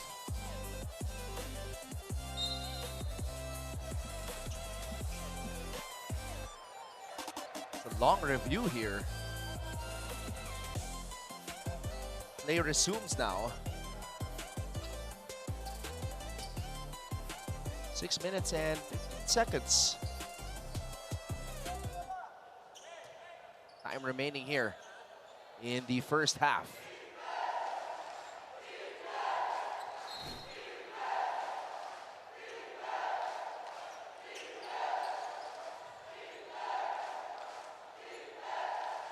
Kita din natin dito, Anton. Hindi pa binabalik ito si Alan Liwag. Hey, it's Dr. Lorenzo of Emilio Aguinaldo College. I had a nice time with Dr. Lorenzo yesterday at JRU. We had a sports writing and sports broadcasting and photography seminar. Our colleague Martin Javier was there as well. So thank you to Mr. Paul Supan for having us, and congratulations on a great staging as we see this cut. Jethro Bakud scores in the paint. The execution has been on point. These are the white shirts coming off a timeout. Dallas. Gaspay. Cometa. Oh, a steal by Russell Dominguez. And Cometa tried to steal it back, called for a personal. Blocking foul by number 72, Cometa.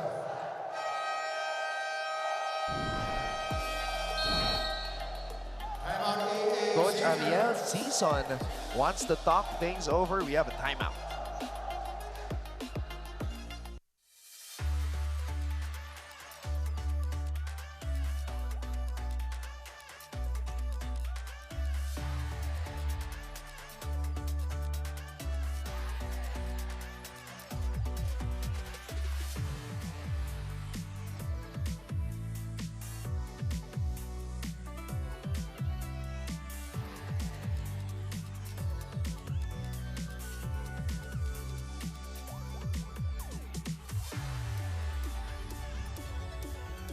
The EAC Generals are trying to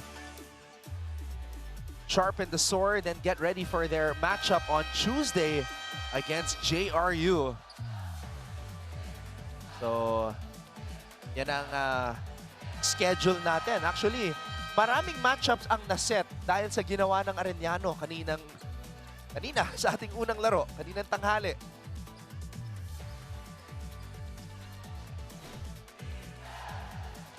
So you've got JRU EAC play-in game, 2:30 p.m. on Tuesday, November 25. And then the quarterfinals start a day after, November 26.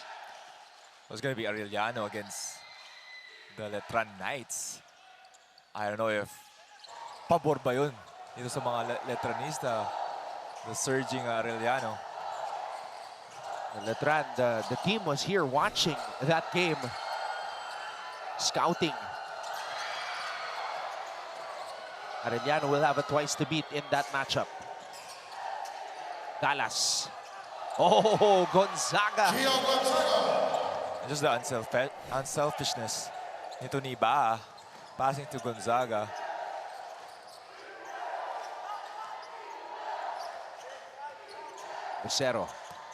Lucero blocked. Ooh. What a denial there by Galas.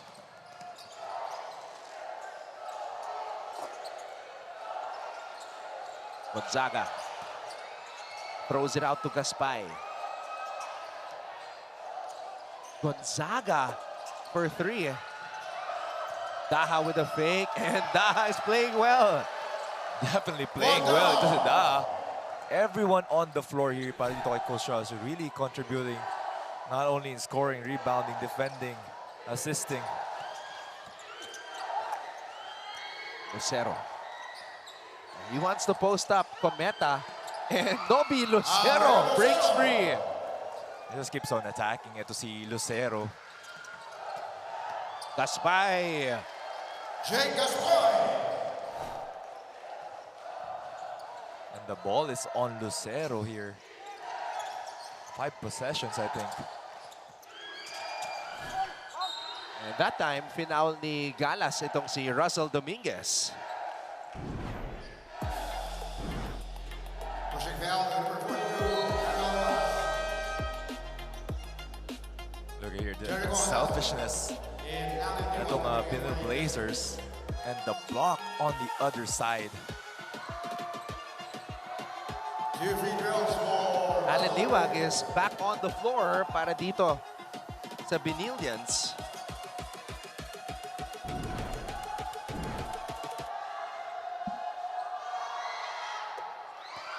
Dominguez drains the first free throw.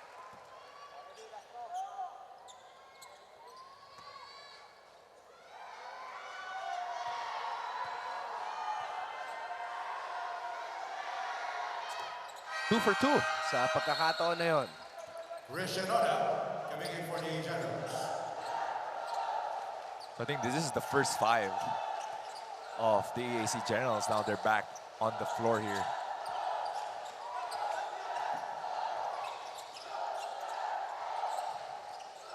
Now, if you're the first 5 of EAC, you have to play with that pride, knowing that the Benildians don't have their true first 5.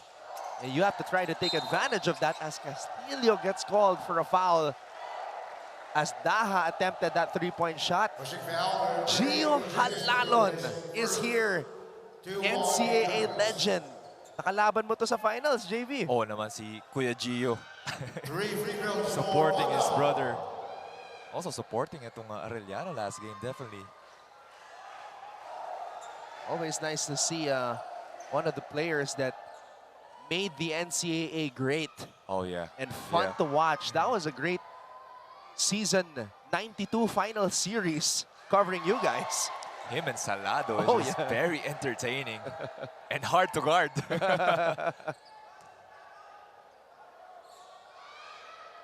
Yun yung taon na may bus driver, may conductor, may dispatcher. Kompleto. Si Lervin Flores yun yung dispatcher.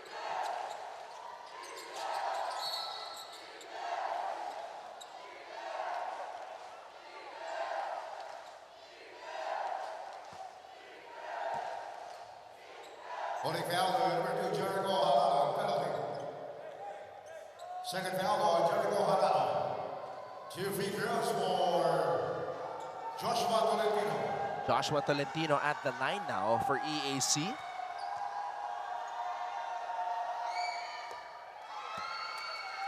Good on the first. So penalty na itong Benilde Blazers. Oh, EAC needs to really take advantage of these last 3 minutes of the second quarter.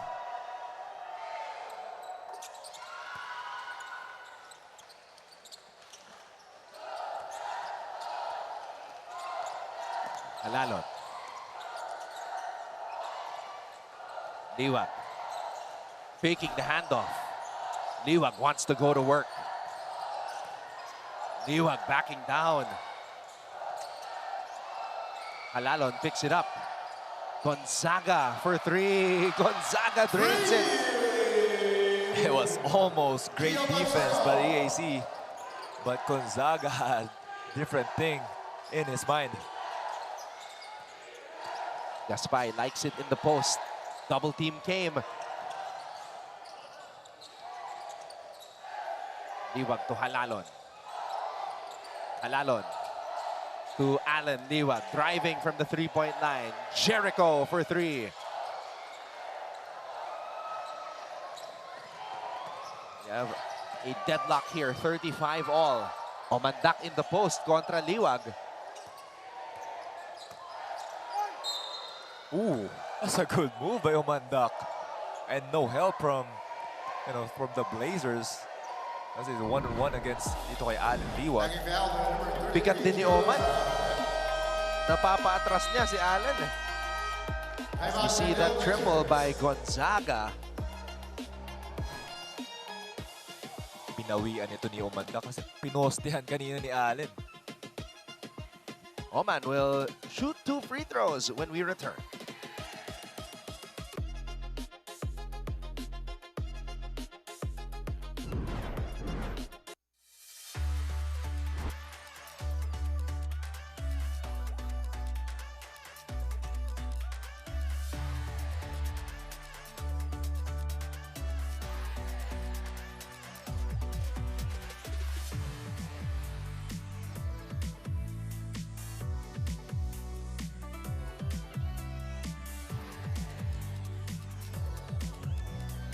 The EAC Generals started off good, but the Benildians with Coach Charles emptying the bench, making a comeback here.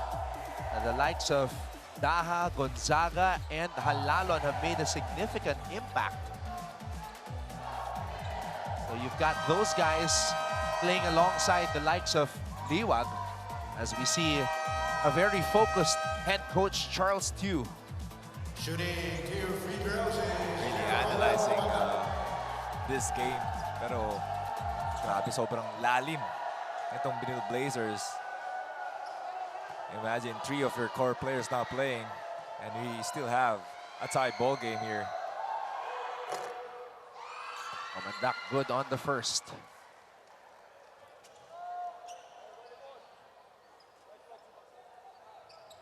Si Bagay at si Halalon, tinuro ni Jericho kung asan yung kuya niya. Pointing over there behind the Benilde Pep squad. That's where Gio is sitting at.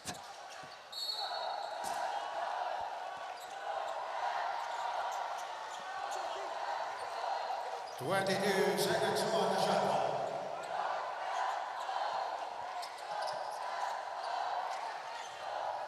Gonzaga. 2 minutes. Halalon. Halalon with the drive. Oh, ganda sana. Naagaw ni Bagay. Tolentino on the move. Castillo and EJ Castillo scores. Oh, that EJ is just so composed, even in traffic. Just look at here. EJ getting the ball, driving, evading itong green shirts. They're just so calm.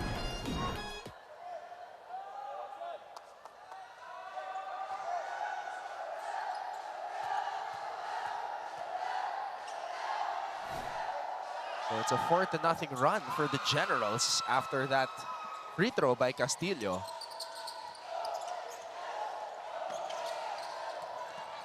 Dallas intercepted by Bagay. And now the full court pressure yung ginagawa nitong AAC has been effective. Tolentino. Tolentino with a flip shot. Gonzaga with the rebound.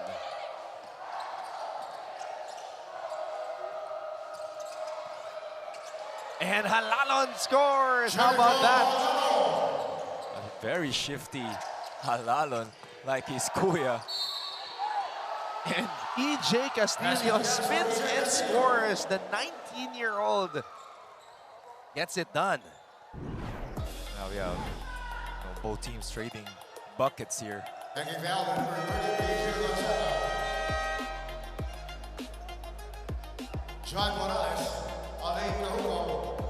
Both of those scores coming from a drag screen. And they really need, both teams really need to tighten up their ball screen defense.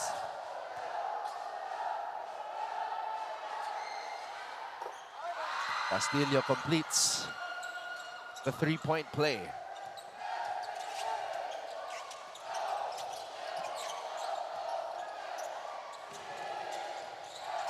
Kahukom with the drive. Kahukom flips it up. Bagay with a catch. Bagay with a finish. What a shot and what a catch by Jude Bagay. That's great hands from him.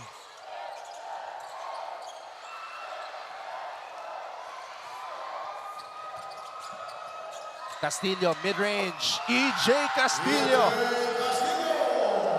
EJ Castillo and Jude Bagay making a big run here to end this first half. It's a it's a 12-2 run actually, because they were tied at 35.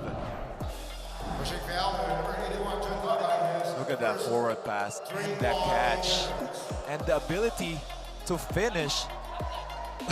Jude Bagay.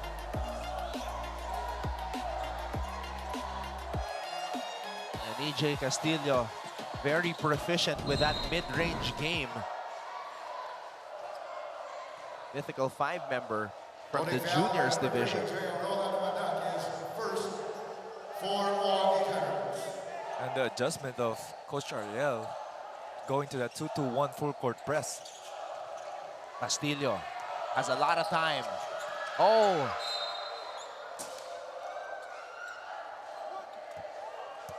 Halalon almost getting the steal there.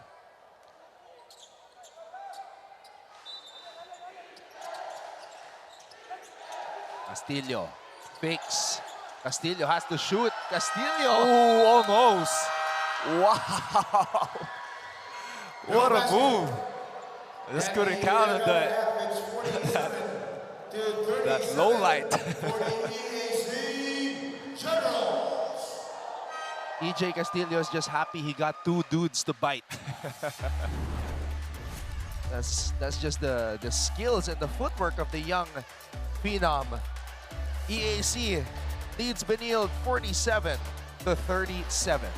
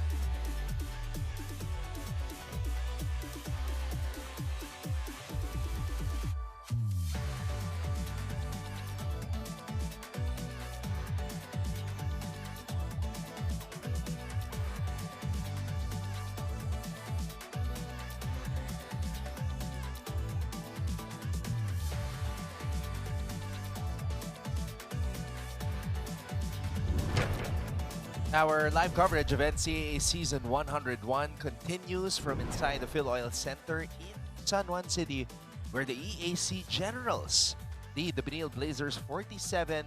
The Generals ended the second quarter on a 12-2 run. First quarter, good development here for Benilde. Alan Liwag, after missing 3 straight games, was back in harness and made a significant impact. And they really tried to get itong rhythm ni Alan Liwag to start off the game, going to him a couple of possessions. And there we see Mr. Liwag going to work, driving from near the half-court line. That's definitely a highlight. Yung offhand na ginagawa nito ni Allen, that's definitely a guard move. And then SJ Moore going to work as well. EAC really started off hot. And ito si Jude Bagay leading the way to start off the game. Oh yeah, what a first half by Jude Bagay. Post-up game. He had a 3-pointer and he had an unbelievable catch, which we're gonna see in a few moments. Nobby Lucero coming off the bench and making a solid contribution again in limited time. 6 points in 7 minutes para kay Lucero. Ito yung pasa ni Moore kay Cometa kanina. And then that cut by Jethro.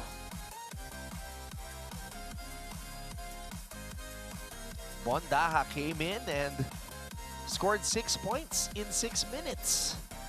Sabi mo, Anton, yung confidence nitong the bench players of CSB Blazers, parang the whole season sila yung naglalaro.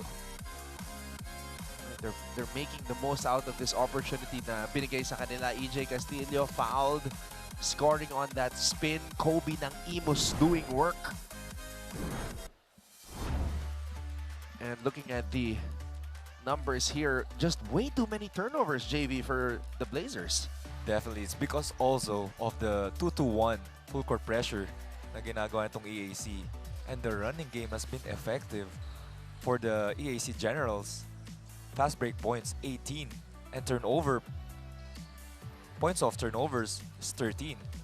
So no, almost all of their points coming off the running game. You talked about Jude Bagay, the only player in double figures. SJ Moore leading the way for the Benildians with 7.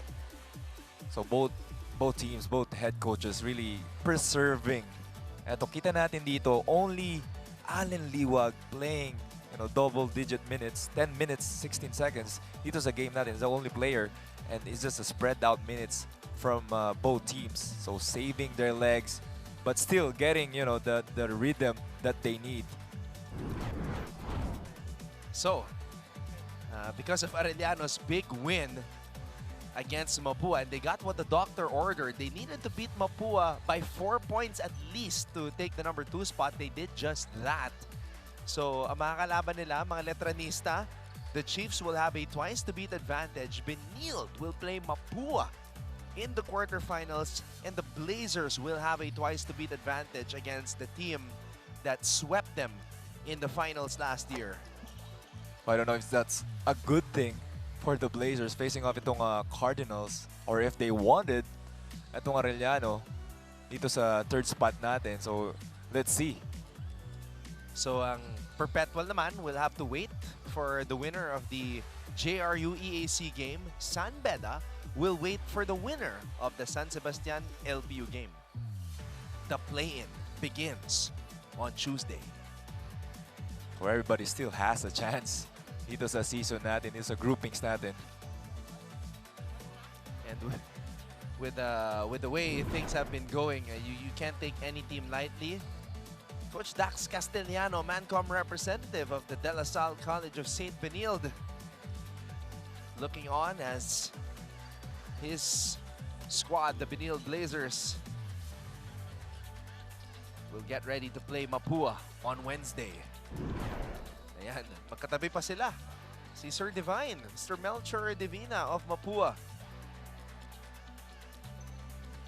It's Benilde versus Mapúa on Wednesday. Oh, yes. It's all love. The plot twist of the season. I don't think there is a soul on earth that would have that said na it will be Mapúa and Benilde in the quarterfinals. Talaga nagulat lahat eh.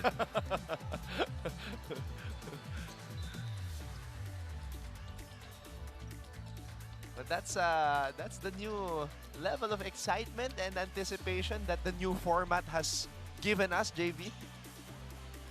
Also scary, you know. If you're in the fourth spot, you really try to play hard to get to the fourth spot. And then biglang, etong play-in game natin, etong fifth team, had one of those games na di sila nagbimintis. Yeah. Yun yung pinaka nakaka-frustrate eh. I mean, we've seen Juniel De La Rama of San Sebastian go crazy in the fourth quarter. We've seen Josh Maranejo of LPU go crazy against San Beda at Rizal Memorial. We've seen JRU score big upsets also. So, ang hirap talaga. And of course, EAC, Coach Jerson Cabiltes will be back. That's what I heard for the play-in. So, that's gonna be a big deal. Celis starts off this period with a 3.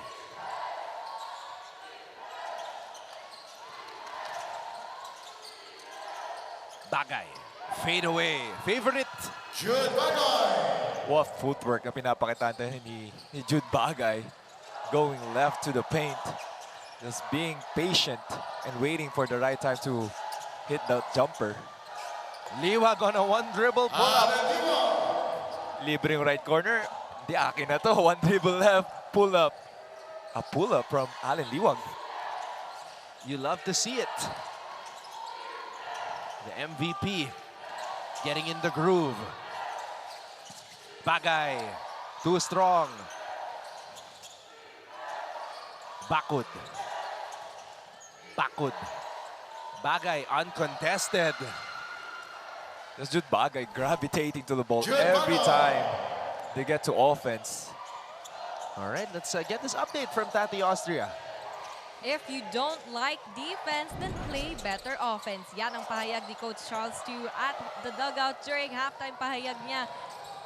He called out the Blazers' bad habits from giving up free throws to gaining more fouls, and now it's up to Benilde to begin playing smart, to minimize their turnovers, and to prioritize that layup. Dagdag pa ni Coach Charles sa huli, wake up and play our brand of basketball. Back to you, Anton and JV. JV, I can imagine that a lot of players would like that statement of Coach Charles. If you don't like defense, then play better offense. Definitely a lot of players that I know would love to play for Coach Charles. Kapag ganun lagi. Meanwhile, Morales with a triple. Yeah, Coach, I can do that. Play better offense. That's basically the game. Score more than the team. Oh, what a sidestep by Bakod. Yun lang. Kulang sa finish. Oh my goodness. And he's really loving etong matchup to si Omandak as against Allen Liwag with an up and under move. He was just carving space there in the paint. Liwag susubok mula sa labas. Short again. That's his second triple attempt today.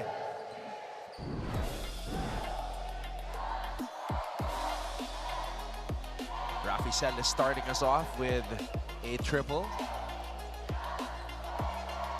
Ito naman si Morales.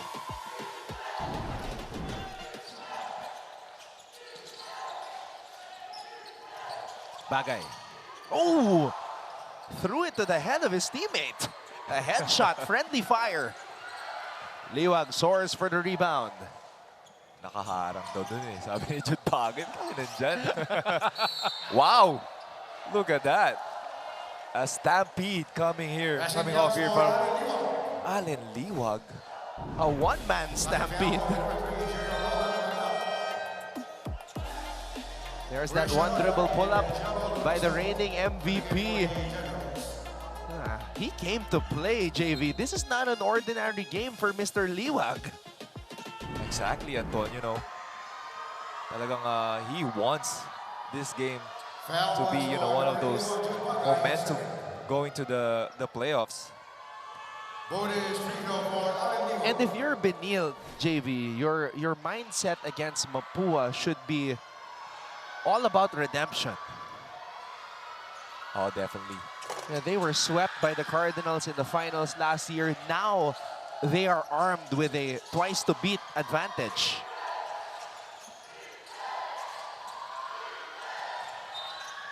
And that's traveling on Shanoda. As much as, you know, itong Benilde playing really well into the start of the third, they're still down by 6 points. Oh yeah. What's happening right now is similar to what happened when San Beda played EAC. It seemed like they were playing well, but EAC just with a response every single time. We'll take a break. EAC still ahead by 6.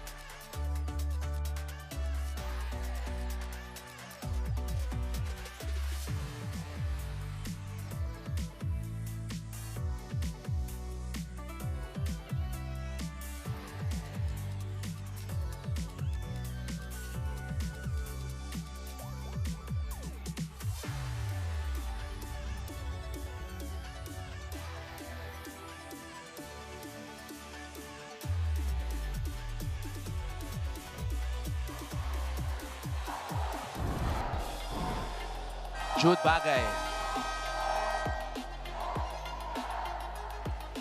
That's his patented lefty fadeaway. And then the baseline jumper. So he's getting everything he wanted this game. Scoring from everywhere.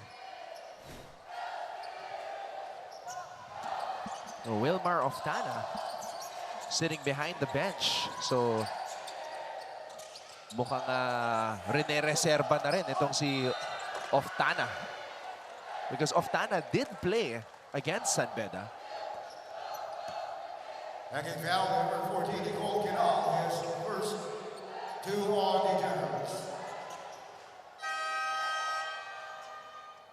Jose Eusebio coming in for Alvaro Lucero for Taiwan Chavo. Brian Aguilas for Jude Bagay. So this is the second group of the Generals. Remember, the first half, dito nakahabol ang Benilde Blazers ng second group ng EAC. Kahukom in and out.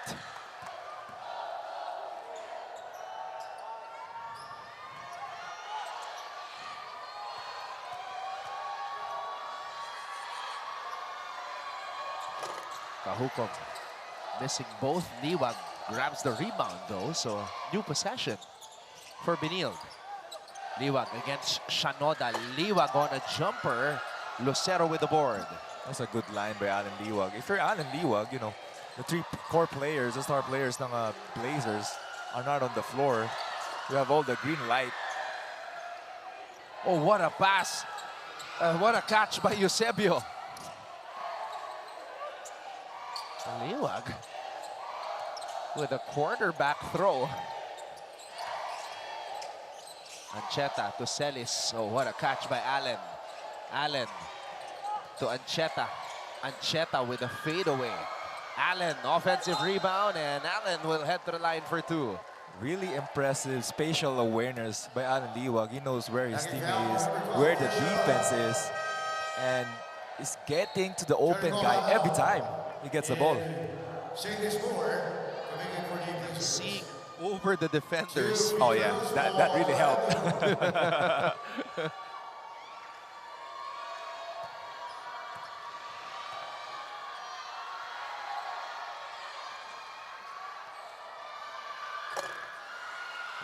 Benildians missing from the free throw line.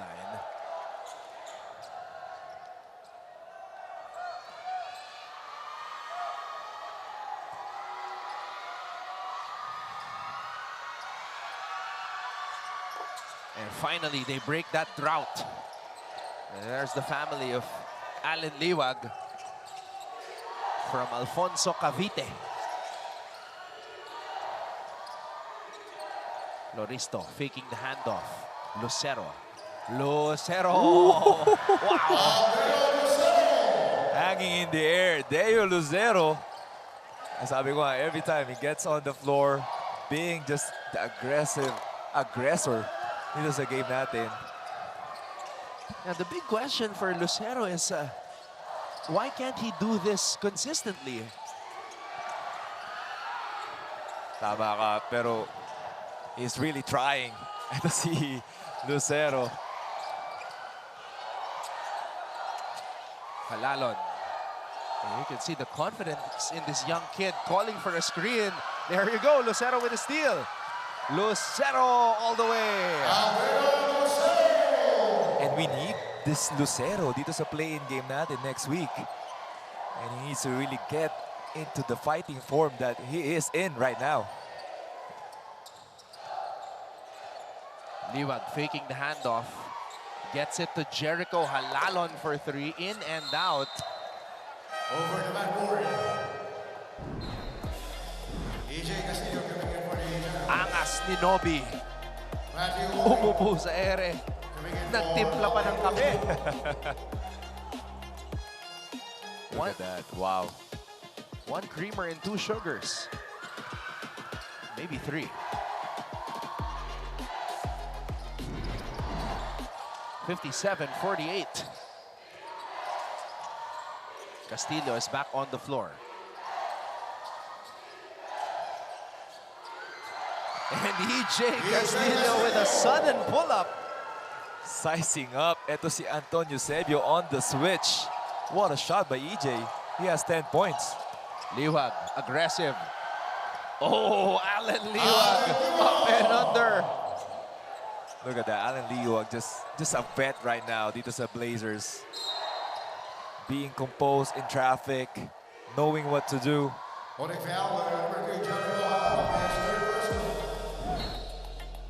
Ito yung agaw ni Lucero. Binagalan pa ni Lucero to protect the ball. And look at that pull-up by EJ Castillo. Oh, what a block. Nahuli siya doon ni Moore. Halalon. Halalon looking for Gaspay. And these are, you know, the situations that the Blazers are just not converting.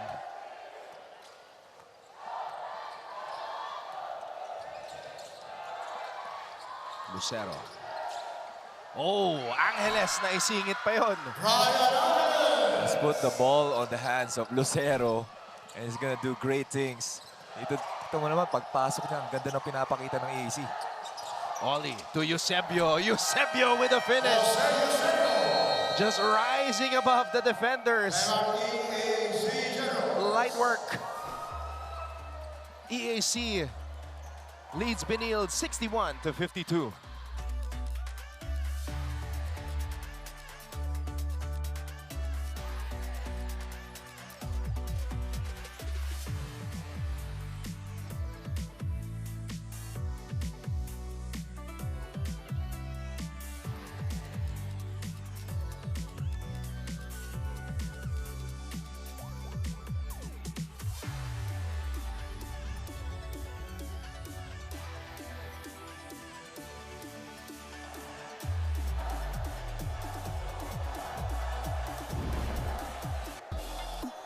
Allen Liwag, aggressive, back like he never left.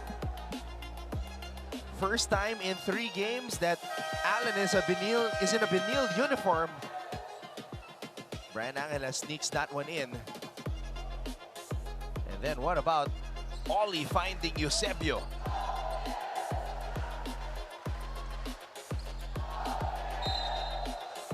great team chemistry from both teams. But now is the time for EAC to tighten up the defense, because EAC is still leading by 9 points. Wow! Stop and go by Lucero. Kanya pa rin, Lucero, sinausaw pa! Grabe to si Lucero. Non-stop movement from him. And he just keeps on attacking and attacking every time. Eusebio handoff to Ollie. Ollie gets it from Gaspay. Ollie for three. Bottoms. That's a big answer there by Ollie. A much needed 3 points. And he has 7 in this game. Lead is down to 8. Lucero spins. Lucero hit. And that's going to be 2 free throws for Lucero. And now it goes back to individual defense from the Blazers.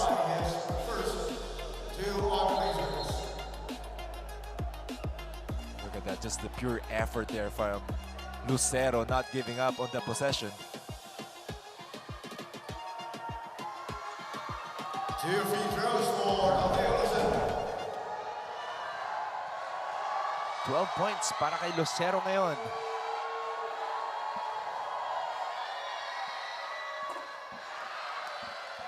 Di pa nakashoot mula sa free throw line. That's 0 for 3 for Lucero.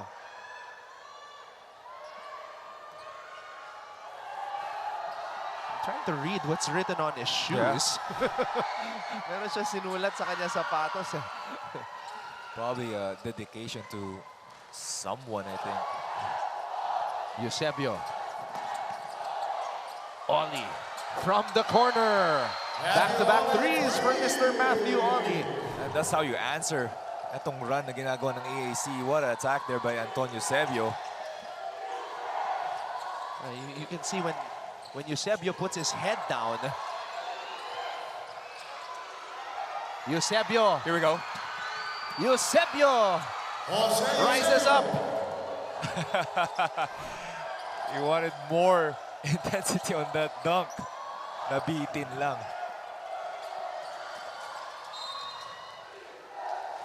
I mean, if you go to games early and watch him in the warm-ups, he will throw it down hard. Oh, he can fly.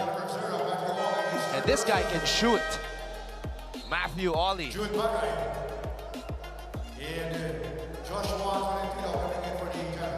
And that's Antonio Eusebio assisting and now scoring on the break.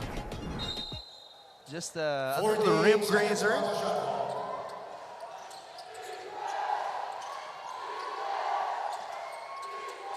Castillo. Castillo. Tumama sa paa.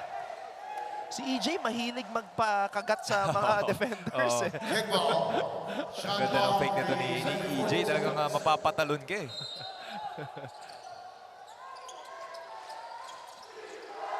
They don't call him Kobe ng Imus for nothing as Bagay drains the three.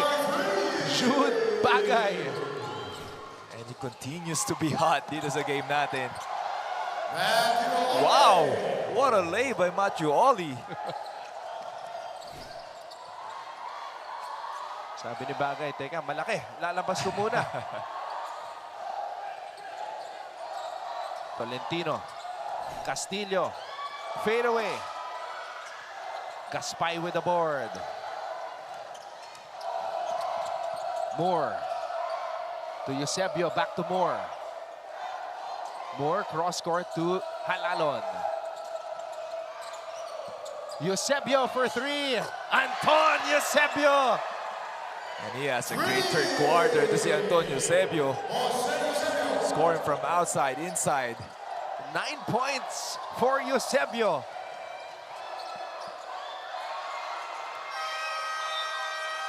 Business has picked up here for Benilde. Coach Charles Dew and the Blazers going on a run to end the third.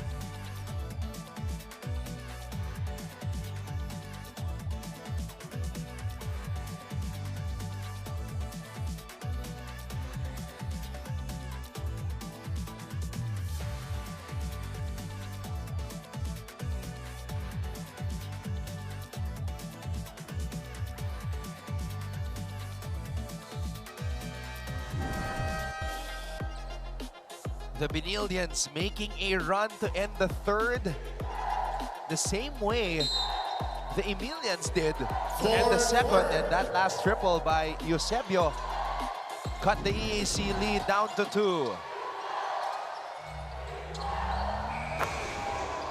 Bagay. Tolentino. And now EAC getting desperate. SJ.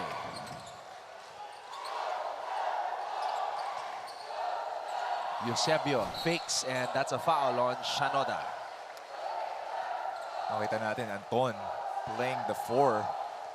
He's very much comfortable with that position. Pero it's him and Matthew leading the charge on the big run on the third. 14 seconds on the shot. This is a season high 9 points for Eusebio, who has been playing very limited minutes for Benilde. Eusebio takes off, just couldn't lay it properly. He took off from the free throw line. Castillo missing. Tolentino picks up the loose ball.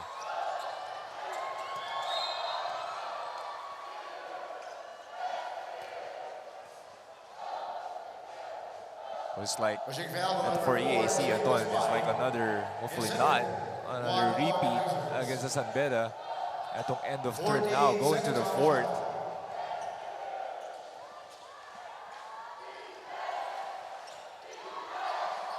I think right now EAC is just happy they're not seeing John T. Miller. That's one problem, one less problem to worry about. Yeah, you don't have Sean O'Malley, you know, Livag not on the floor. When you see John T. Miller in the fourth quarter, your knees just start to shake. You're sweating a little bit more. He's been a monster in the fourth quarter for San Beda.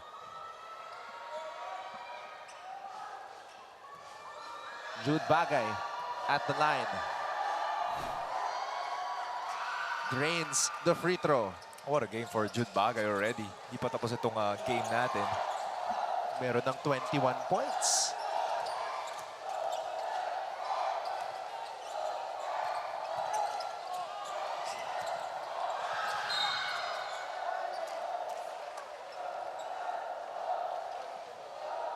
And they get the possession back. The spacing wasn't that great in the possession.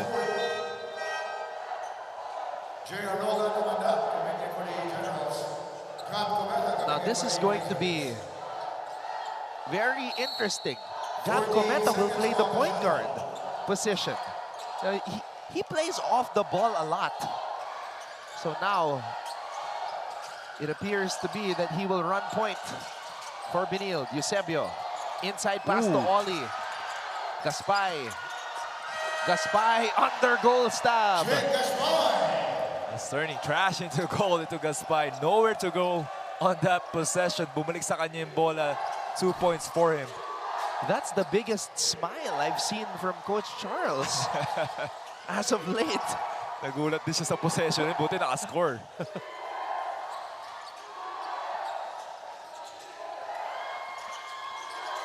Tolentino, Eusebio with a board. Moore against Castillo. Moore, like a shark smelling blood in the water, just went at Castillo. That's very, very difficult to guard. All right, makibalita muna tayo kay Tati Austria.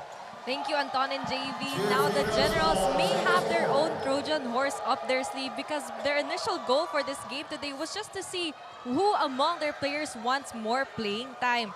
Now, they are basing it on how they move out on the court, but it seems like each and every player is sharing that same level of determination. Coach Ariel Sison urges players to fight harder in this fourth quarter. Ika niya, at any angle, handang-handa ang Benilde para sa atin. Pero ang mahalaga, hindi tayo bibitaw because we need to keep that lead up. Back to you, Anton and JV. That's gonna be an interesting one, Anton. Thank you, Tati, for that report. Pero that's a happy problem for Coach Charles Yu, who wants more playing time. Play well this game, but everyone is just playing well. Gonzaga with a triple. You love to see it. It's hard to not be used to playing and then all of a sudden you're sent in. It's hard to get the conditioning in game and the rhythm as well. Gonzaga looking like he's been doing it all season long. Not only, you know, Gonzaga, just everyone talagang pinasok ni Coach Shalshu. He has been a beast on transition. SJ Moore with 9 points. This is the loudest I've heard the Benildians today as they take a 5-point lead.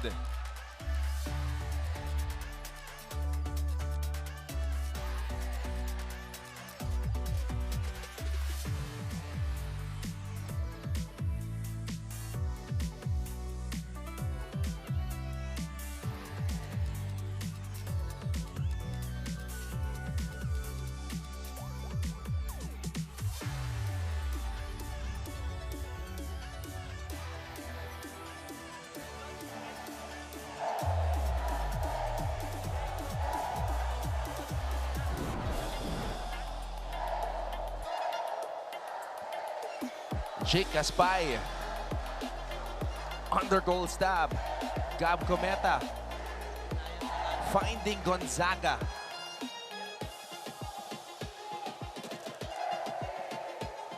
And then Gonzaga with the offensive rebound and putback. SJ Moore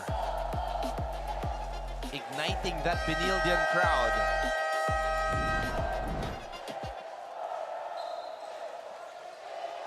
That big run of the Blazers is coming from different angles, different players. That's very difficult to guard if you're the Generals.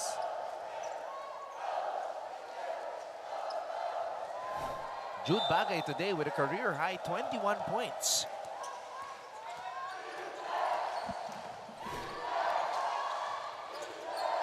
No Wilmar Oftana today, sitting this one out.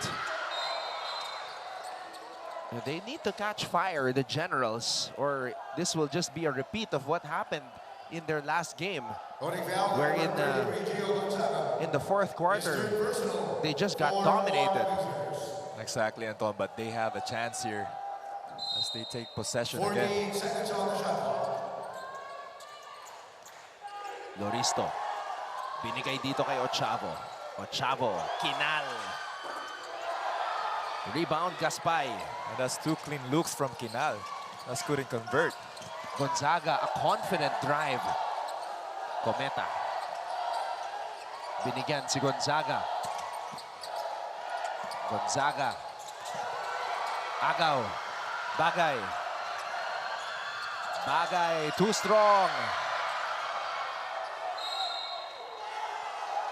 Was that Ochavo trying to get the offensive rebound? Yeah. Wow. Almost. It was Ochavo indeed. In the trenches.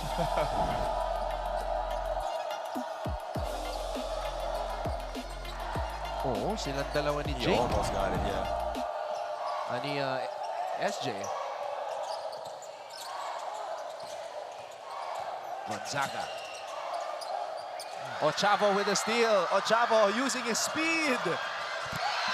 Kyle Ochavo. And Gab Cometa. A look of disbelief. Na ang bilis nun. Tumuturo pa dito si Kyle. Kita mo yun, sabi niya.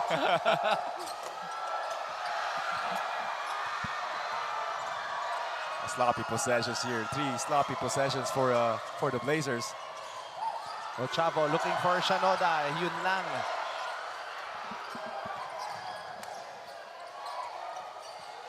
Daha. Wow! Daha going up there. My apologies. That's Galas with a drive. Pero ito yung atake ni Kyle.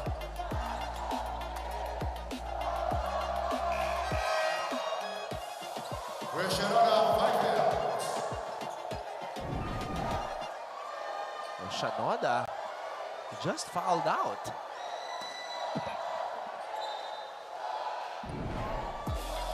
And here's that drive by Galas. There's no way Shanoda could have gotten that block. It was way up there to see Galas.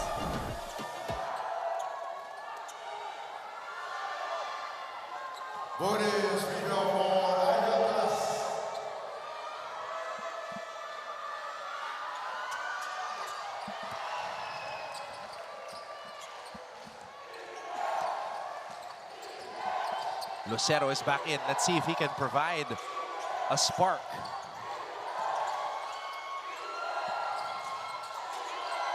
Kinal, in and out.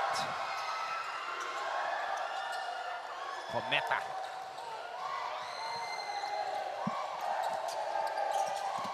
Liwag running the floor.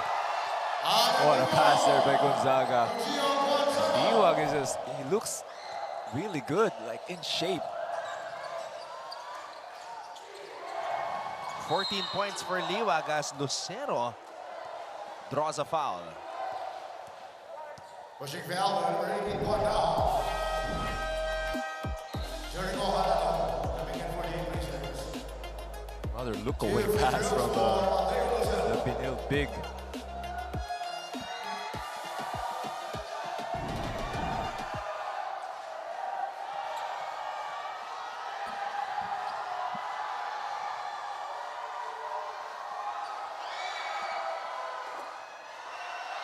Lucero good on the first.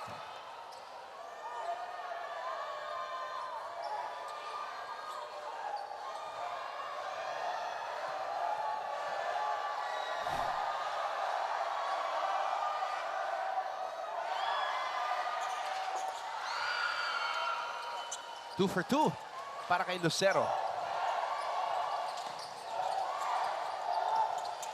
Liwag. Daha. Gonzaga. Oh!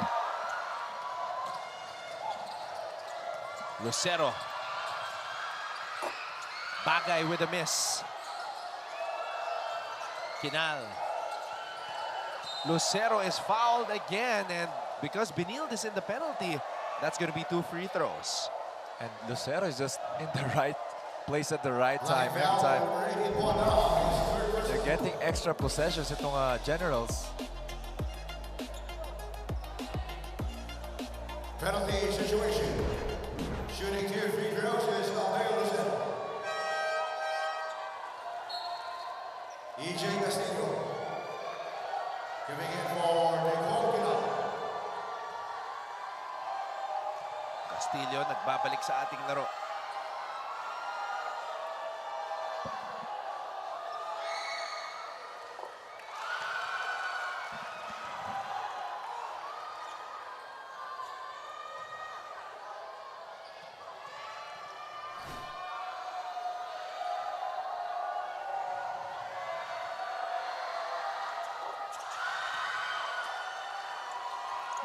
So Lucero getting EAC to within 4. Oh, Charis didn't like that foul. It's way too early and they're on penalty. First foul on Arellano.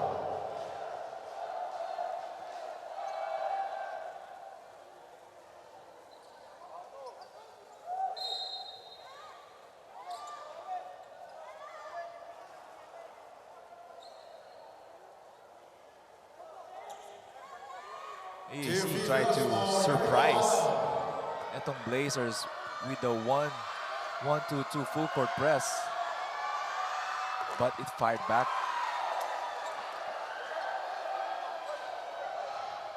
Alalon missing on the first.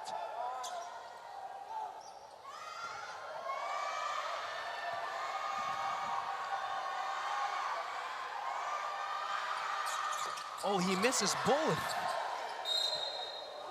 But they take possession. 14 Liwag being aggressive on the boards. Alalon playing 17 minutes today. 1 for 6 from the field. 2 assists. Liwag with a fadeaway. With a one-hander, Alan Liwag. A big bucket there for the Blazers. Talagang every time Lucero going fishing. 18 seconds on the shot. Too easy for Alan Liwag.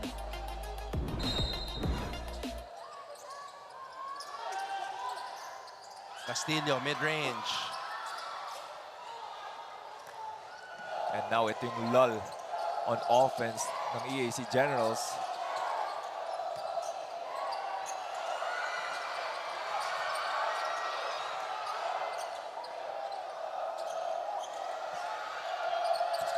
Daha miss.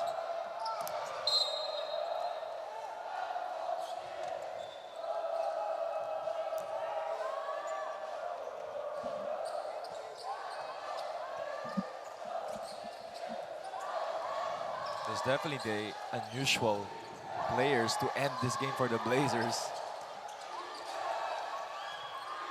Castillo blocked. Halalon up ahead. Halalon blocked by Lucero. Oh, they want to review that. Yeah, it is possible that the ball hit Jericho on the way down. Let's see.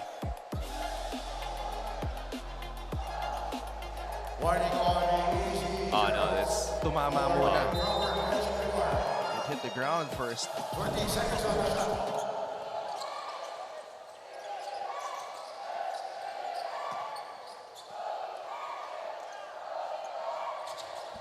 Halalon. Oh. Dribbling violation.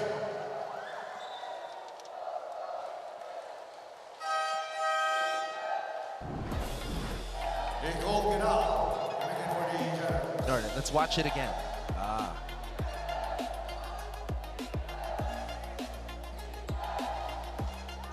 interesting call. In the slow-mo, it looked like he was carrying it. Castillo. Lucero. Lucero knocks down the three. Okay. 20 points for Lucero. That's a new career high. What a big game for Lucero and a big three to cut down the lead into 3. So Bagay and Lucero having career highs here for the Generals.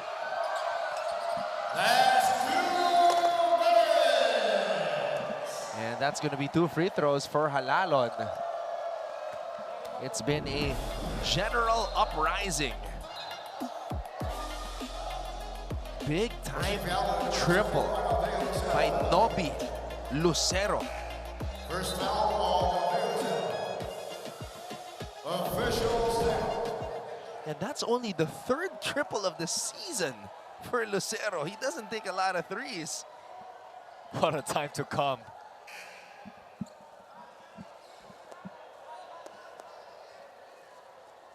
Just have... May suspense, ah. Ano kay next? Just have... Fate. A little fate. Just have a little fate. Jude Bagay. Doing it for the Ano ba inisip mo, Anton? Just have.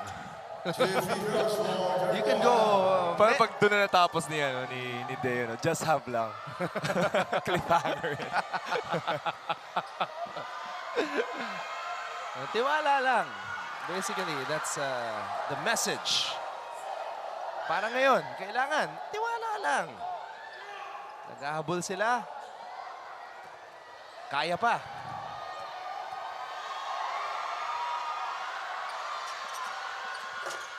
Oh, Halalon, 4 straight misses.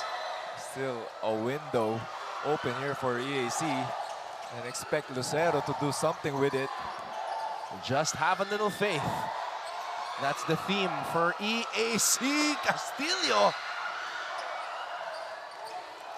Coach Ariel Sison not liking that. Gonzaga. Gonzaga throws it out to Daha.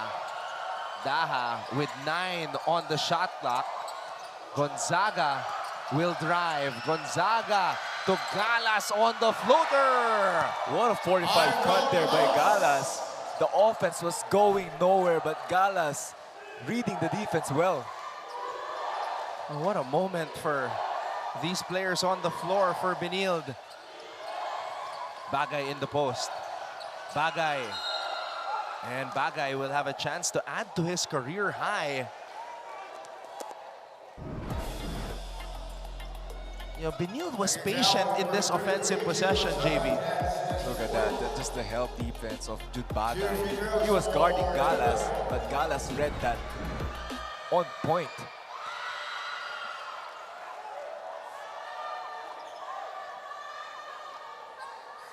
But this guy just adding on to his career high.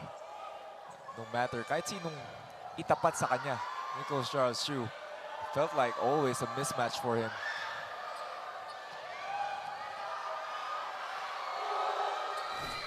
Two for two para kay Bagay. 23 points. Career high for Bagay. EAC needs to get a stop. Both teams are in the penalty. Ollie on the curl. And Ollie will head to the line for two. Aggressive drive by Matthew Ollie. Great floppy action by the Greenies. Finding it to Matthew Ollie on the down screen. And Ollie not settling on the three, attacking etong Generals.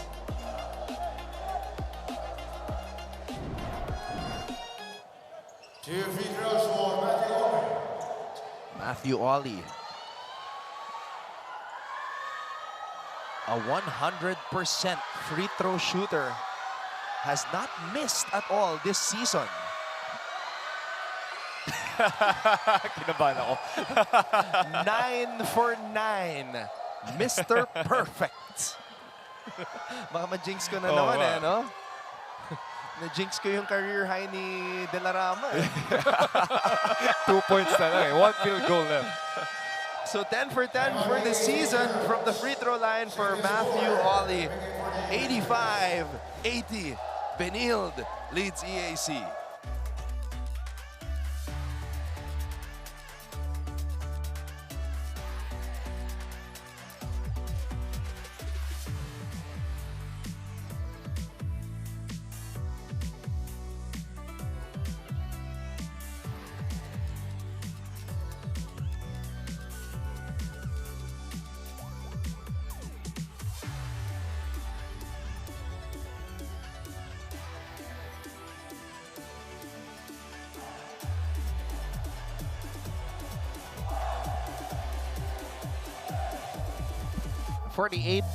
.6.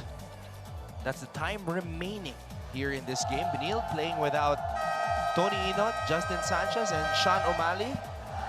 And you can see a lot of players that didn't get much playing time see action today. Like Halalon, Galas, Gonzaga, Daha. Si Ollie na ang pinaka-veterano dyan sa ngayon. And Ollie's just playing in a second season here in the NCAA.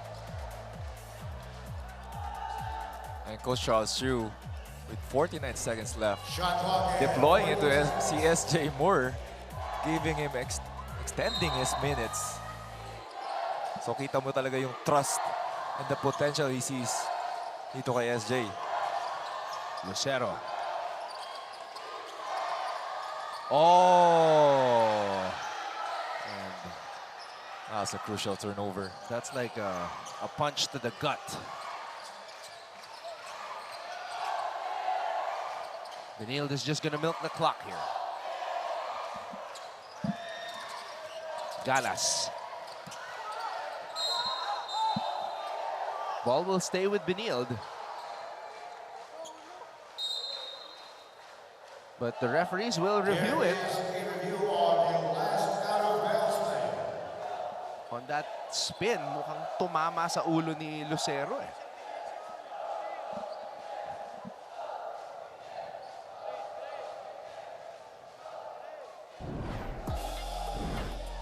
Coach Lucero's head. Yep. Definitely on Lucero, he tried to fire. Ito si Galas. Now, Bakod seemingly had a chance to get the ball pero hinayaan niyang ma-out of bounds yung bola.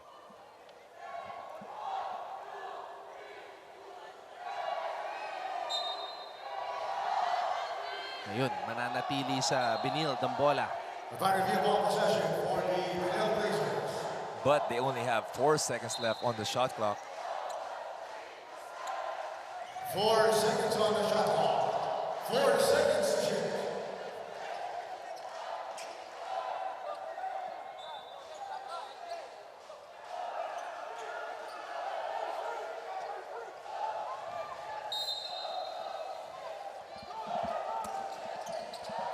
Halalon.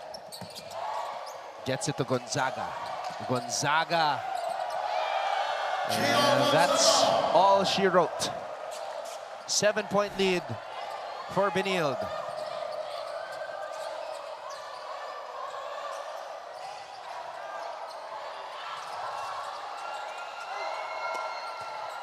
Bagay.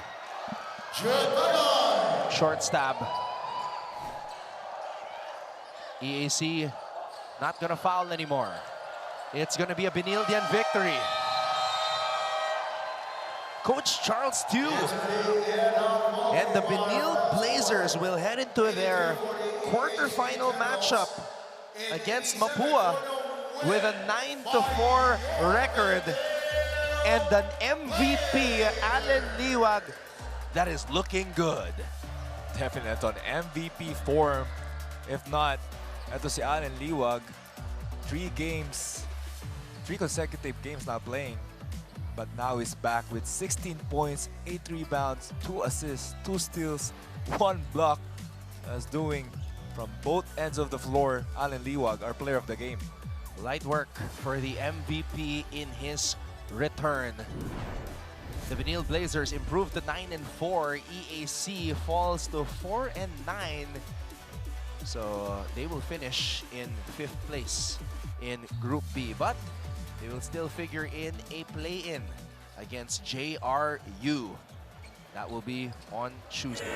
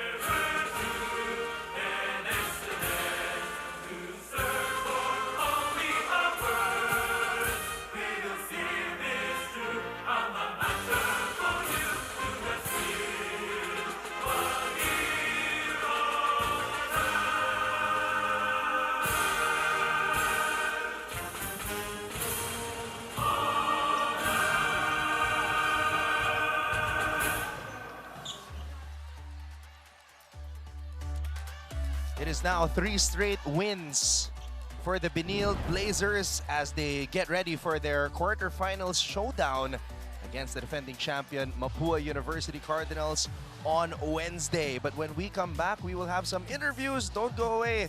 This is our coverage of NCAA Season 101. Bucks.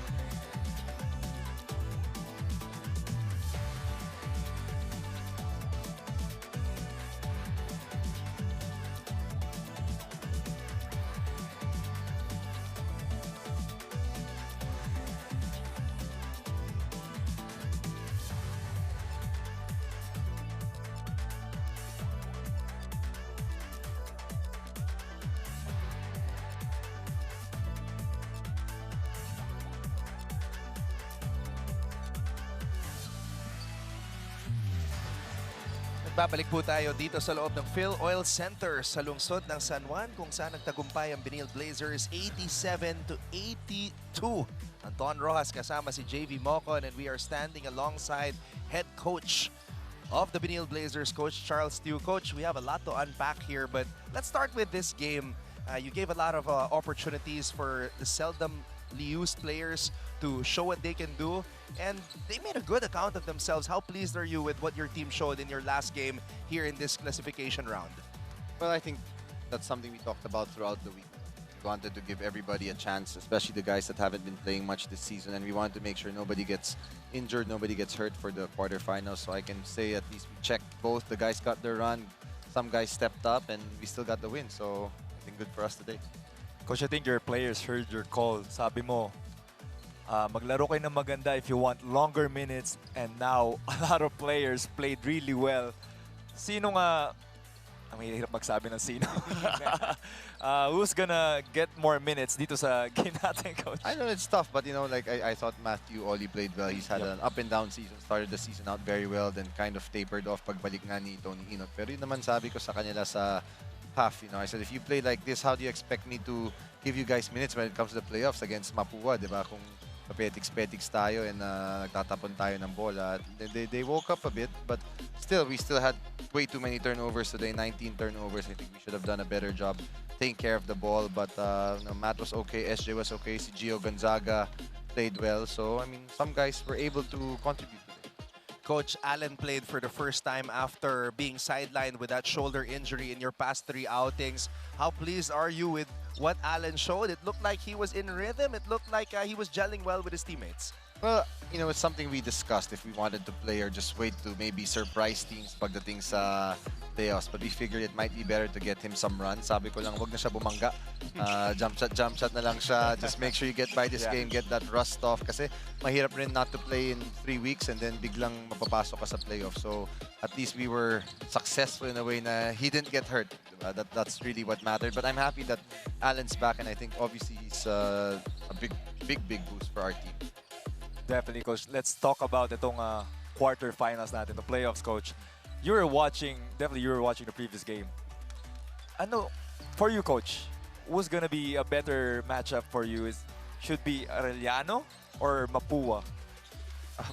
You know, I hate to say it, it's hard because every team's good. Arellano beat us this year, but let's not pretend. Mapua's the defending champs, right? I mean, if you could have avoided them entirely until possibly the finals, that would have been great, but it is what it is. You know, I think they've eliminated our team the last 2 years. Siguro they feel that we're a good matchup for them. They can take us, check nila kami, but I think anyways, if you want to win a championship, you have to go through the champions, so it's going to be a bit of a harder route for us. And I mean this in no disrespect to Arellano because they're really good this whole year. You know, we would have wanted to be #1 in our group, but it didn't really happen. Pero whether it's Mapúa, Arellano, we have to play better. I think we're the bigger issues. The way we play sometimes is mind-boggling. Ano ginagawa namin, di ko rin maintindihan sa court. But I hope come playoff time, everybody's got their heads straight and hopefully we can respond and I'd say upset Mapúa kasi sila yung defending champions pa yun. And you know, I really felt this whole year Mapúa medyo nagre-relax lang. I guess they feel and they know that they can take any team when they turn that switch on, and I just hope it will be a worse version Switch of off Mapúa. sa Yeah, game switch niyo. off sa game namin. Sana. Sana.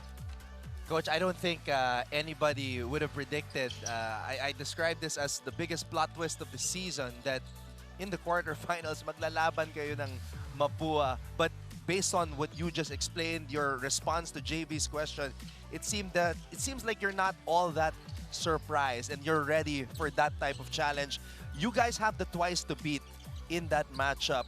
How big of a factor is that? Do you think that there's that chance that you guys might relax a bit, knowing that you have that situation where even if you lose, you're still not out yet?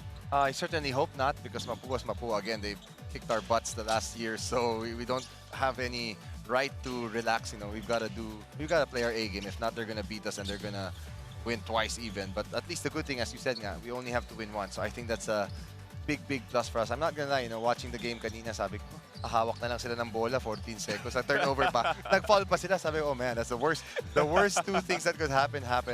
It was funny in a way. It's like, but it is what it is. I guess that's what the basketball gods want. You know, we just have to find a way to get the job done. I mean, we have to be the better team. If not, then we don't deserve to make it to the Final Four anyways. Right now, Coach, you guys are looking good. 3-game winning streak. You rested some of your stars today. Umali, Inot, and Sanchez. Looks like you guys are all set and ready to go on Wednesday. Coach, you can invite everybody, all the Benildians, to pack the Phil Oil Center on Wednesday for your big matchup against Mapúa. Yeah, to the whole Benilde community, please come and support us. We need your cheers. We need a full crowd this time. It's a big game for us, the quarterfinals. Any advantage we can get from the fans would be huge. So we hope you can come out and watch, and of course pray for our team to win. And all glory to God. All right, Coach. Thank We'll you. see you on Congrats. Wednesday. Good luck, Coach. Thank Coach you. Charles Steele with us here on the panel. Big win for the Benildians. A 3-game winning streak heading into that matchup against the defending champion, Mapúa Cardinals. We'll take another break and be back with more interviews here on Heart of Asia.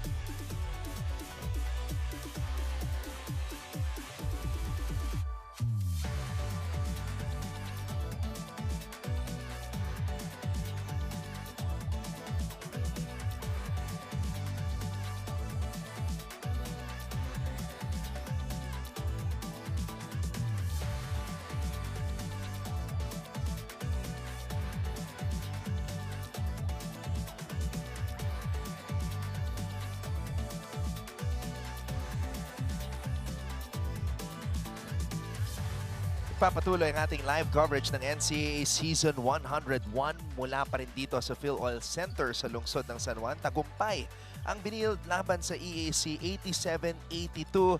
Napanood natin ang pagpabalik ng ating MVP na si Allen Liwag, tallying 16 points, 8 rebounds, 2 assists, 2 steals, and 1 block. Allen, hindi ka nakapaglaro para sa Benilde these past 3 games, pero parang normal lang. Bumalik ka, maganda yung chemistry nyo at nakuha mo yung usual numbers mo. Kamusta naman ang pakiramdam after missing the past 3 games? Yun, sobrang saya ako kasi nakabalik na ako, and kinleared na din ako nila coach ng mga PT na makabalik ngayon. And masaya din ako kasi nanalo kami. And dandahanin ko lang day by day para mabalik ko yung condition ko. Ito, Allen, coming to this game, alam natin wala yung si Justin, si Tony, si Sean. Naisip mo ba na, alam mo, wala sila, parang mas maraming bola sa akin? Kasi lalo na, babalik ka pa talagang bibigyan ka ni coach ng maraming possession for you to get yung rhythm mo. Yung kanina naman sinabi lang sa amin ni coach na lahat kami may free will, and yung mga free flow lang yung nangyari sa offense namin kanina, and binigyan niya lang ng kumpiyansa lahat, and binigyan niya lang lisensya na if may open ka, sige, itira mo, walang problema. So yun, tingin ko nagawa naman namin yung gusto mangyari ni Coach. On a scale of 1 to 10, kamusta yung pain level sa balikat mo? Wala na, wala na ako na-feel eh. Oh, that's good. That's a good development para sa So, lahat ng mga Benildians. Pumaporma ka na lang ngayon sa mga shoulder. Ano? Sinabi lang ni Titi na para may support lang. Ilang, sa MVP form mo, ilang percent ka na from 100? Na-injury kasi, pero sige, sabihin natin mga nasa 60, 70. 60, 70? 16 points in 19 minutes. Hindi ko sure. 60% lang yan, ha? Eto, Allen, nagulat ka ba sa nangyari sa ating unang laro? Kasi syempre, Mapúa versus Arellano, kailangan manalo ng Arellano ng at least 4 points at nagawa nila yon. Sabi nga ni Coach Charles, hawak na lang ng bola. Na-turnover pa, na-foul pa, nakashoot pa ng 2 free throws. Anong dumadaan sa isip mo? Kasi syempre, mahirap yun. Hindi mo alam kung sino makakalaban nyo sa quarterfinals. Siguro kanina, parang nanonood lang kami. Inabangan lang namin kung sino mananalo. Pero para sa akin kasi like as a whole kami sa team, laging sinasabi lang ni Coach saka ng mga coaching staff namin na if gusto nyo talaga mag-champion, kahit lahat naman yan, kailangan mong daanan lahat yan. Kailangan mong kalabanin. So, hindi mo na kailangan isipin kung sino yung susunod at susunod. Now, Allen, you played your final game dito sa season natin. Going to the matchup against Mapúa, they swept you dito sa finals. Anong mindset mo going into that game? Ayun, syempre gusto namin makabawi for sure. For sure yun talaga kasi yun nga. Pag sa amin na dapat pero na-sweep kami ng Mapúa. Pero yun yung magiging motivation namin coming to these playoffs. Alam mo, JV, sa Family Feud, may survey na ilang buwan nakaka-recover ang isang tao sa breakup. Diba? Okay. Yung iba, isang buwan. Yung iba, kalahating taon. Yung iba, more than 1 year. Ikaw, Allen, mga gaano katagal bago ka naka-recover sa heartbreak of losing in the finals? Tagal, sobrang. Nung after nung game na yun, kahit hanggang ngayon, hindi ko pa pinapanood ulit yun. Wow. Pinapanood yung game? Hindi ko na siya inulit eh. Kasi mayroon iba, di ba, parang ulitin mo, parang Ako, hindi ko na siya inulit. Parang nasa isip ko na lahat na nangyari doon, mga dapat kong gawin. Ayoko na ulitin kasi yun nga, sobrang sakit na nangyari sa amin. Iba yung approach ni Allen, ano? Talagang malalim. Malalim yung heartbreak nung breakup na nung finals. Pero kita mo talagang move-on mindset. Talagang he knows what to do. Tingnan mo, ready na ba yung tatlong di naglaro ngayon? Tony, Justin? Oo naman. Mas ready pa sila kaya sa akin kasi ako ngayon nawala eh. Oo naman. Si Big Sean, naka 28 points nung nakaraan. Sabi ko nga sa kanya, huwag ka nang mag-hesitate or magtipid-tipid pagka magkasabay tayo. Kasi parang nagre-rely siya sa akin, hinahayaan niya ako, ganun, sinasabi. Parang nag-a-adjust talaga sa akin. Sinabi ko sa kanya, kung ano talaga yung laro mo, yun na yung gawin mo. Sabi ko, kung ganyan yung gagawin mo, tapos ako, tatrabaho din, hindi mas maganda sa kanya. Ito, add ko lang, Allen. Ang dami mong challenges dito sa season natin. Nagkasakit ka, ilang games ka din nakalaro. Pero every time makabalik ka, ang ganda ng pinapakita mo. Anong nagiging pag-iisip mo, yung recovery mo, paano mo ginagawa yan to get back into game shape? Ayun, syempre shoutout lang kay Titi kasi talagang tinututukan niya ako. And sa mga coaches, teammates ko, grabe talaga yung tiwala nila sa akin eh. Pag di ako tumitira, sabihin, tira mo na. Ayaw mo tumira, ba't nag-hesitate ka? Parang kaya ako, lalo ako nagkakumpiyansa na ako, sige. Ganun na lang. Alan, yung mga one dribble pull-up mo, yung nasa poste ka, tapos biglang isang kamay, talagang ine-ensayo mo yun. Ine-extra ko yun. Ginagawa ko naman siya before practice or after practice. Yung no-look mo kanina, yung mayroon ka no-look pass, fast break. Kasi nakita ko na si SJ dun eh. Tapos pinabuelo ko pa siya konti para paghawak na, lilipad na lang. Natutunan mo ba yun nung teammate mo, sina DeMarcus Cousins at Andre Robertson? Hindi naman. Parang nakikita ko lang yun kina Tony. Kina Tony lang. Oo, mahilig si Tony sa gano'n. Alright, Alan, imbitahan mo na lahat ng mga Benildians na supportahan kayo sa darating na Miyerkules. Unang-una gusto ko magpasalamat kay Lord sa panalo na to and sa blessings na binibigay niya sa amin sa araw-araw. And sa mga TSB community, sa mga boss na tumutulong sa amin, kina Boss Frank, Boss Jacob, kay Boss JR, and kay Ma'am Sally, kay Sir Peter, and sa family ko, sa parents ko, and yung mga kamag-anak ko sa Nueva Ecija and sa Cavite, and kay Sir Al and yung mga inimbitan niya manood, and kay Kina Grace, ganun. And kay Sir Renji, kay Boss Andoy, kay Daddy Nilo. Sino? Boss Eric, and yun lang. Thank you po sa inyo lahat. Yung pamilya mo nandun, mukhang nga nakikinig. Ayan, si Kyrie pala, si Kyrie. Hindi ko pa makalimutan. Parang kay Liwag. Nasa loob sila ng venue, pero nakikinig sila sa live stream. Kaya make sure na, Alan, na binabati ko sila. Kumakaway, no? Uy, wala pa ako. Ayun po. The MVP is back, Alan Liwag. Thank you. Congrats and good luck. Thank you. Big game by Alan Liwag and the Benilde Blazers today as they enter their matchup against Mapúa on a 3-game winning streak. Ngayon naman, puntaan natin si Tati Austria. Nakasama si Gio Gonzaga. Thank you, Anton. Congratulations are truly in order for the Benilde Blazers. Now here we are with Gio Gonzaga. Gio, kamusta naman sa pakiramdam taking home another win under your belt? Unang-una po, masaya po ako kasi nakuha namin yung panalo. Tapos, ito rin yung pinakamahabang minuto na nilaro ko ngayong NCAA at nanalo yun. Yes, Gio. Now, earlier, nandun ako sa dugout ng Benilde Blazers at halftime na sabi nga ni Coach Charles to wake up and play our brand of basketball. As a player yourself, ano naman yung pakiramdam or ano yung naging reaction mo nung sinabi ito ni Coach at halftime? Nung una kasi puro lapses kami tapos ang dami namin pagkakamali. Nung halftime, inisip lang namin yung mga mali namin tapos bawi lang ng bawi pagka nagkakamali. Maganda yung sinabi ni Gio, no? Bawi ng bawi, pagka nagkamali, okay lang yan. Now, you are the twice-to-beat team. May pressure bang kasama sa pagiging twice-to-beat? May pressure onte, pero ano na rin yun, blessings na rin yun dahil nakakuha kami ng twice-to-beat advantage at paghahandaan din namin yung Mapúa. Yes, and now you mentioned, Mapúa, you will be facing the defending champions this season. Are you going through any preparation so far when you're going through that mindset na haharapin nyo na next week yung Mapúa? Ready lang kami palagi. Kaming mga nasa bench, lalo na kami mga hindi masyado nagagamit ni Coach Charles.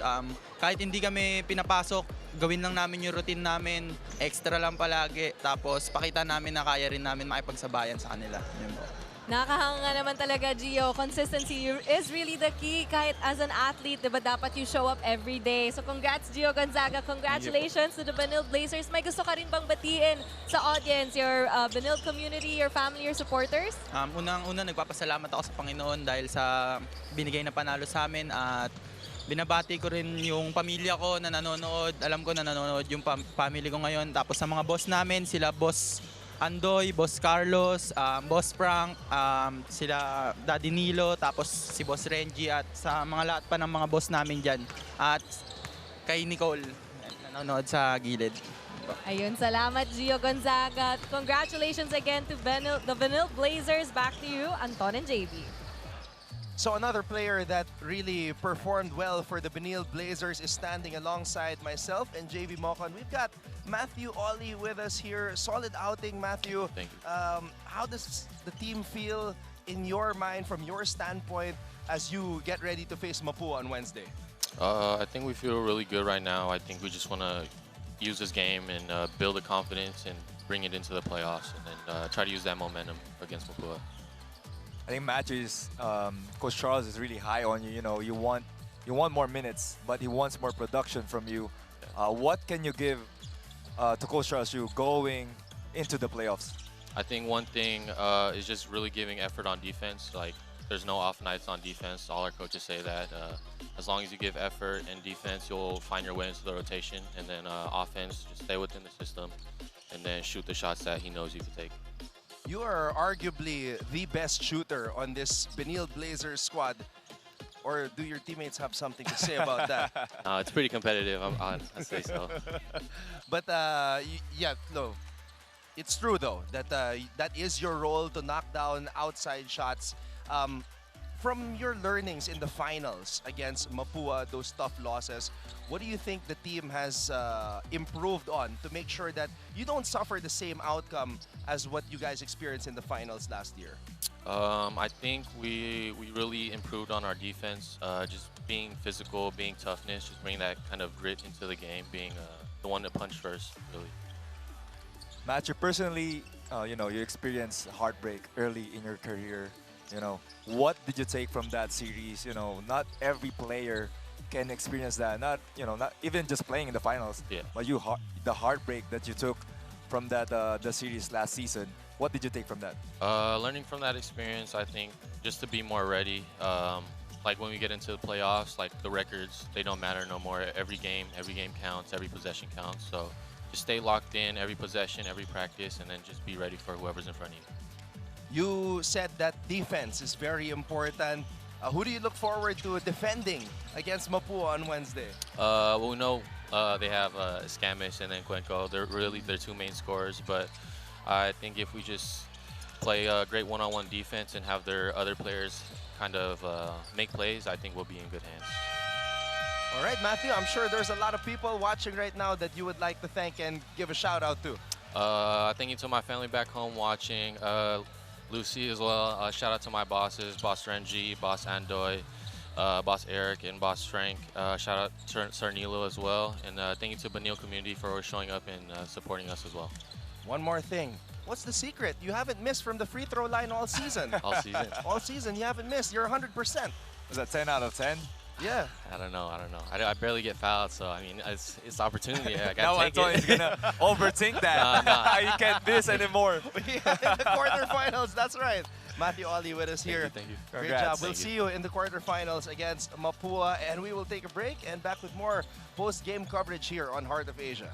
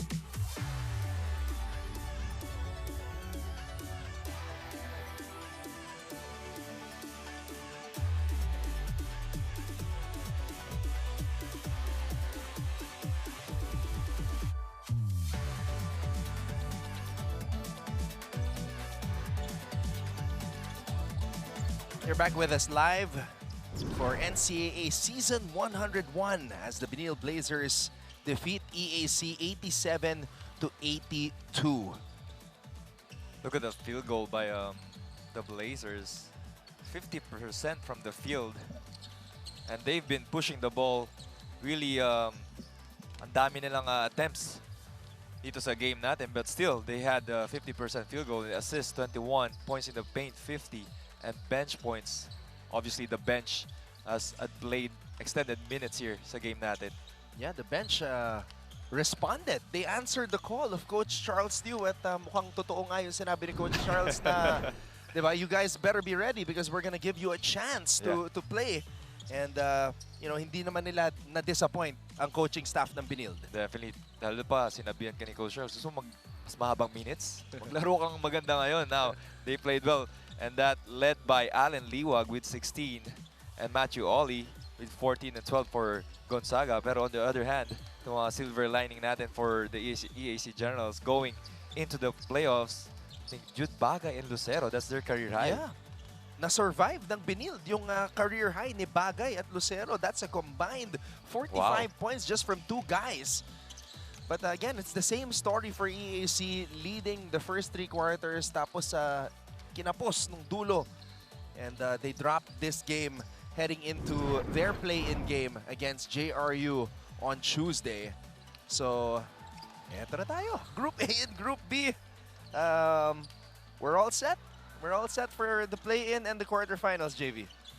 Kita natin dito, you know, the most surprising team, the dark horse, Arellano Chiefs, getting that twice-to-beat advantage over Mapúa Cardinals, but they face off etong really talented Letran Knights. So that's gonna be an exciting matchup dito sa quarterfinals natin. Yeah, dark horse is the perfect word to describe this Arellano team because they weren't getting much hype during the off-season, yet here we are. Eto na po ang mapapanood natin mga bakbakan. So, Arellano versus Letran, Benilde versus Mapúa, the Chiefs and the Blazers will have twice-to-beat advantages. So I think etong Arellano and you know, all those teams are ready, that they know who are they facing. They have pretty much an advantage here against, you know, the San Beda and the Perpetual, who they still don't have who they're gonna, you know, scouting, all those preparation going into the playoffs. Yeah, so it's either gonna be JRU or EAC. Yan ang aabangan ng Perpetual. And San Beda will have to wait for the winner of LPU and San Sebastian. I want to talk about Perpetual because they've been struggling. Do you think that this is a sigh of relief na makakahinga sila ng malalim na, okay, abangan na lang natin kung sino ang makakalaban natin in the quarterfinals and we have a twice-to-beat advantage because up until the first game, there was a chance that they wouldn't even finish number 1. Definitely, Anton. Yung sigh of relief, I think that's the term for them. Talagang nakahinga ng maluwag itong Perpetual. Pero I think Perpetual, they're on unfamiliar ground. Yeah. With the twice-to-beat advantage. Kasi usually they're on you know, the other side, just fighting, wanting to beat twice itong number 1 or number 2. Pero they have a big opportunity here para makapasok sa semis natin. Yeah, imagine they're on the losing streak and they didn't have to do anything and then they finish as the number 1 spot. Pero, yun yung importance na nakapuhunan sila na maaga. Yes, exactly. Talaga nakapondo etong Perpetual. Pero there's still, you know, that losing streak still alarming going into the quarterfinals. Alright, so at this point, let's take a trip down memory lane sa ating week in review.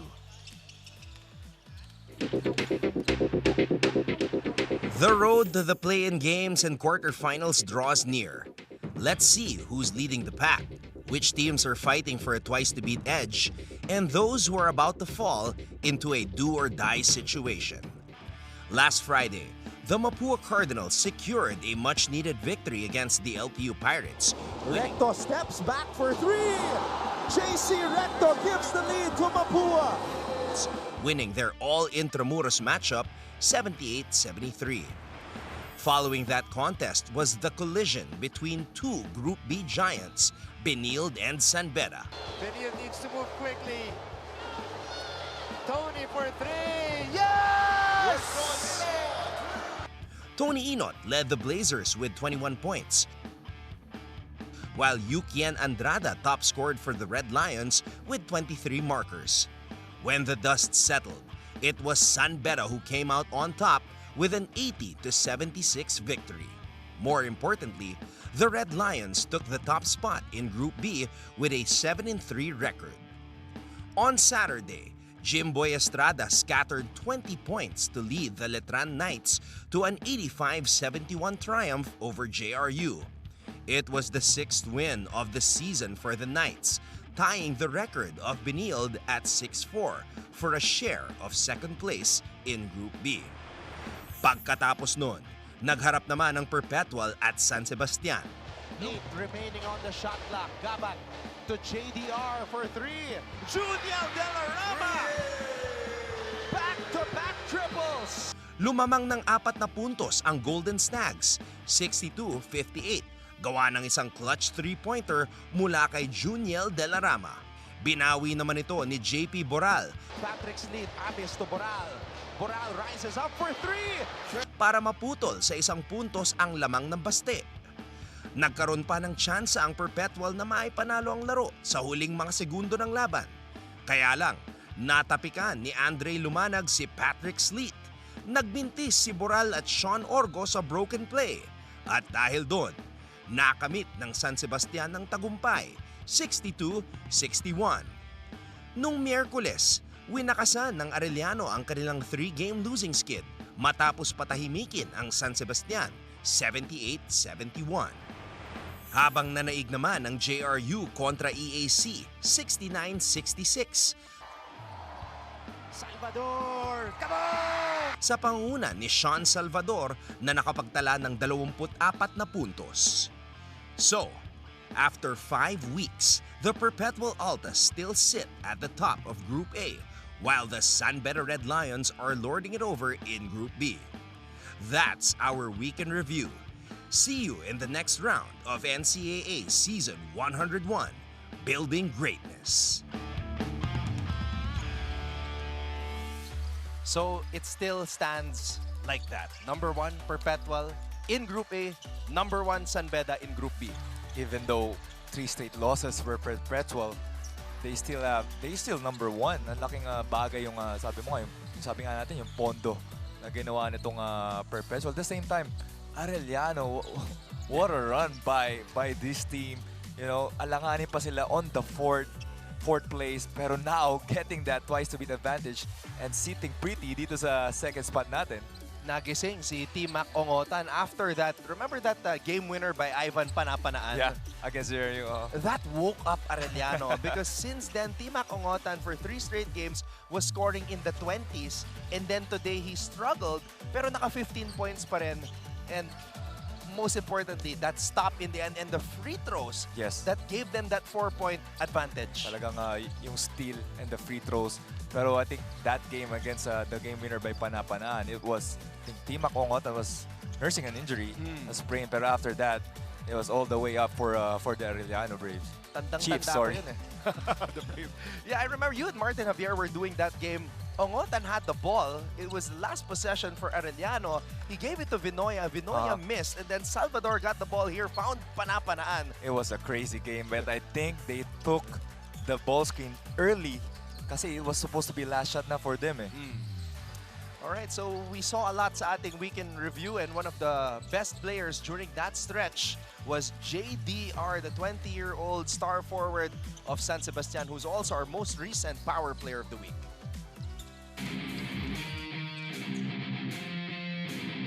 Every season, there is a freshman that takes the league by storm. He may have only been 19 years old when he played his first collegiate game, but this rookie quickly proved that he could hang with the big boys. This play again, San Sebastian is executing well. Delarama finishes again. In his first 10 games in the NCAA, Juniel Delarama has top scored for San Sebastian 4 times and has tallied 6 double-doubles. Here's Junel. Delarama will take this one himself. Delarama for the lead, in and out, and in again! Delarama's turnaround fadeaway jumper against Letran was not just a game winner. It was a statement. One that let everyone know that the Golden Stags are not to be taken lightly because there is a new star in town. When San Sebastian took on the #1 ranked Perpetual Altas, Juniel Delarama came through in the clutch once again. Risho. Delarama from the corner. Juniel Delarama with a big-time basket. With back-to-back wins against top-tier opponents, the Golden Stags are coming alive behind their young talent. And leading the charge is the one they now call JDR, who is also our NCAA Power Player of the Week. The only rookie this season averaging a double-double, deservedly so, Juniel Delarama. All the accolades, all the good words from the netizens, well-deserved by Juniel Delarama. Definitely, as a rookie, double-double, that's a big deal. 13 points, 12 rebounds. I think if we're going to compare it to the pros, it's like Jonar Clarito of Rain or Shine. Yeah, that's a pretty similar comparison. Pero mas malapad yung Jonard, Mas syempre. malapit. Bata pa si, si JDR eh. JDR only 20 years old, but with a promising future. And definitely it's going to be very exciting to see his development. All right, so because of that big win by Arellano over Mapúa today, nakaset na po ang ating mga matchups in the play-in and the quarterfinals. Pero bago yun, eto, warm-up muna. Perpetual. JV, big opportunity for Perpetual to enter the quarterfinals with a win. Pero yung LPU, syempre Coach Gilbert Malabanan, hindi nila basta-basta ibibigay ito sa Altas kasi papasok na rin sila sa do-or-die situation. Definitely, sabi nga natin, itong these games like this, it's a momentum game going to the playoffs, especially for the Altas. Three losing straight for them. It's a good chance for them to get a W on that game. And then, ang kasabihan, matalo na sa lahat. Wag lang sa Letran. And vice versa, matalo na sa lahat, wag lang sa San Beda. Alam mo, Anton, I once played for San Beda, di ba? It's, hindi lang sa players eh. Hindi mo naman feel sa team, sa game. Buong school mararamdaman mo eh. Pag panalo, talo ka eh.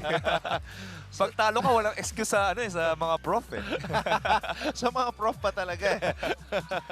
Well, every time it's a San Beda Letran encounter, it's always a good one, and we're excited for that on Sunday. Brother, great to be working with you again. Always a pleasure. JV Mocon with us here on the panel. Thank you as well to our director, Direct Elmont Salvahan, and our courtside reporter, Tati Austria, and all of us from GMA Synergy. Maraming salamat po. Ako po si Anton Rojas, nagsasabing magkita-kita tayo muli sa darating na linggo sa pagpapatuloy ng NCAA Season 101, Building Greatness.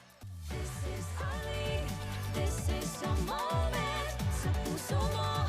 The sky is the limit. Tara na, magsama-sama. Dahil together, we own the future. This is a moment sa puso mo. The sky is the limit. Tara na, magsama-sama. Dahil together, we own the future. Kaya natin, kabaelan, day-day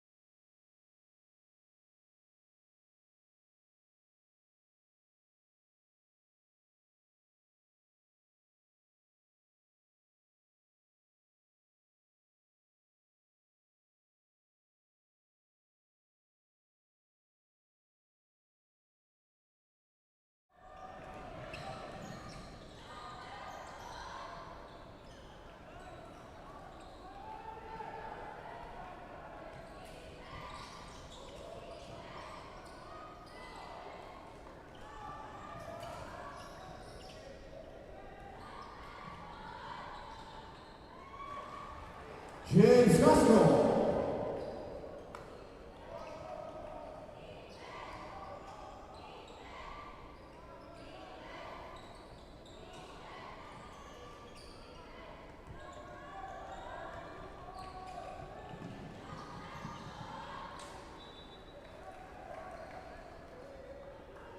Twenty seconds on the shot.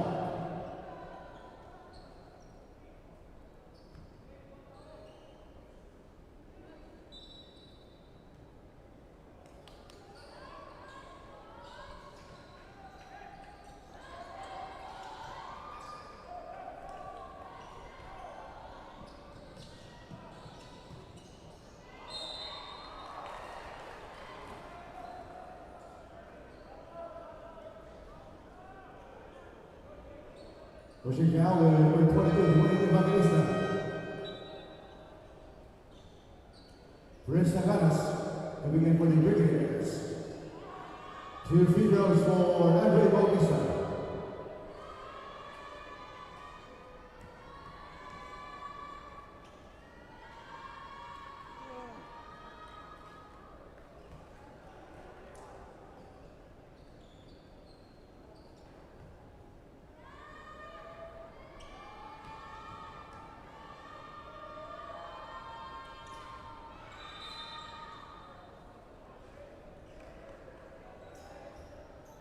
Late violation. Substitute free throw for Andre Bautista.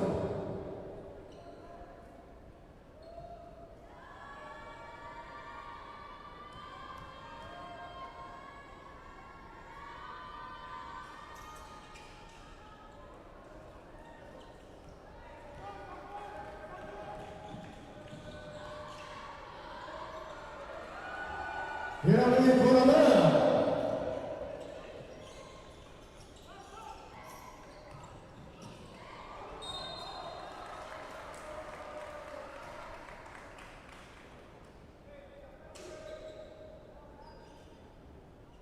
Taking down to number 23, Kelly Bonham.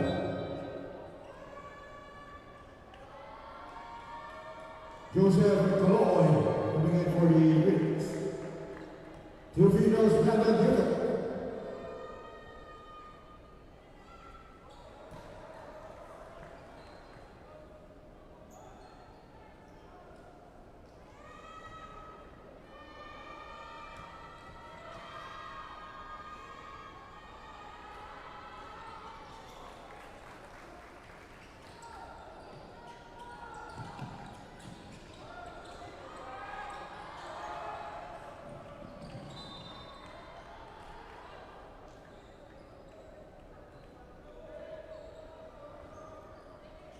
Seconds on the shot clock.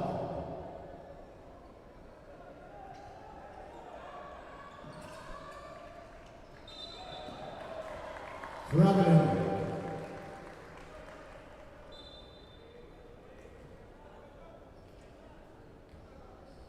Shot clock in 14 seconds. Joe Harry Domingo coming in for the Brigadiers.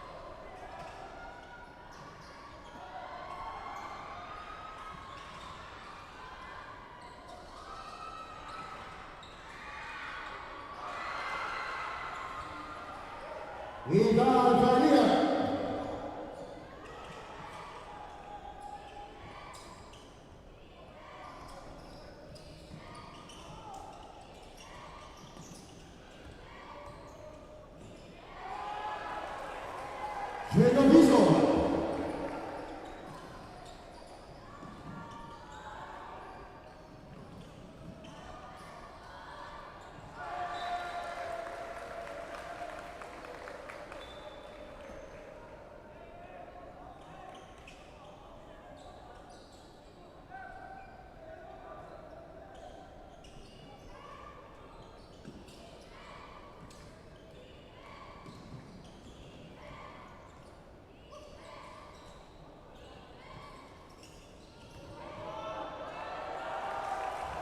And Rick Basilos.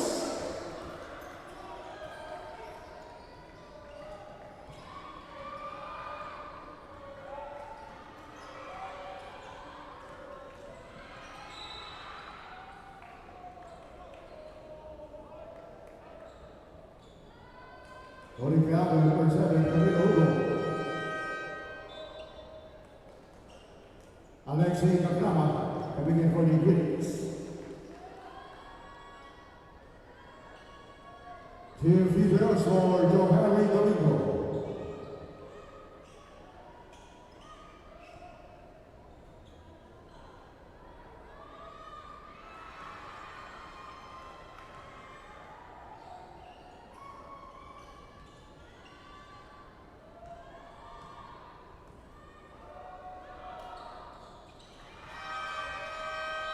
Cyril Macaimay coming in for the Brilliants.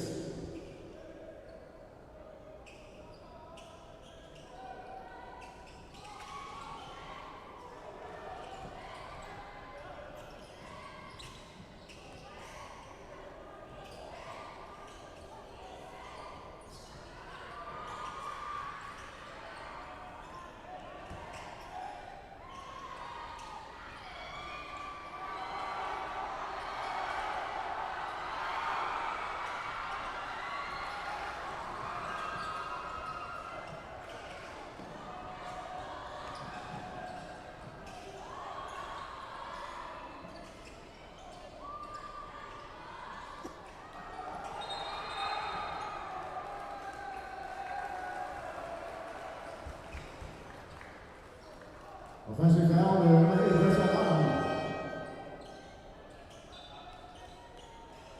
and Rainbow Isla in Highway Todoro coming in for the Greens.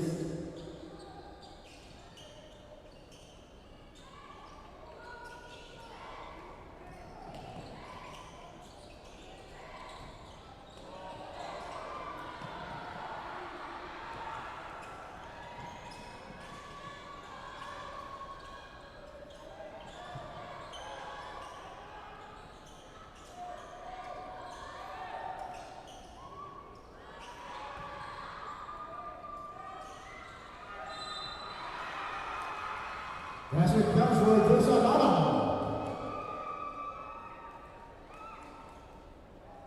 Taking foul, number 3, Patrick Basilos is first, 2 on the Greens. Bonus free throw for Joseph Adam.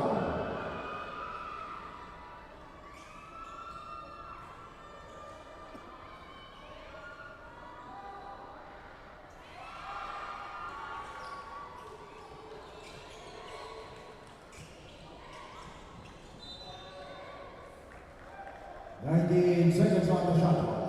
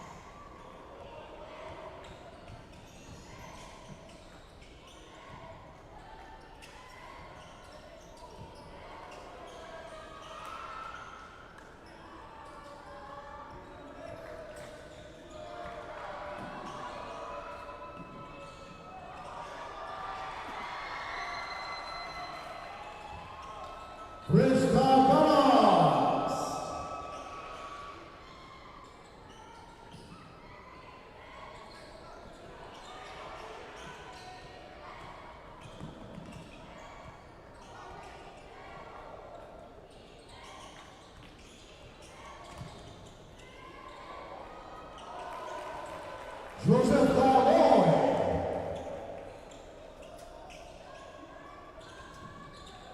2 minutes.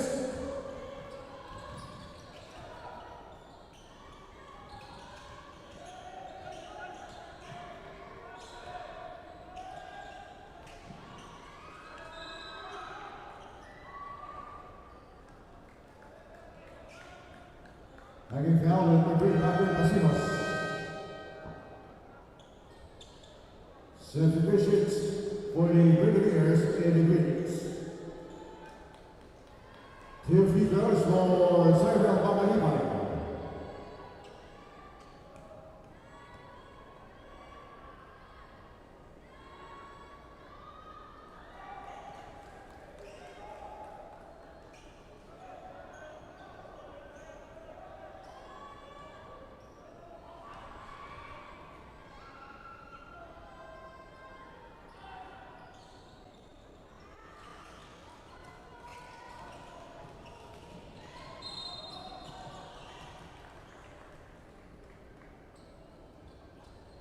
Laging foul with number 6, Cyril Babalibay. With bonus, giving for the Brigadiers. Ray de la Cruz and Alex Cesar coming in for the Brigadiers. 20 seconds on the shot clock.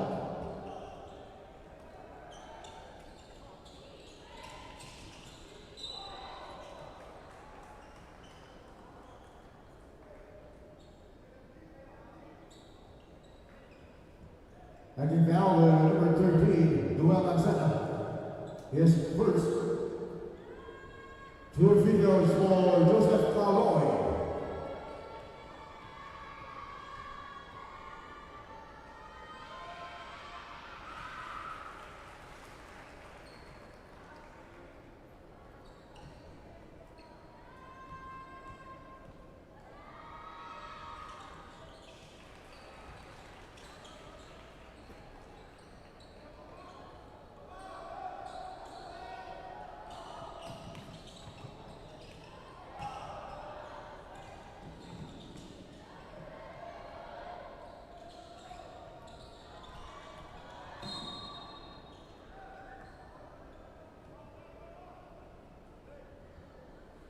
Naging foul with number 10, Brandon Dudok, his first. 4 on the greens.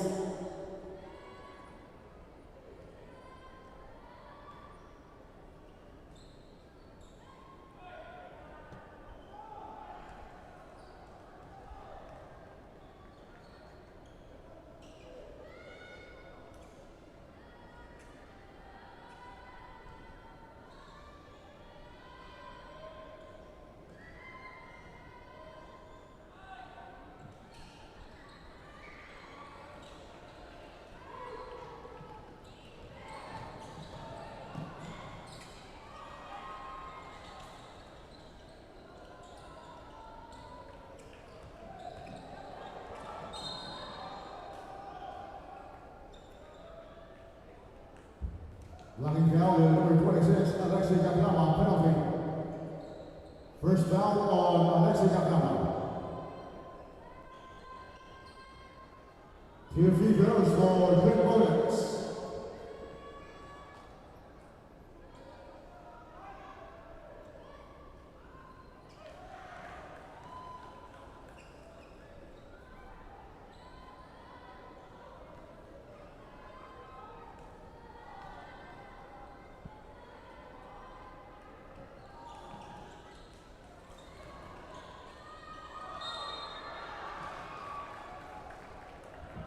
Basket counts for Noel Lanceta.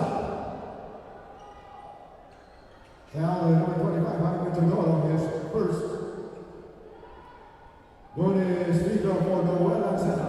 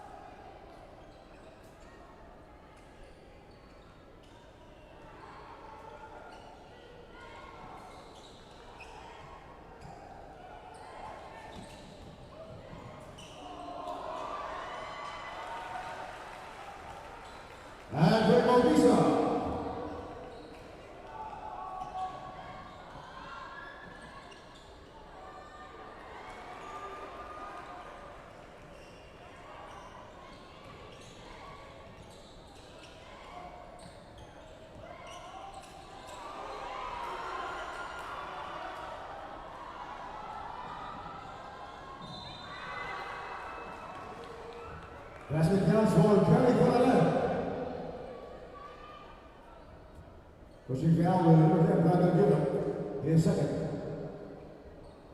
Bonus free throw for Kelly Colonel.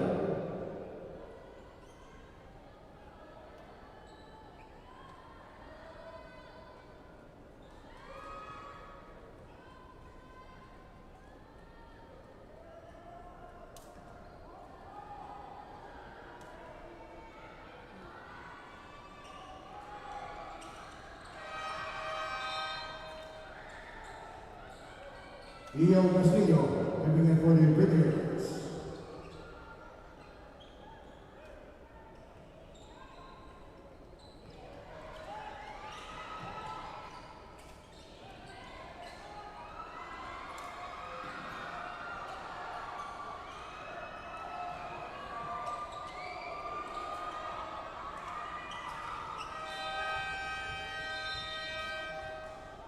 At the end of the opening quarter, the score 24 for the EAC Brigadiers and 28 for the Nassau Gray Hills Gritty.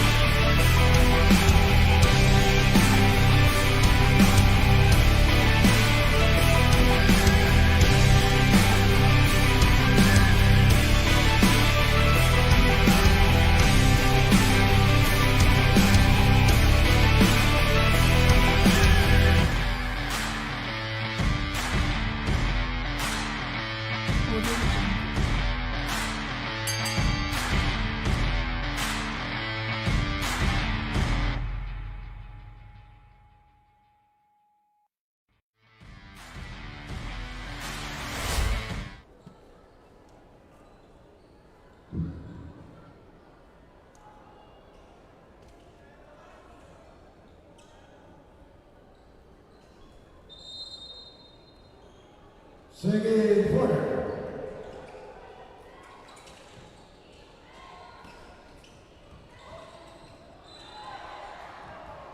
Traveling.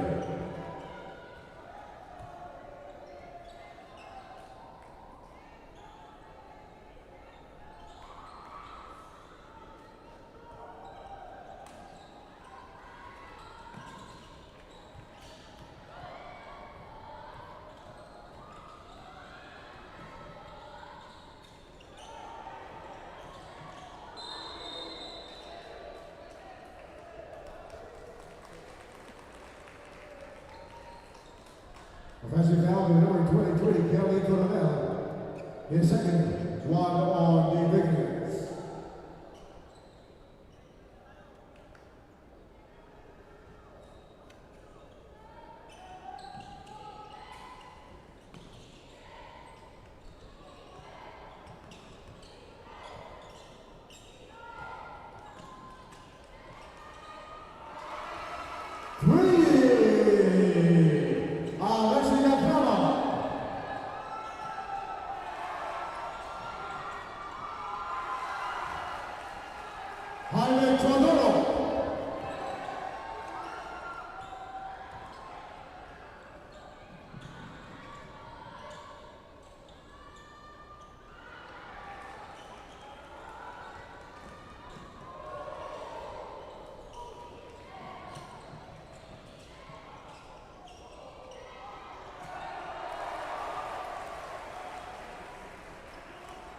Joseph Malloy.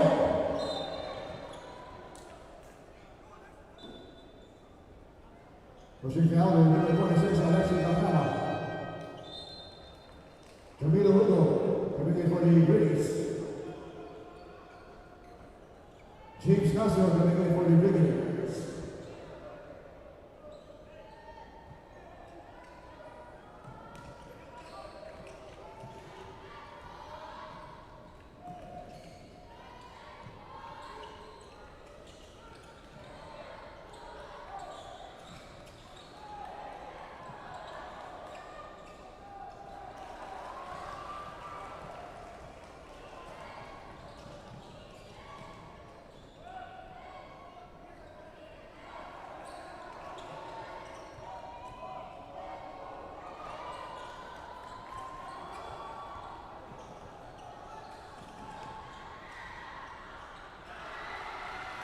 Ian Castillo.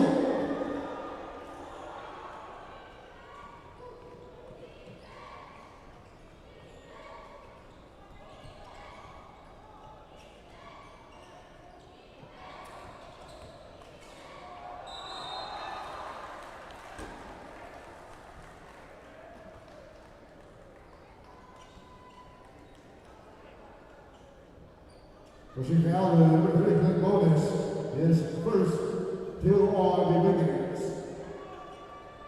2 females for high metal.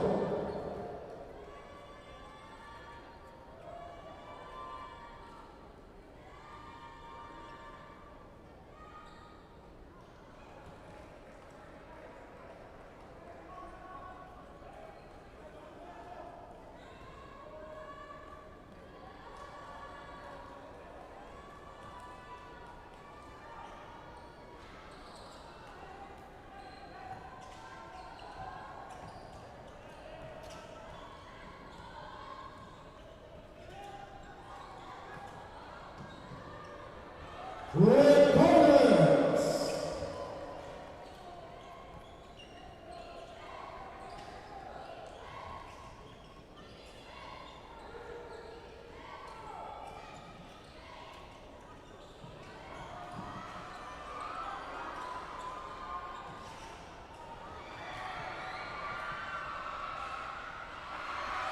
Ian Castillo! Evan Lasal Villarreal's winning.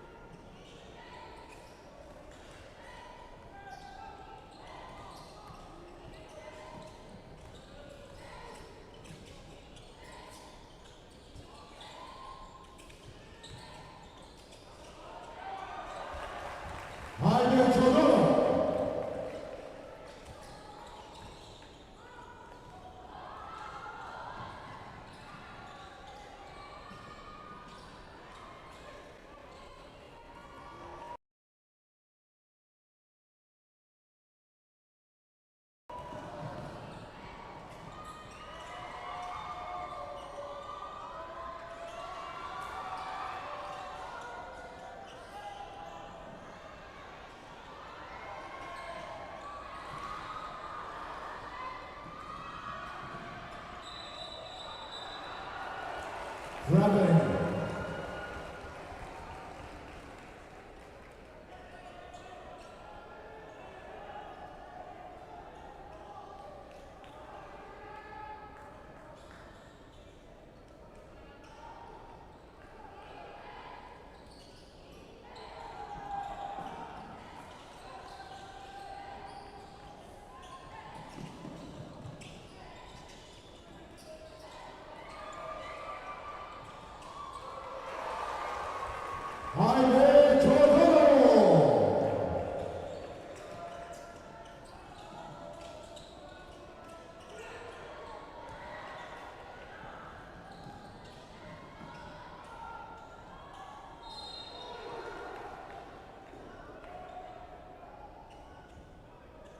Naging foul na Andre Bautista his first 2 on the release.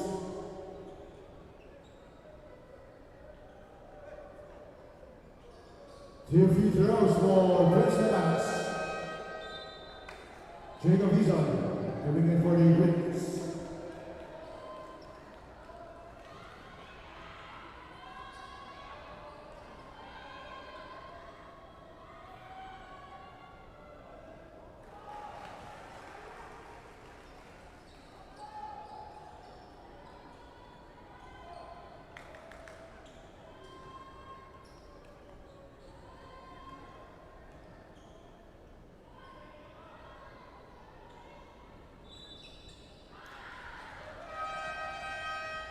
And on in order, coming in for the Wiggins.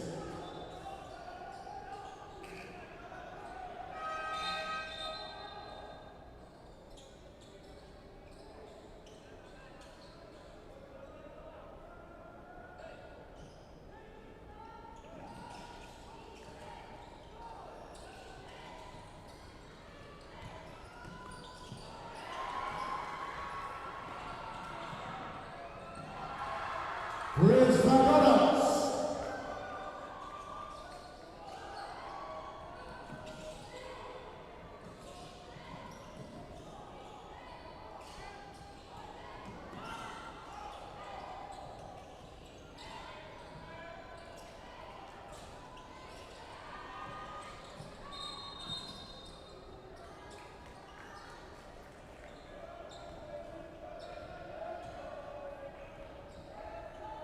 Winning foul to number 7, Camilo Hugo. His second, 3 on the Wiggins.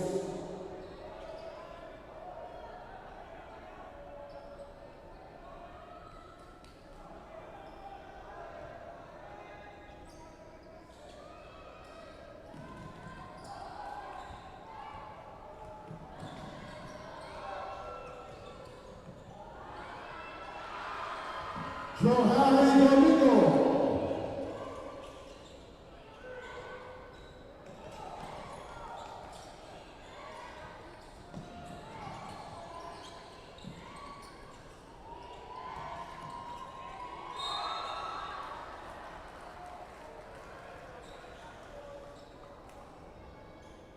Having fouled number 4, James Castro, his first 3 on the Wiggins. 2 free throws for Jaime Todor.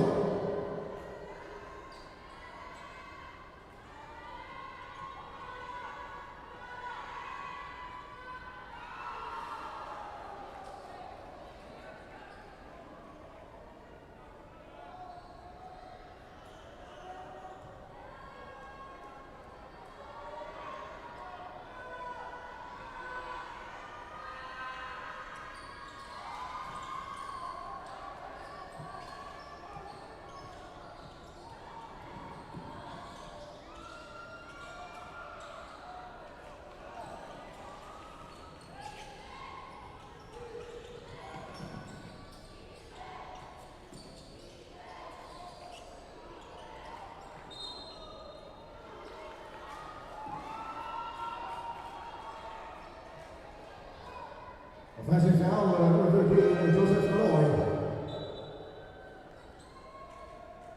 Kelly Coronel coming in for the Wiggins.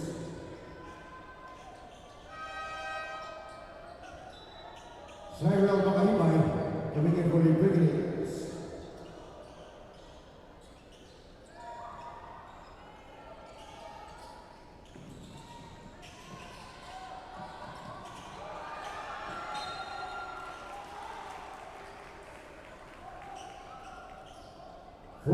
Seconds on the shot clock.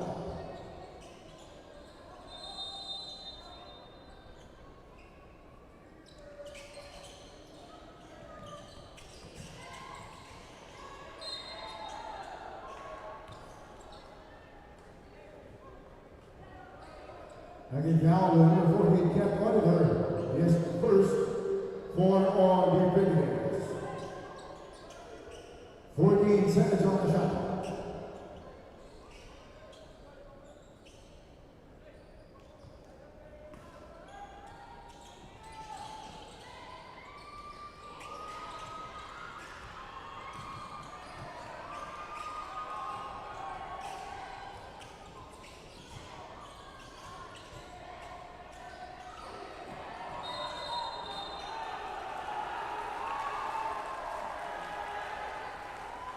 Running down the number 14, Kent Oliver, penalty.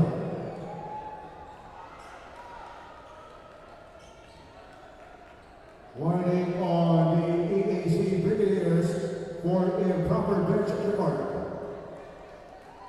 2 free throws for Camilo Hugo.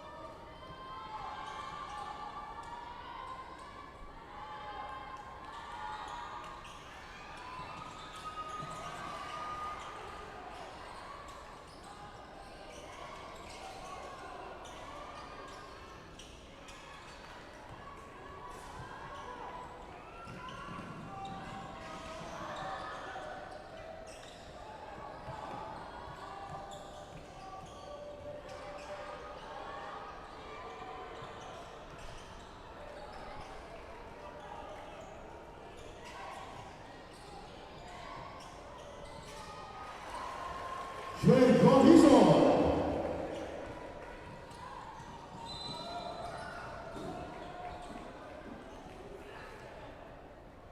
Holding foul on number 7, Camilo Hugo, penalty. Third foul on Camilo Hugo.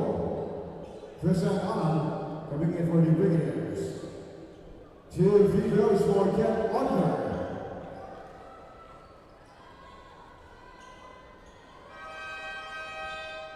Alexei Gafnama coming in for the Brigadiers.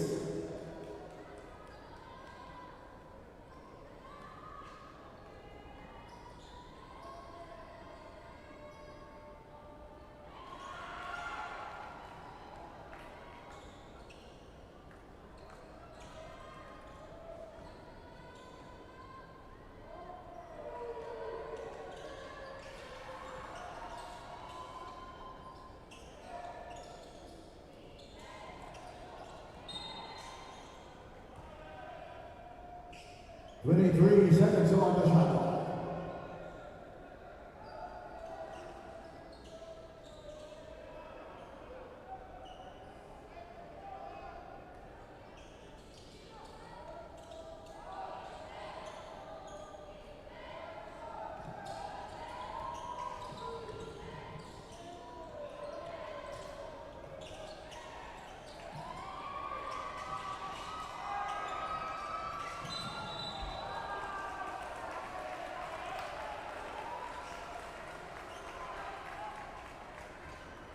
Rolling foul on number 14, Kent Oliver, penalty. Third foul on Kent Oliver.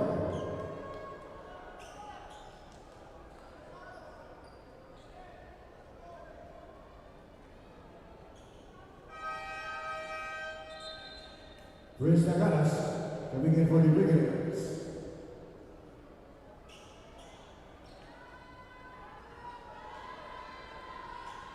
Two free throws for Jacob Hizo.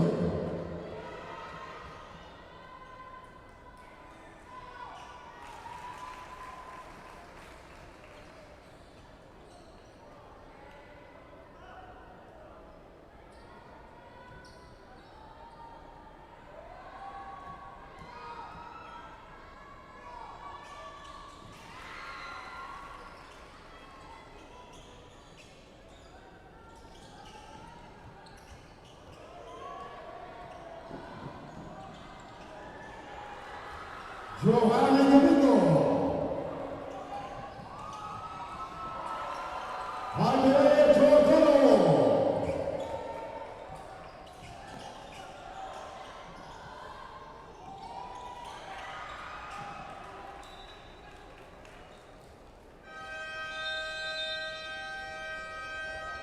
Lemon EAC Brigadiers.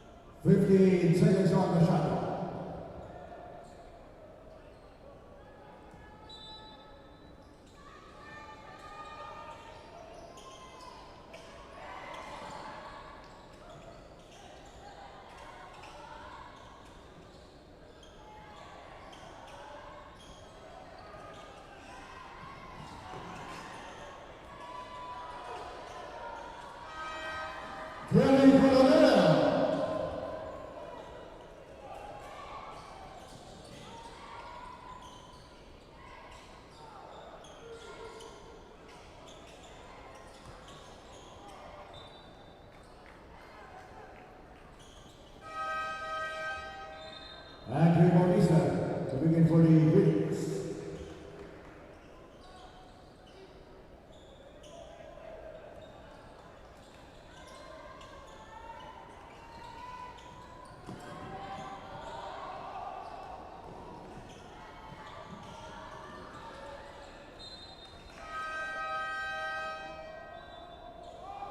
Lynn Bonus coming in for the Brigadiers.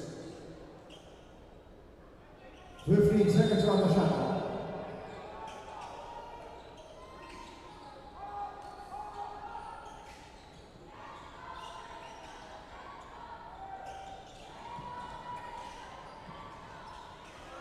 Lynn Bonus. 2 minutes.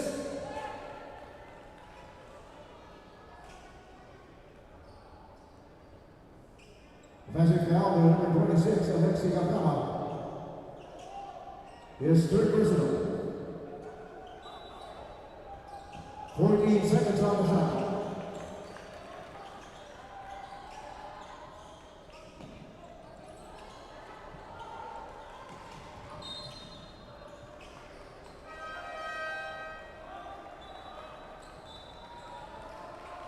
Dominic Tuason coming in for the Wings.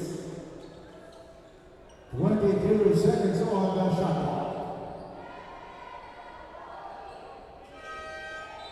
James Castro coming in for the Brigadiers.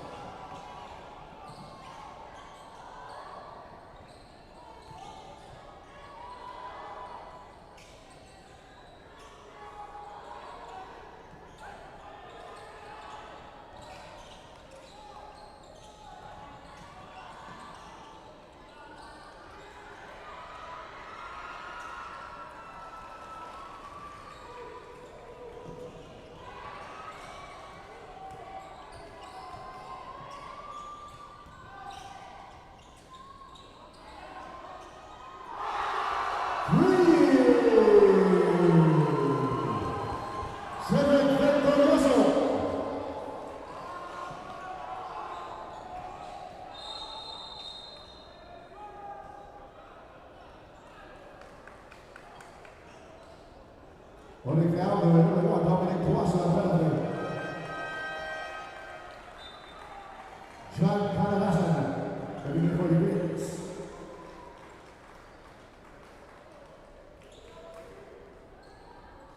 Two free throws for Trent Bonus.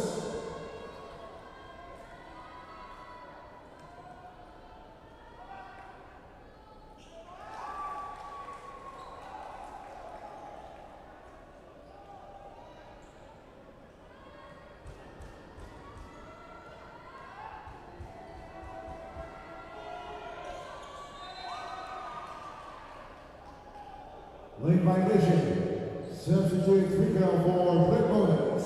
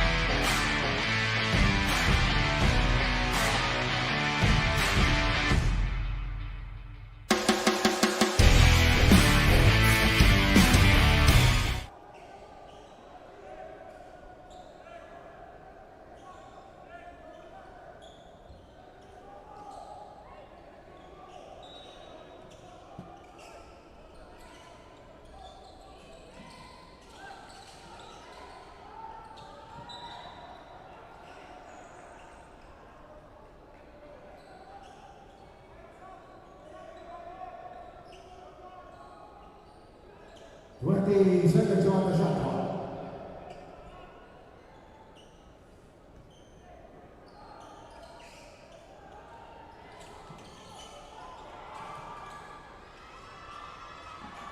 Side round on the rebound.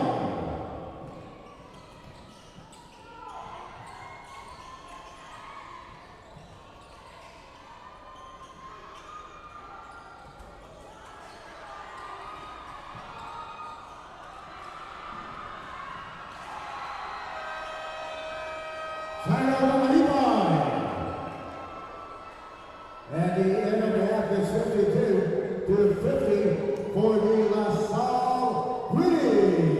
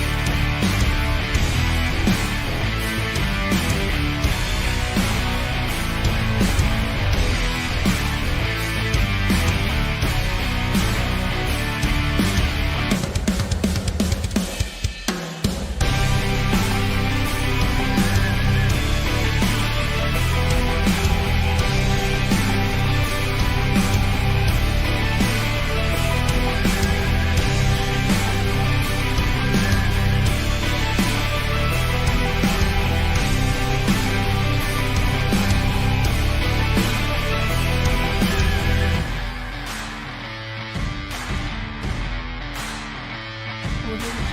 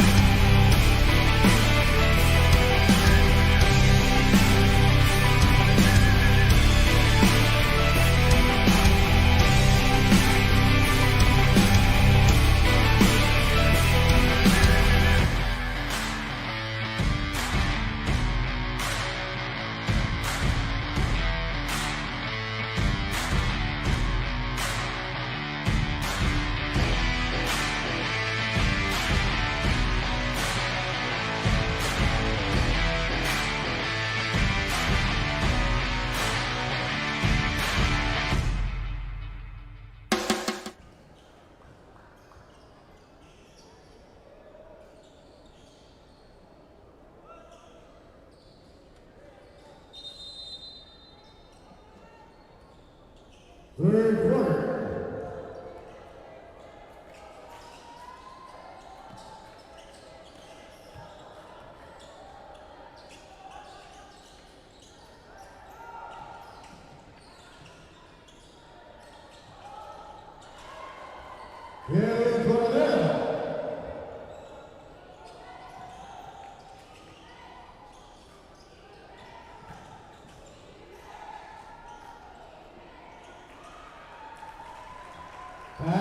Pacinos.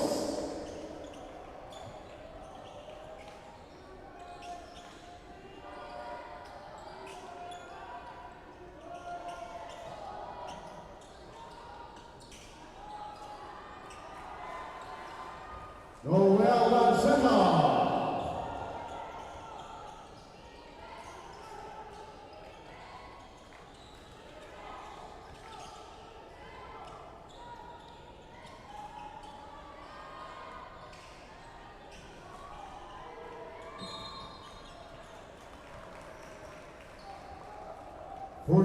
Seconds on the shot clock.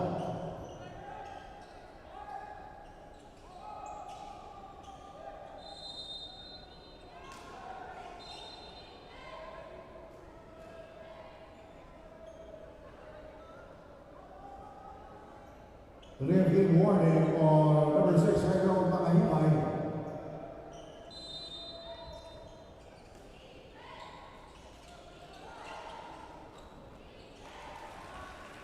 Patrick Pacinos.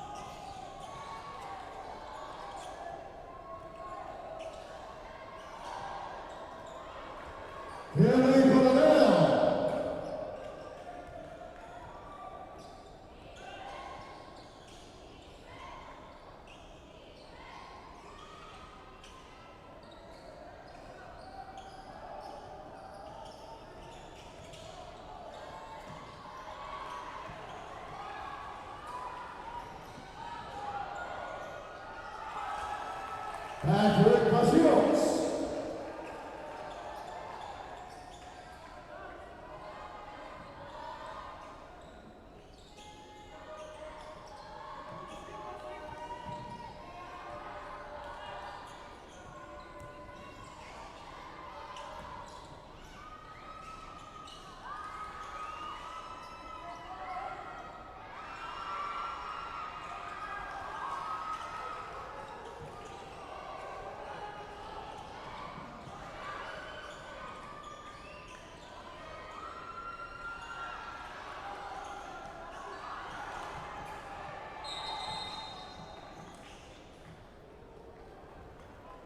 Now, number 2, Jacob Hisa.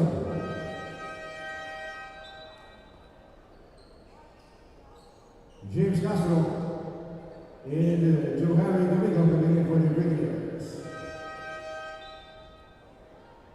Zedek Victorioso coming in for the Brigadiers.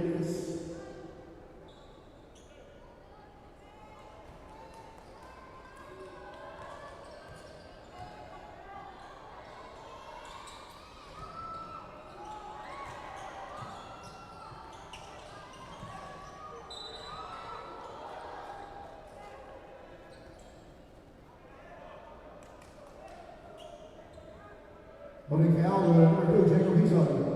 His second, 2 on the wickets. 14 seconds on the shot clock.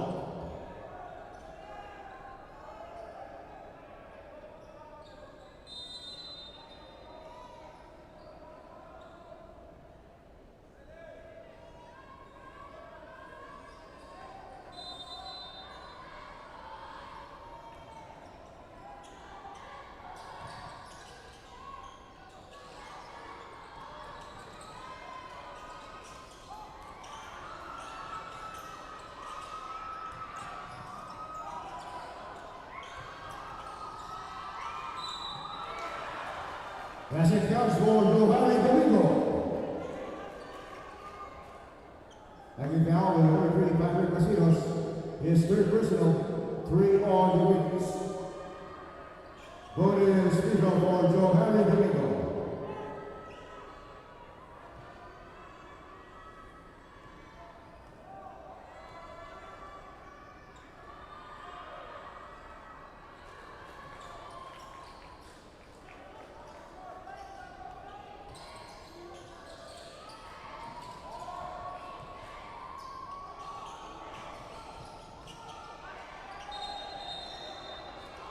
Traveling.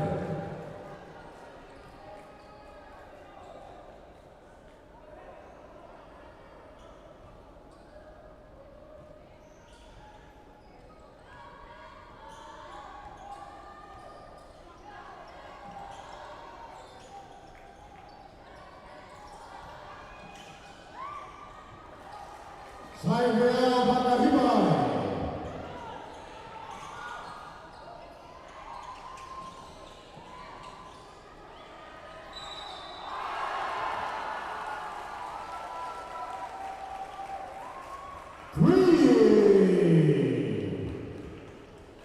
Pushing foul on number 6, Cyril Bacalibay. His second one on the Brigadiers. Bonus free throw for Andre Bautista.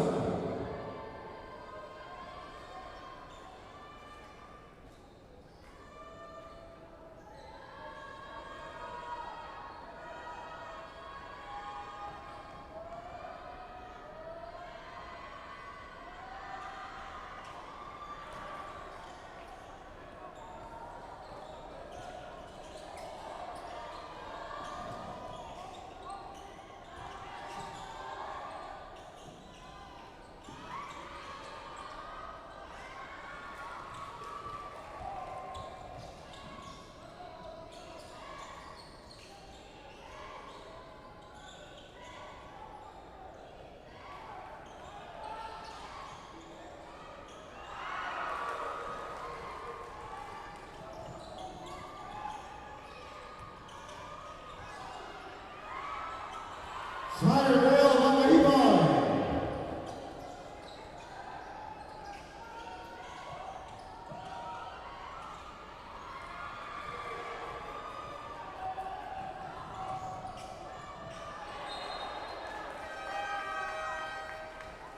Jaime Zadoro. And Joseph Galoy coming in for the Greens.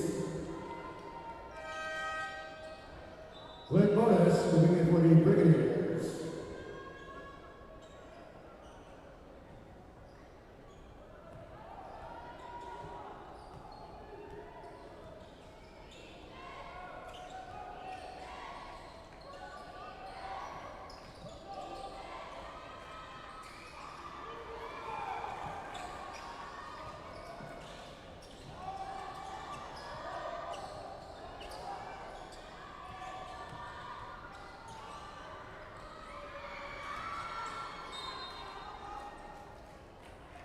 Fourteen seconds on the shot clock.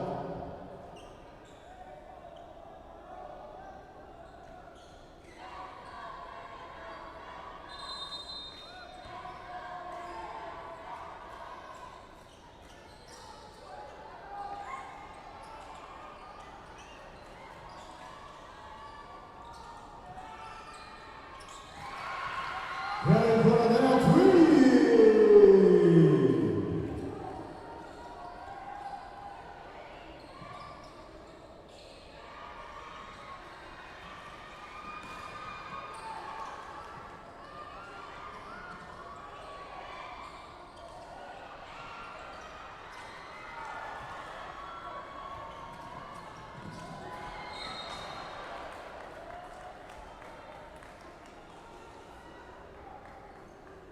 Having fouled with number 16, that's Cedric Bertolioso.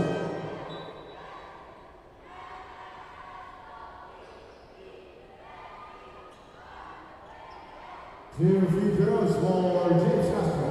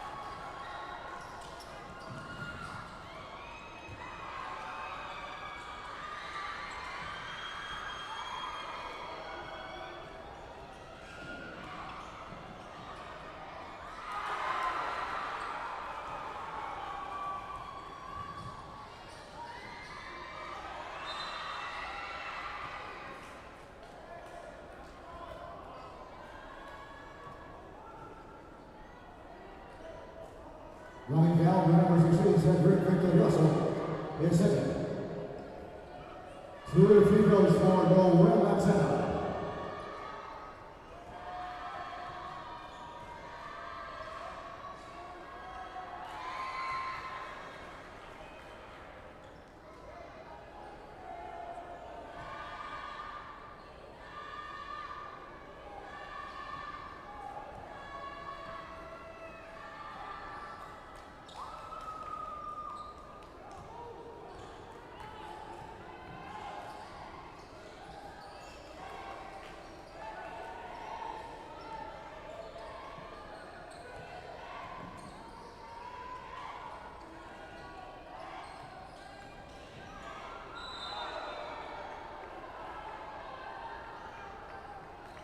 Running down the number 4, James Castro.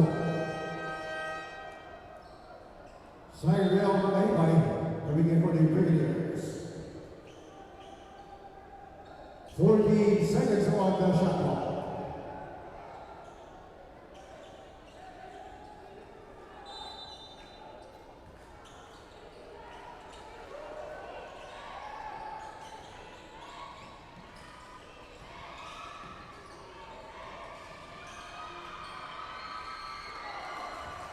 Joseph Caloy.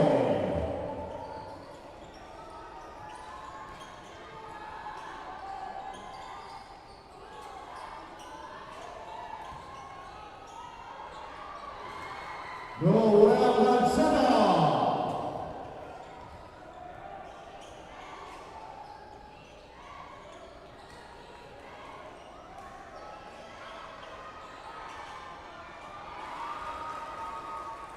Joseph Caloy.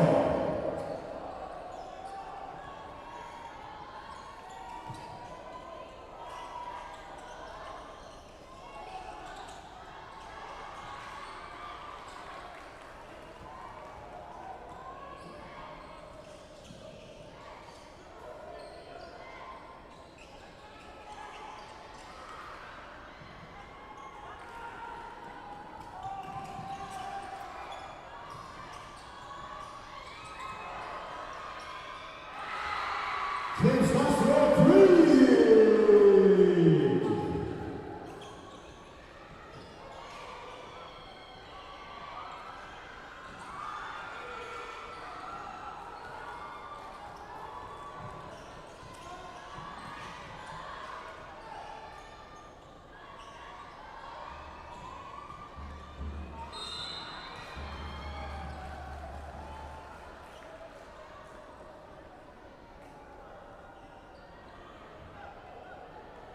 Pushing down the number 10 by the middle is third personal. John Caladasan coming in for the Knicks.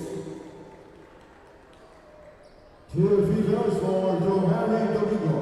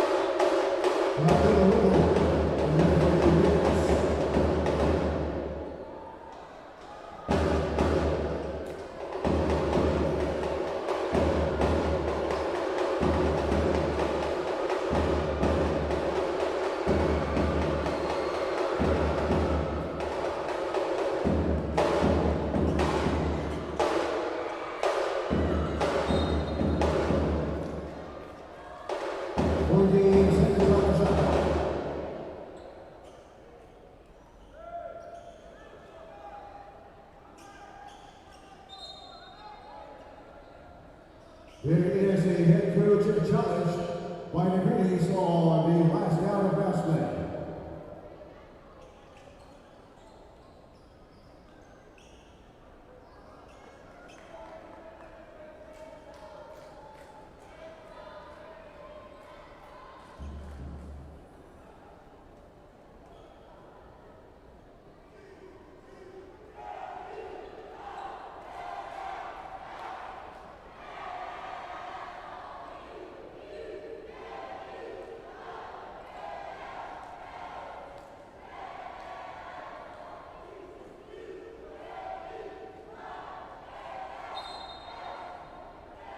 About to give head coach challenge of the Vinny's unsuccessful. Ball possession for the AAC Brigadiers. Shot clock at 14 seconds.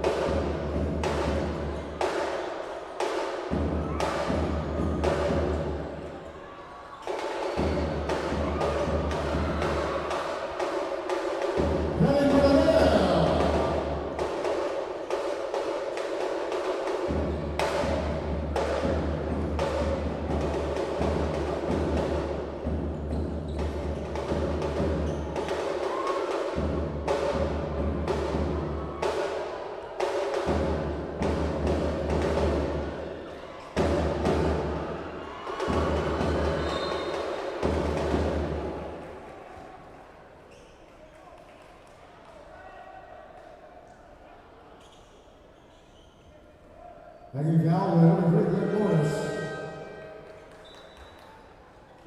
And Ray Bonisa coming in for the Kings.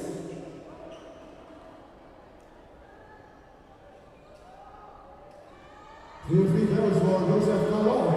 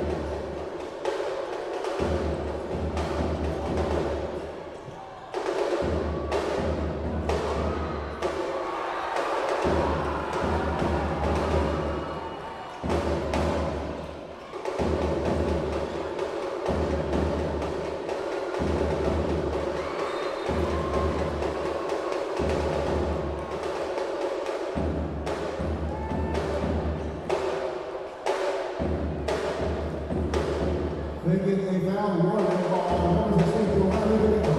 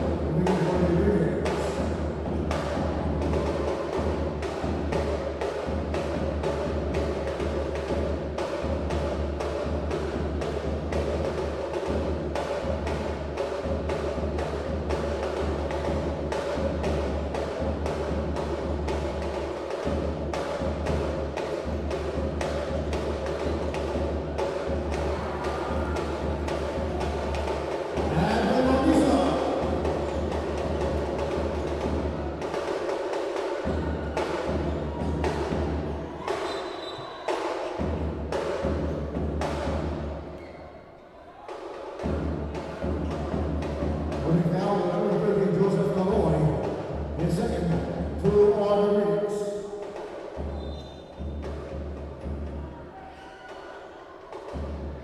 Fifteen seconds on the shot clock.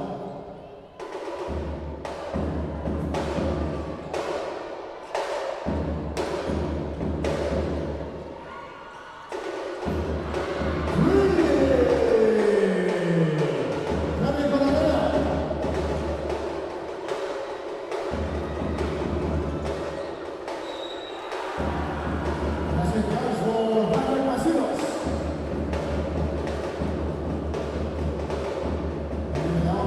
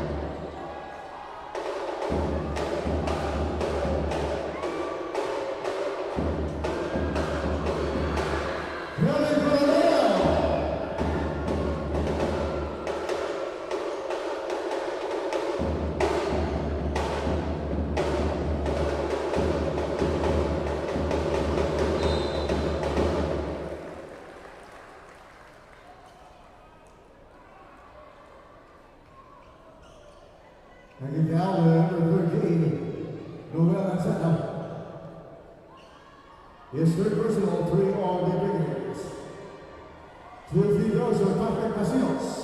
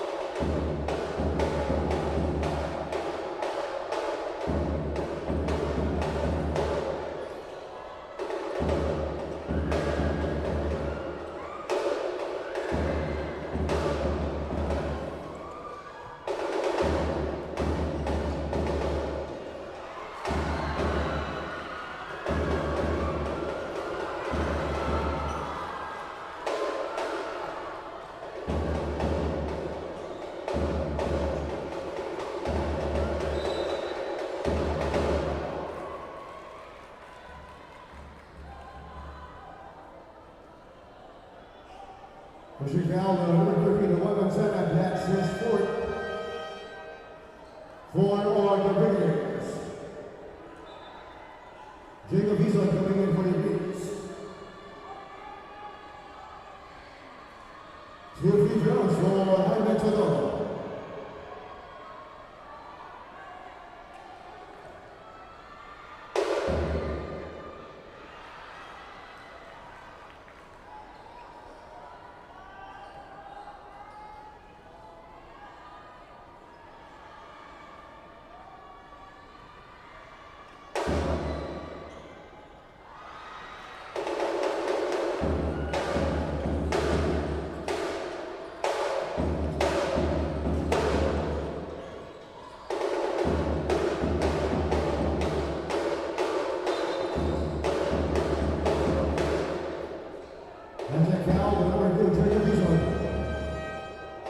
His third personal.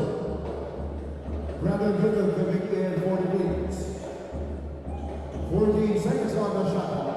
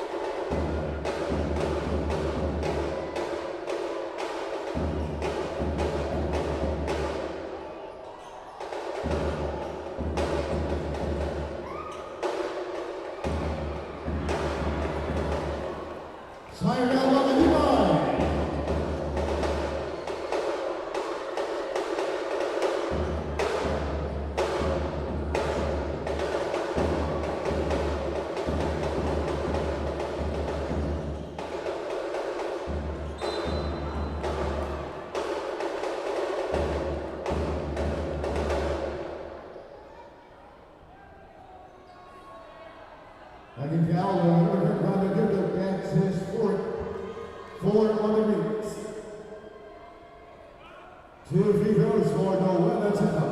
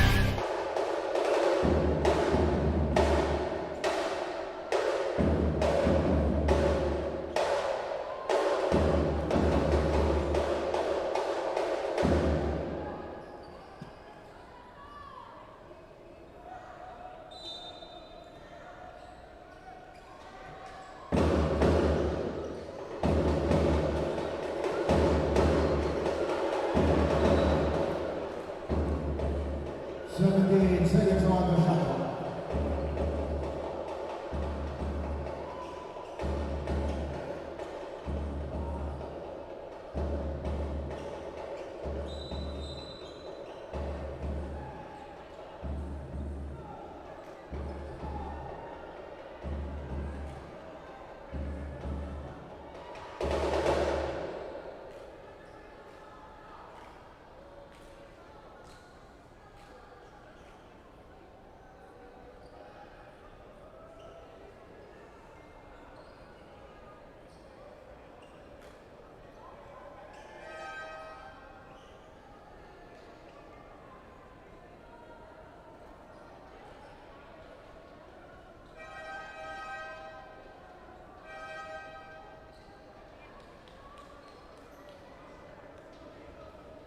Technical foul on number 16, Johanny Domingo.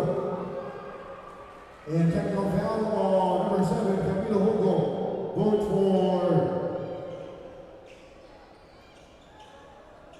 Vote for trash talking. 17 seconds on the shot clock.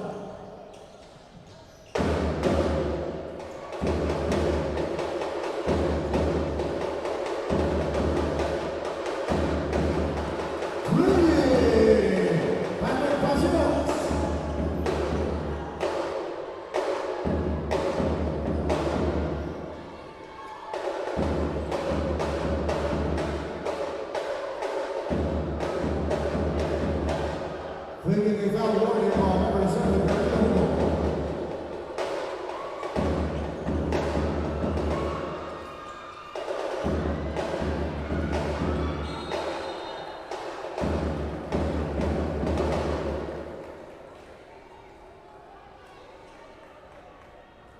Foul on number 6, Sarah Makalipay penalty. Third foul on Sarah Makalipay.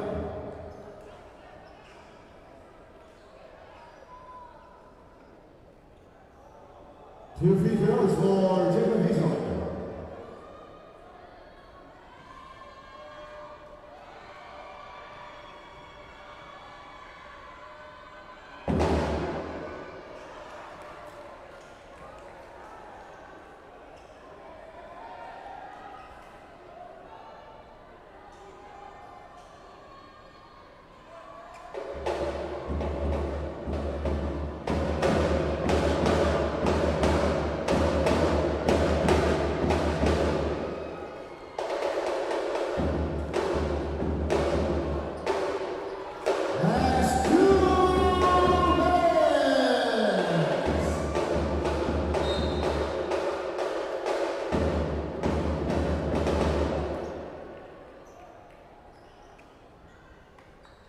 Taking down number 3, Patrick Masinos. That's his fourth. Two free throws for Noel Lanceta.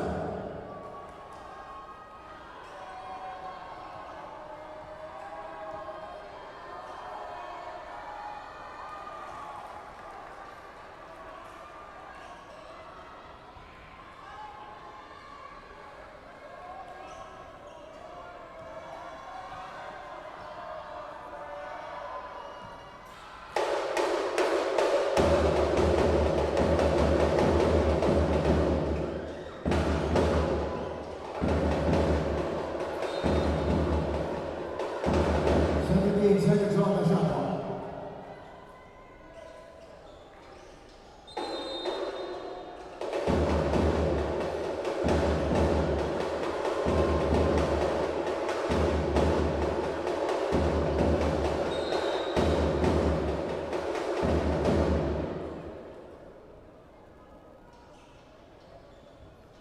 Foul on number 3, Clint Bonus, penalty. Third foul on Clint Bonus. Two free throws for Patrick Masinos.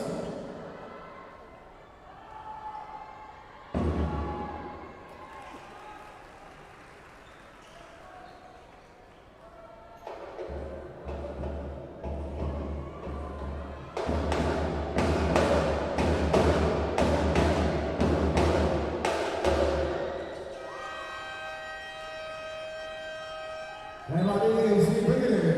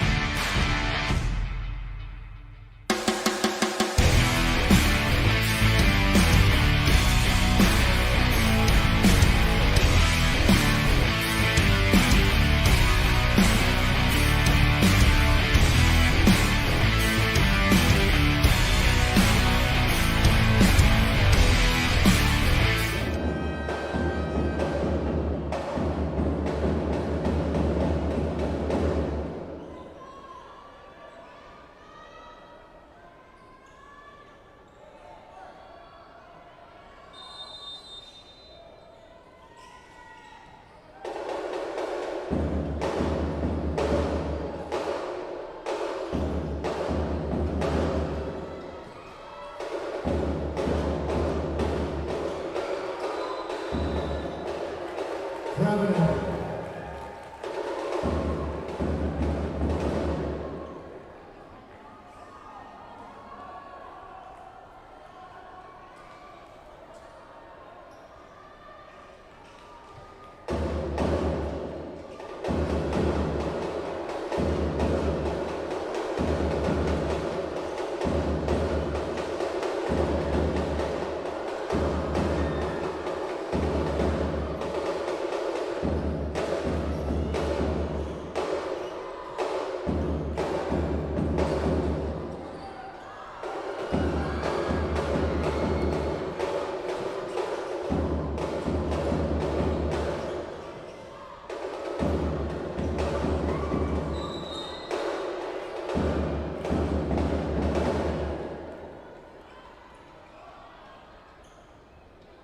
Second foul, number 2, Jacob Eason. That's his fourth. Two free throws for Giovanni Domingo.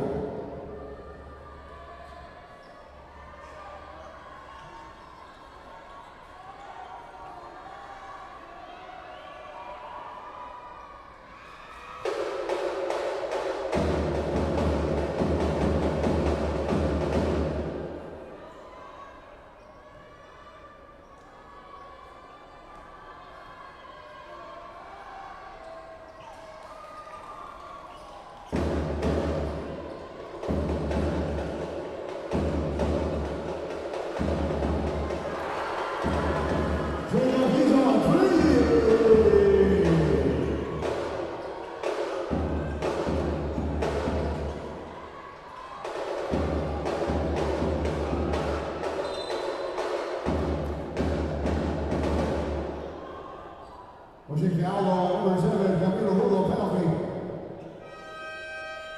Camilo Hugo, 5 fouls. And 3 more seconds for Camilo Hugo.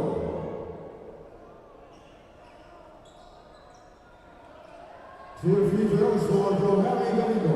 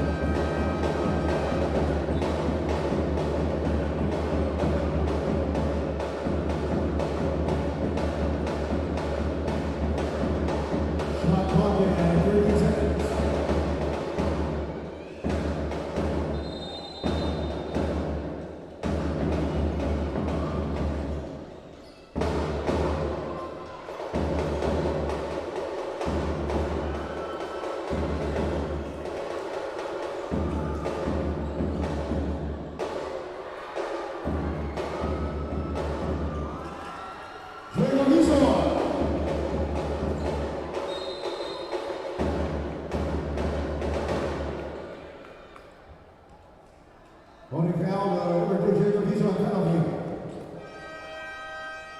Jacob Eason, 5 fouls.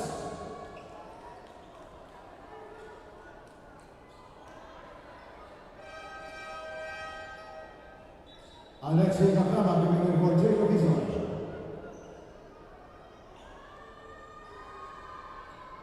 Two free throws for Clint Bowens.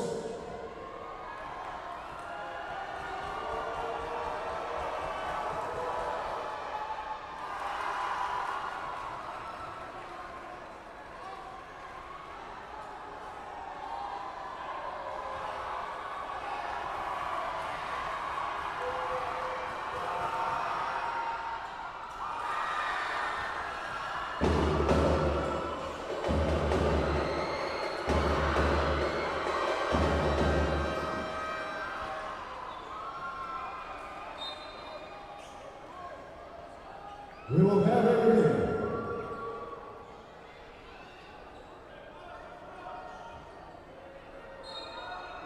Passing counts for Patrick Basilos. It's at the end of the ball game. Our final score, 97 for the Lasal Breeze.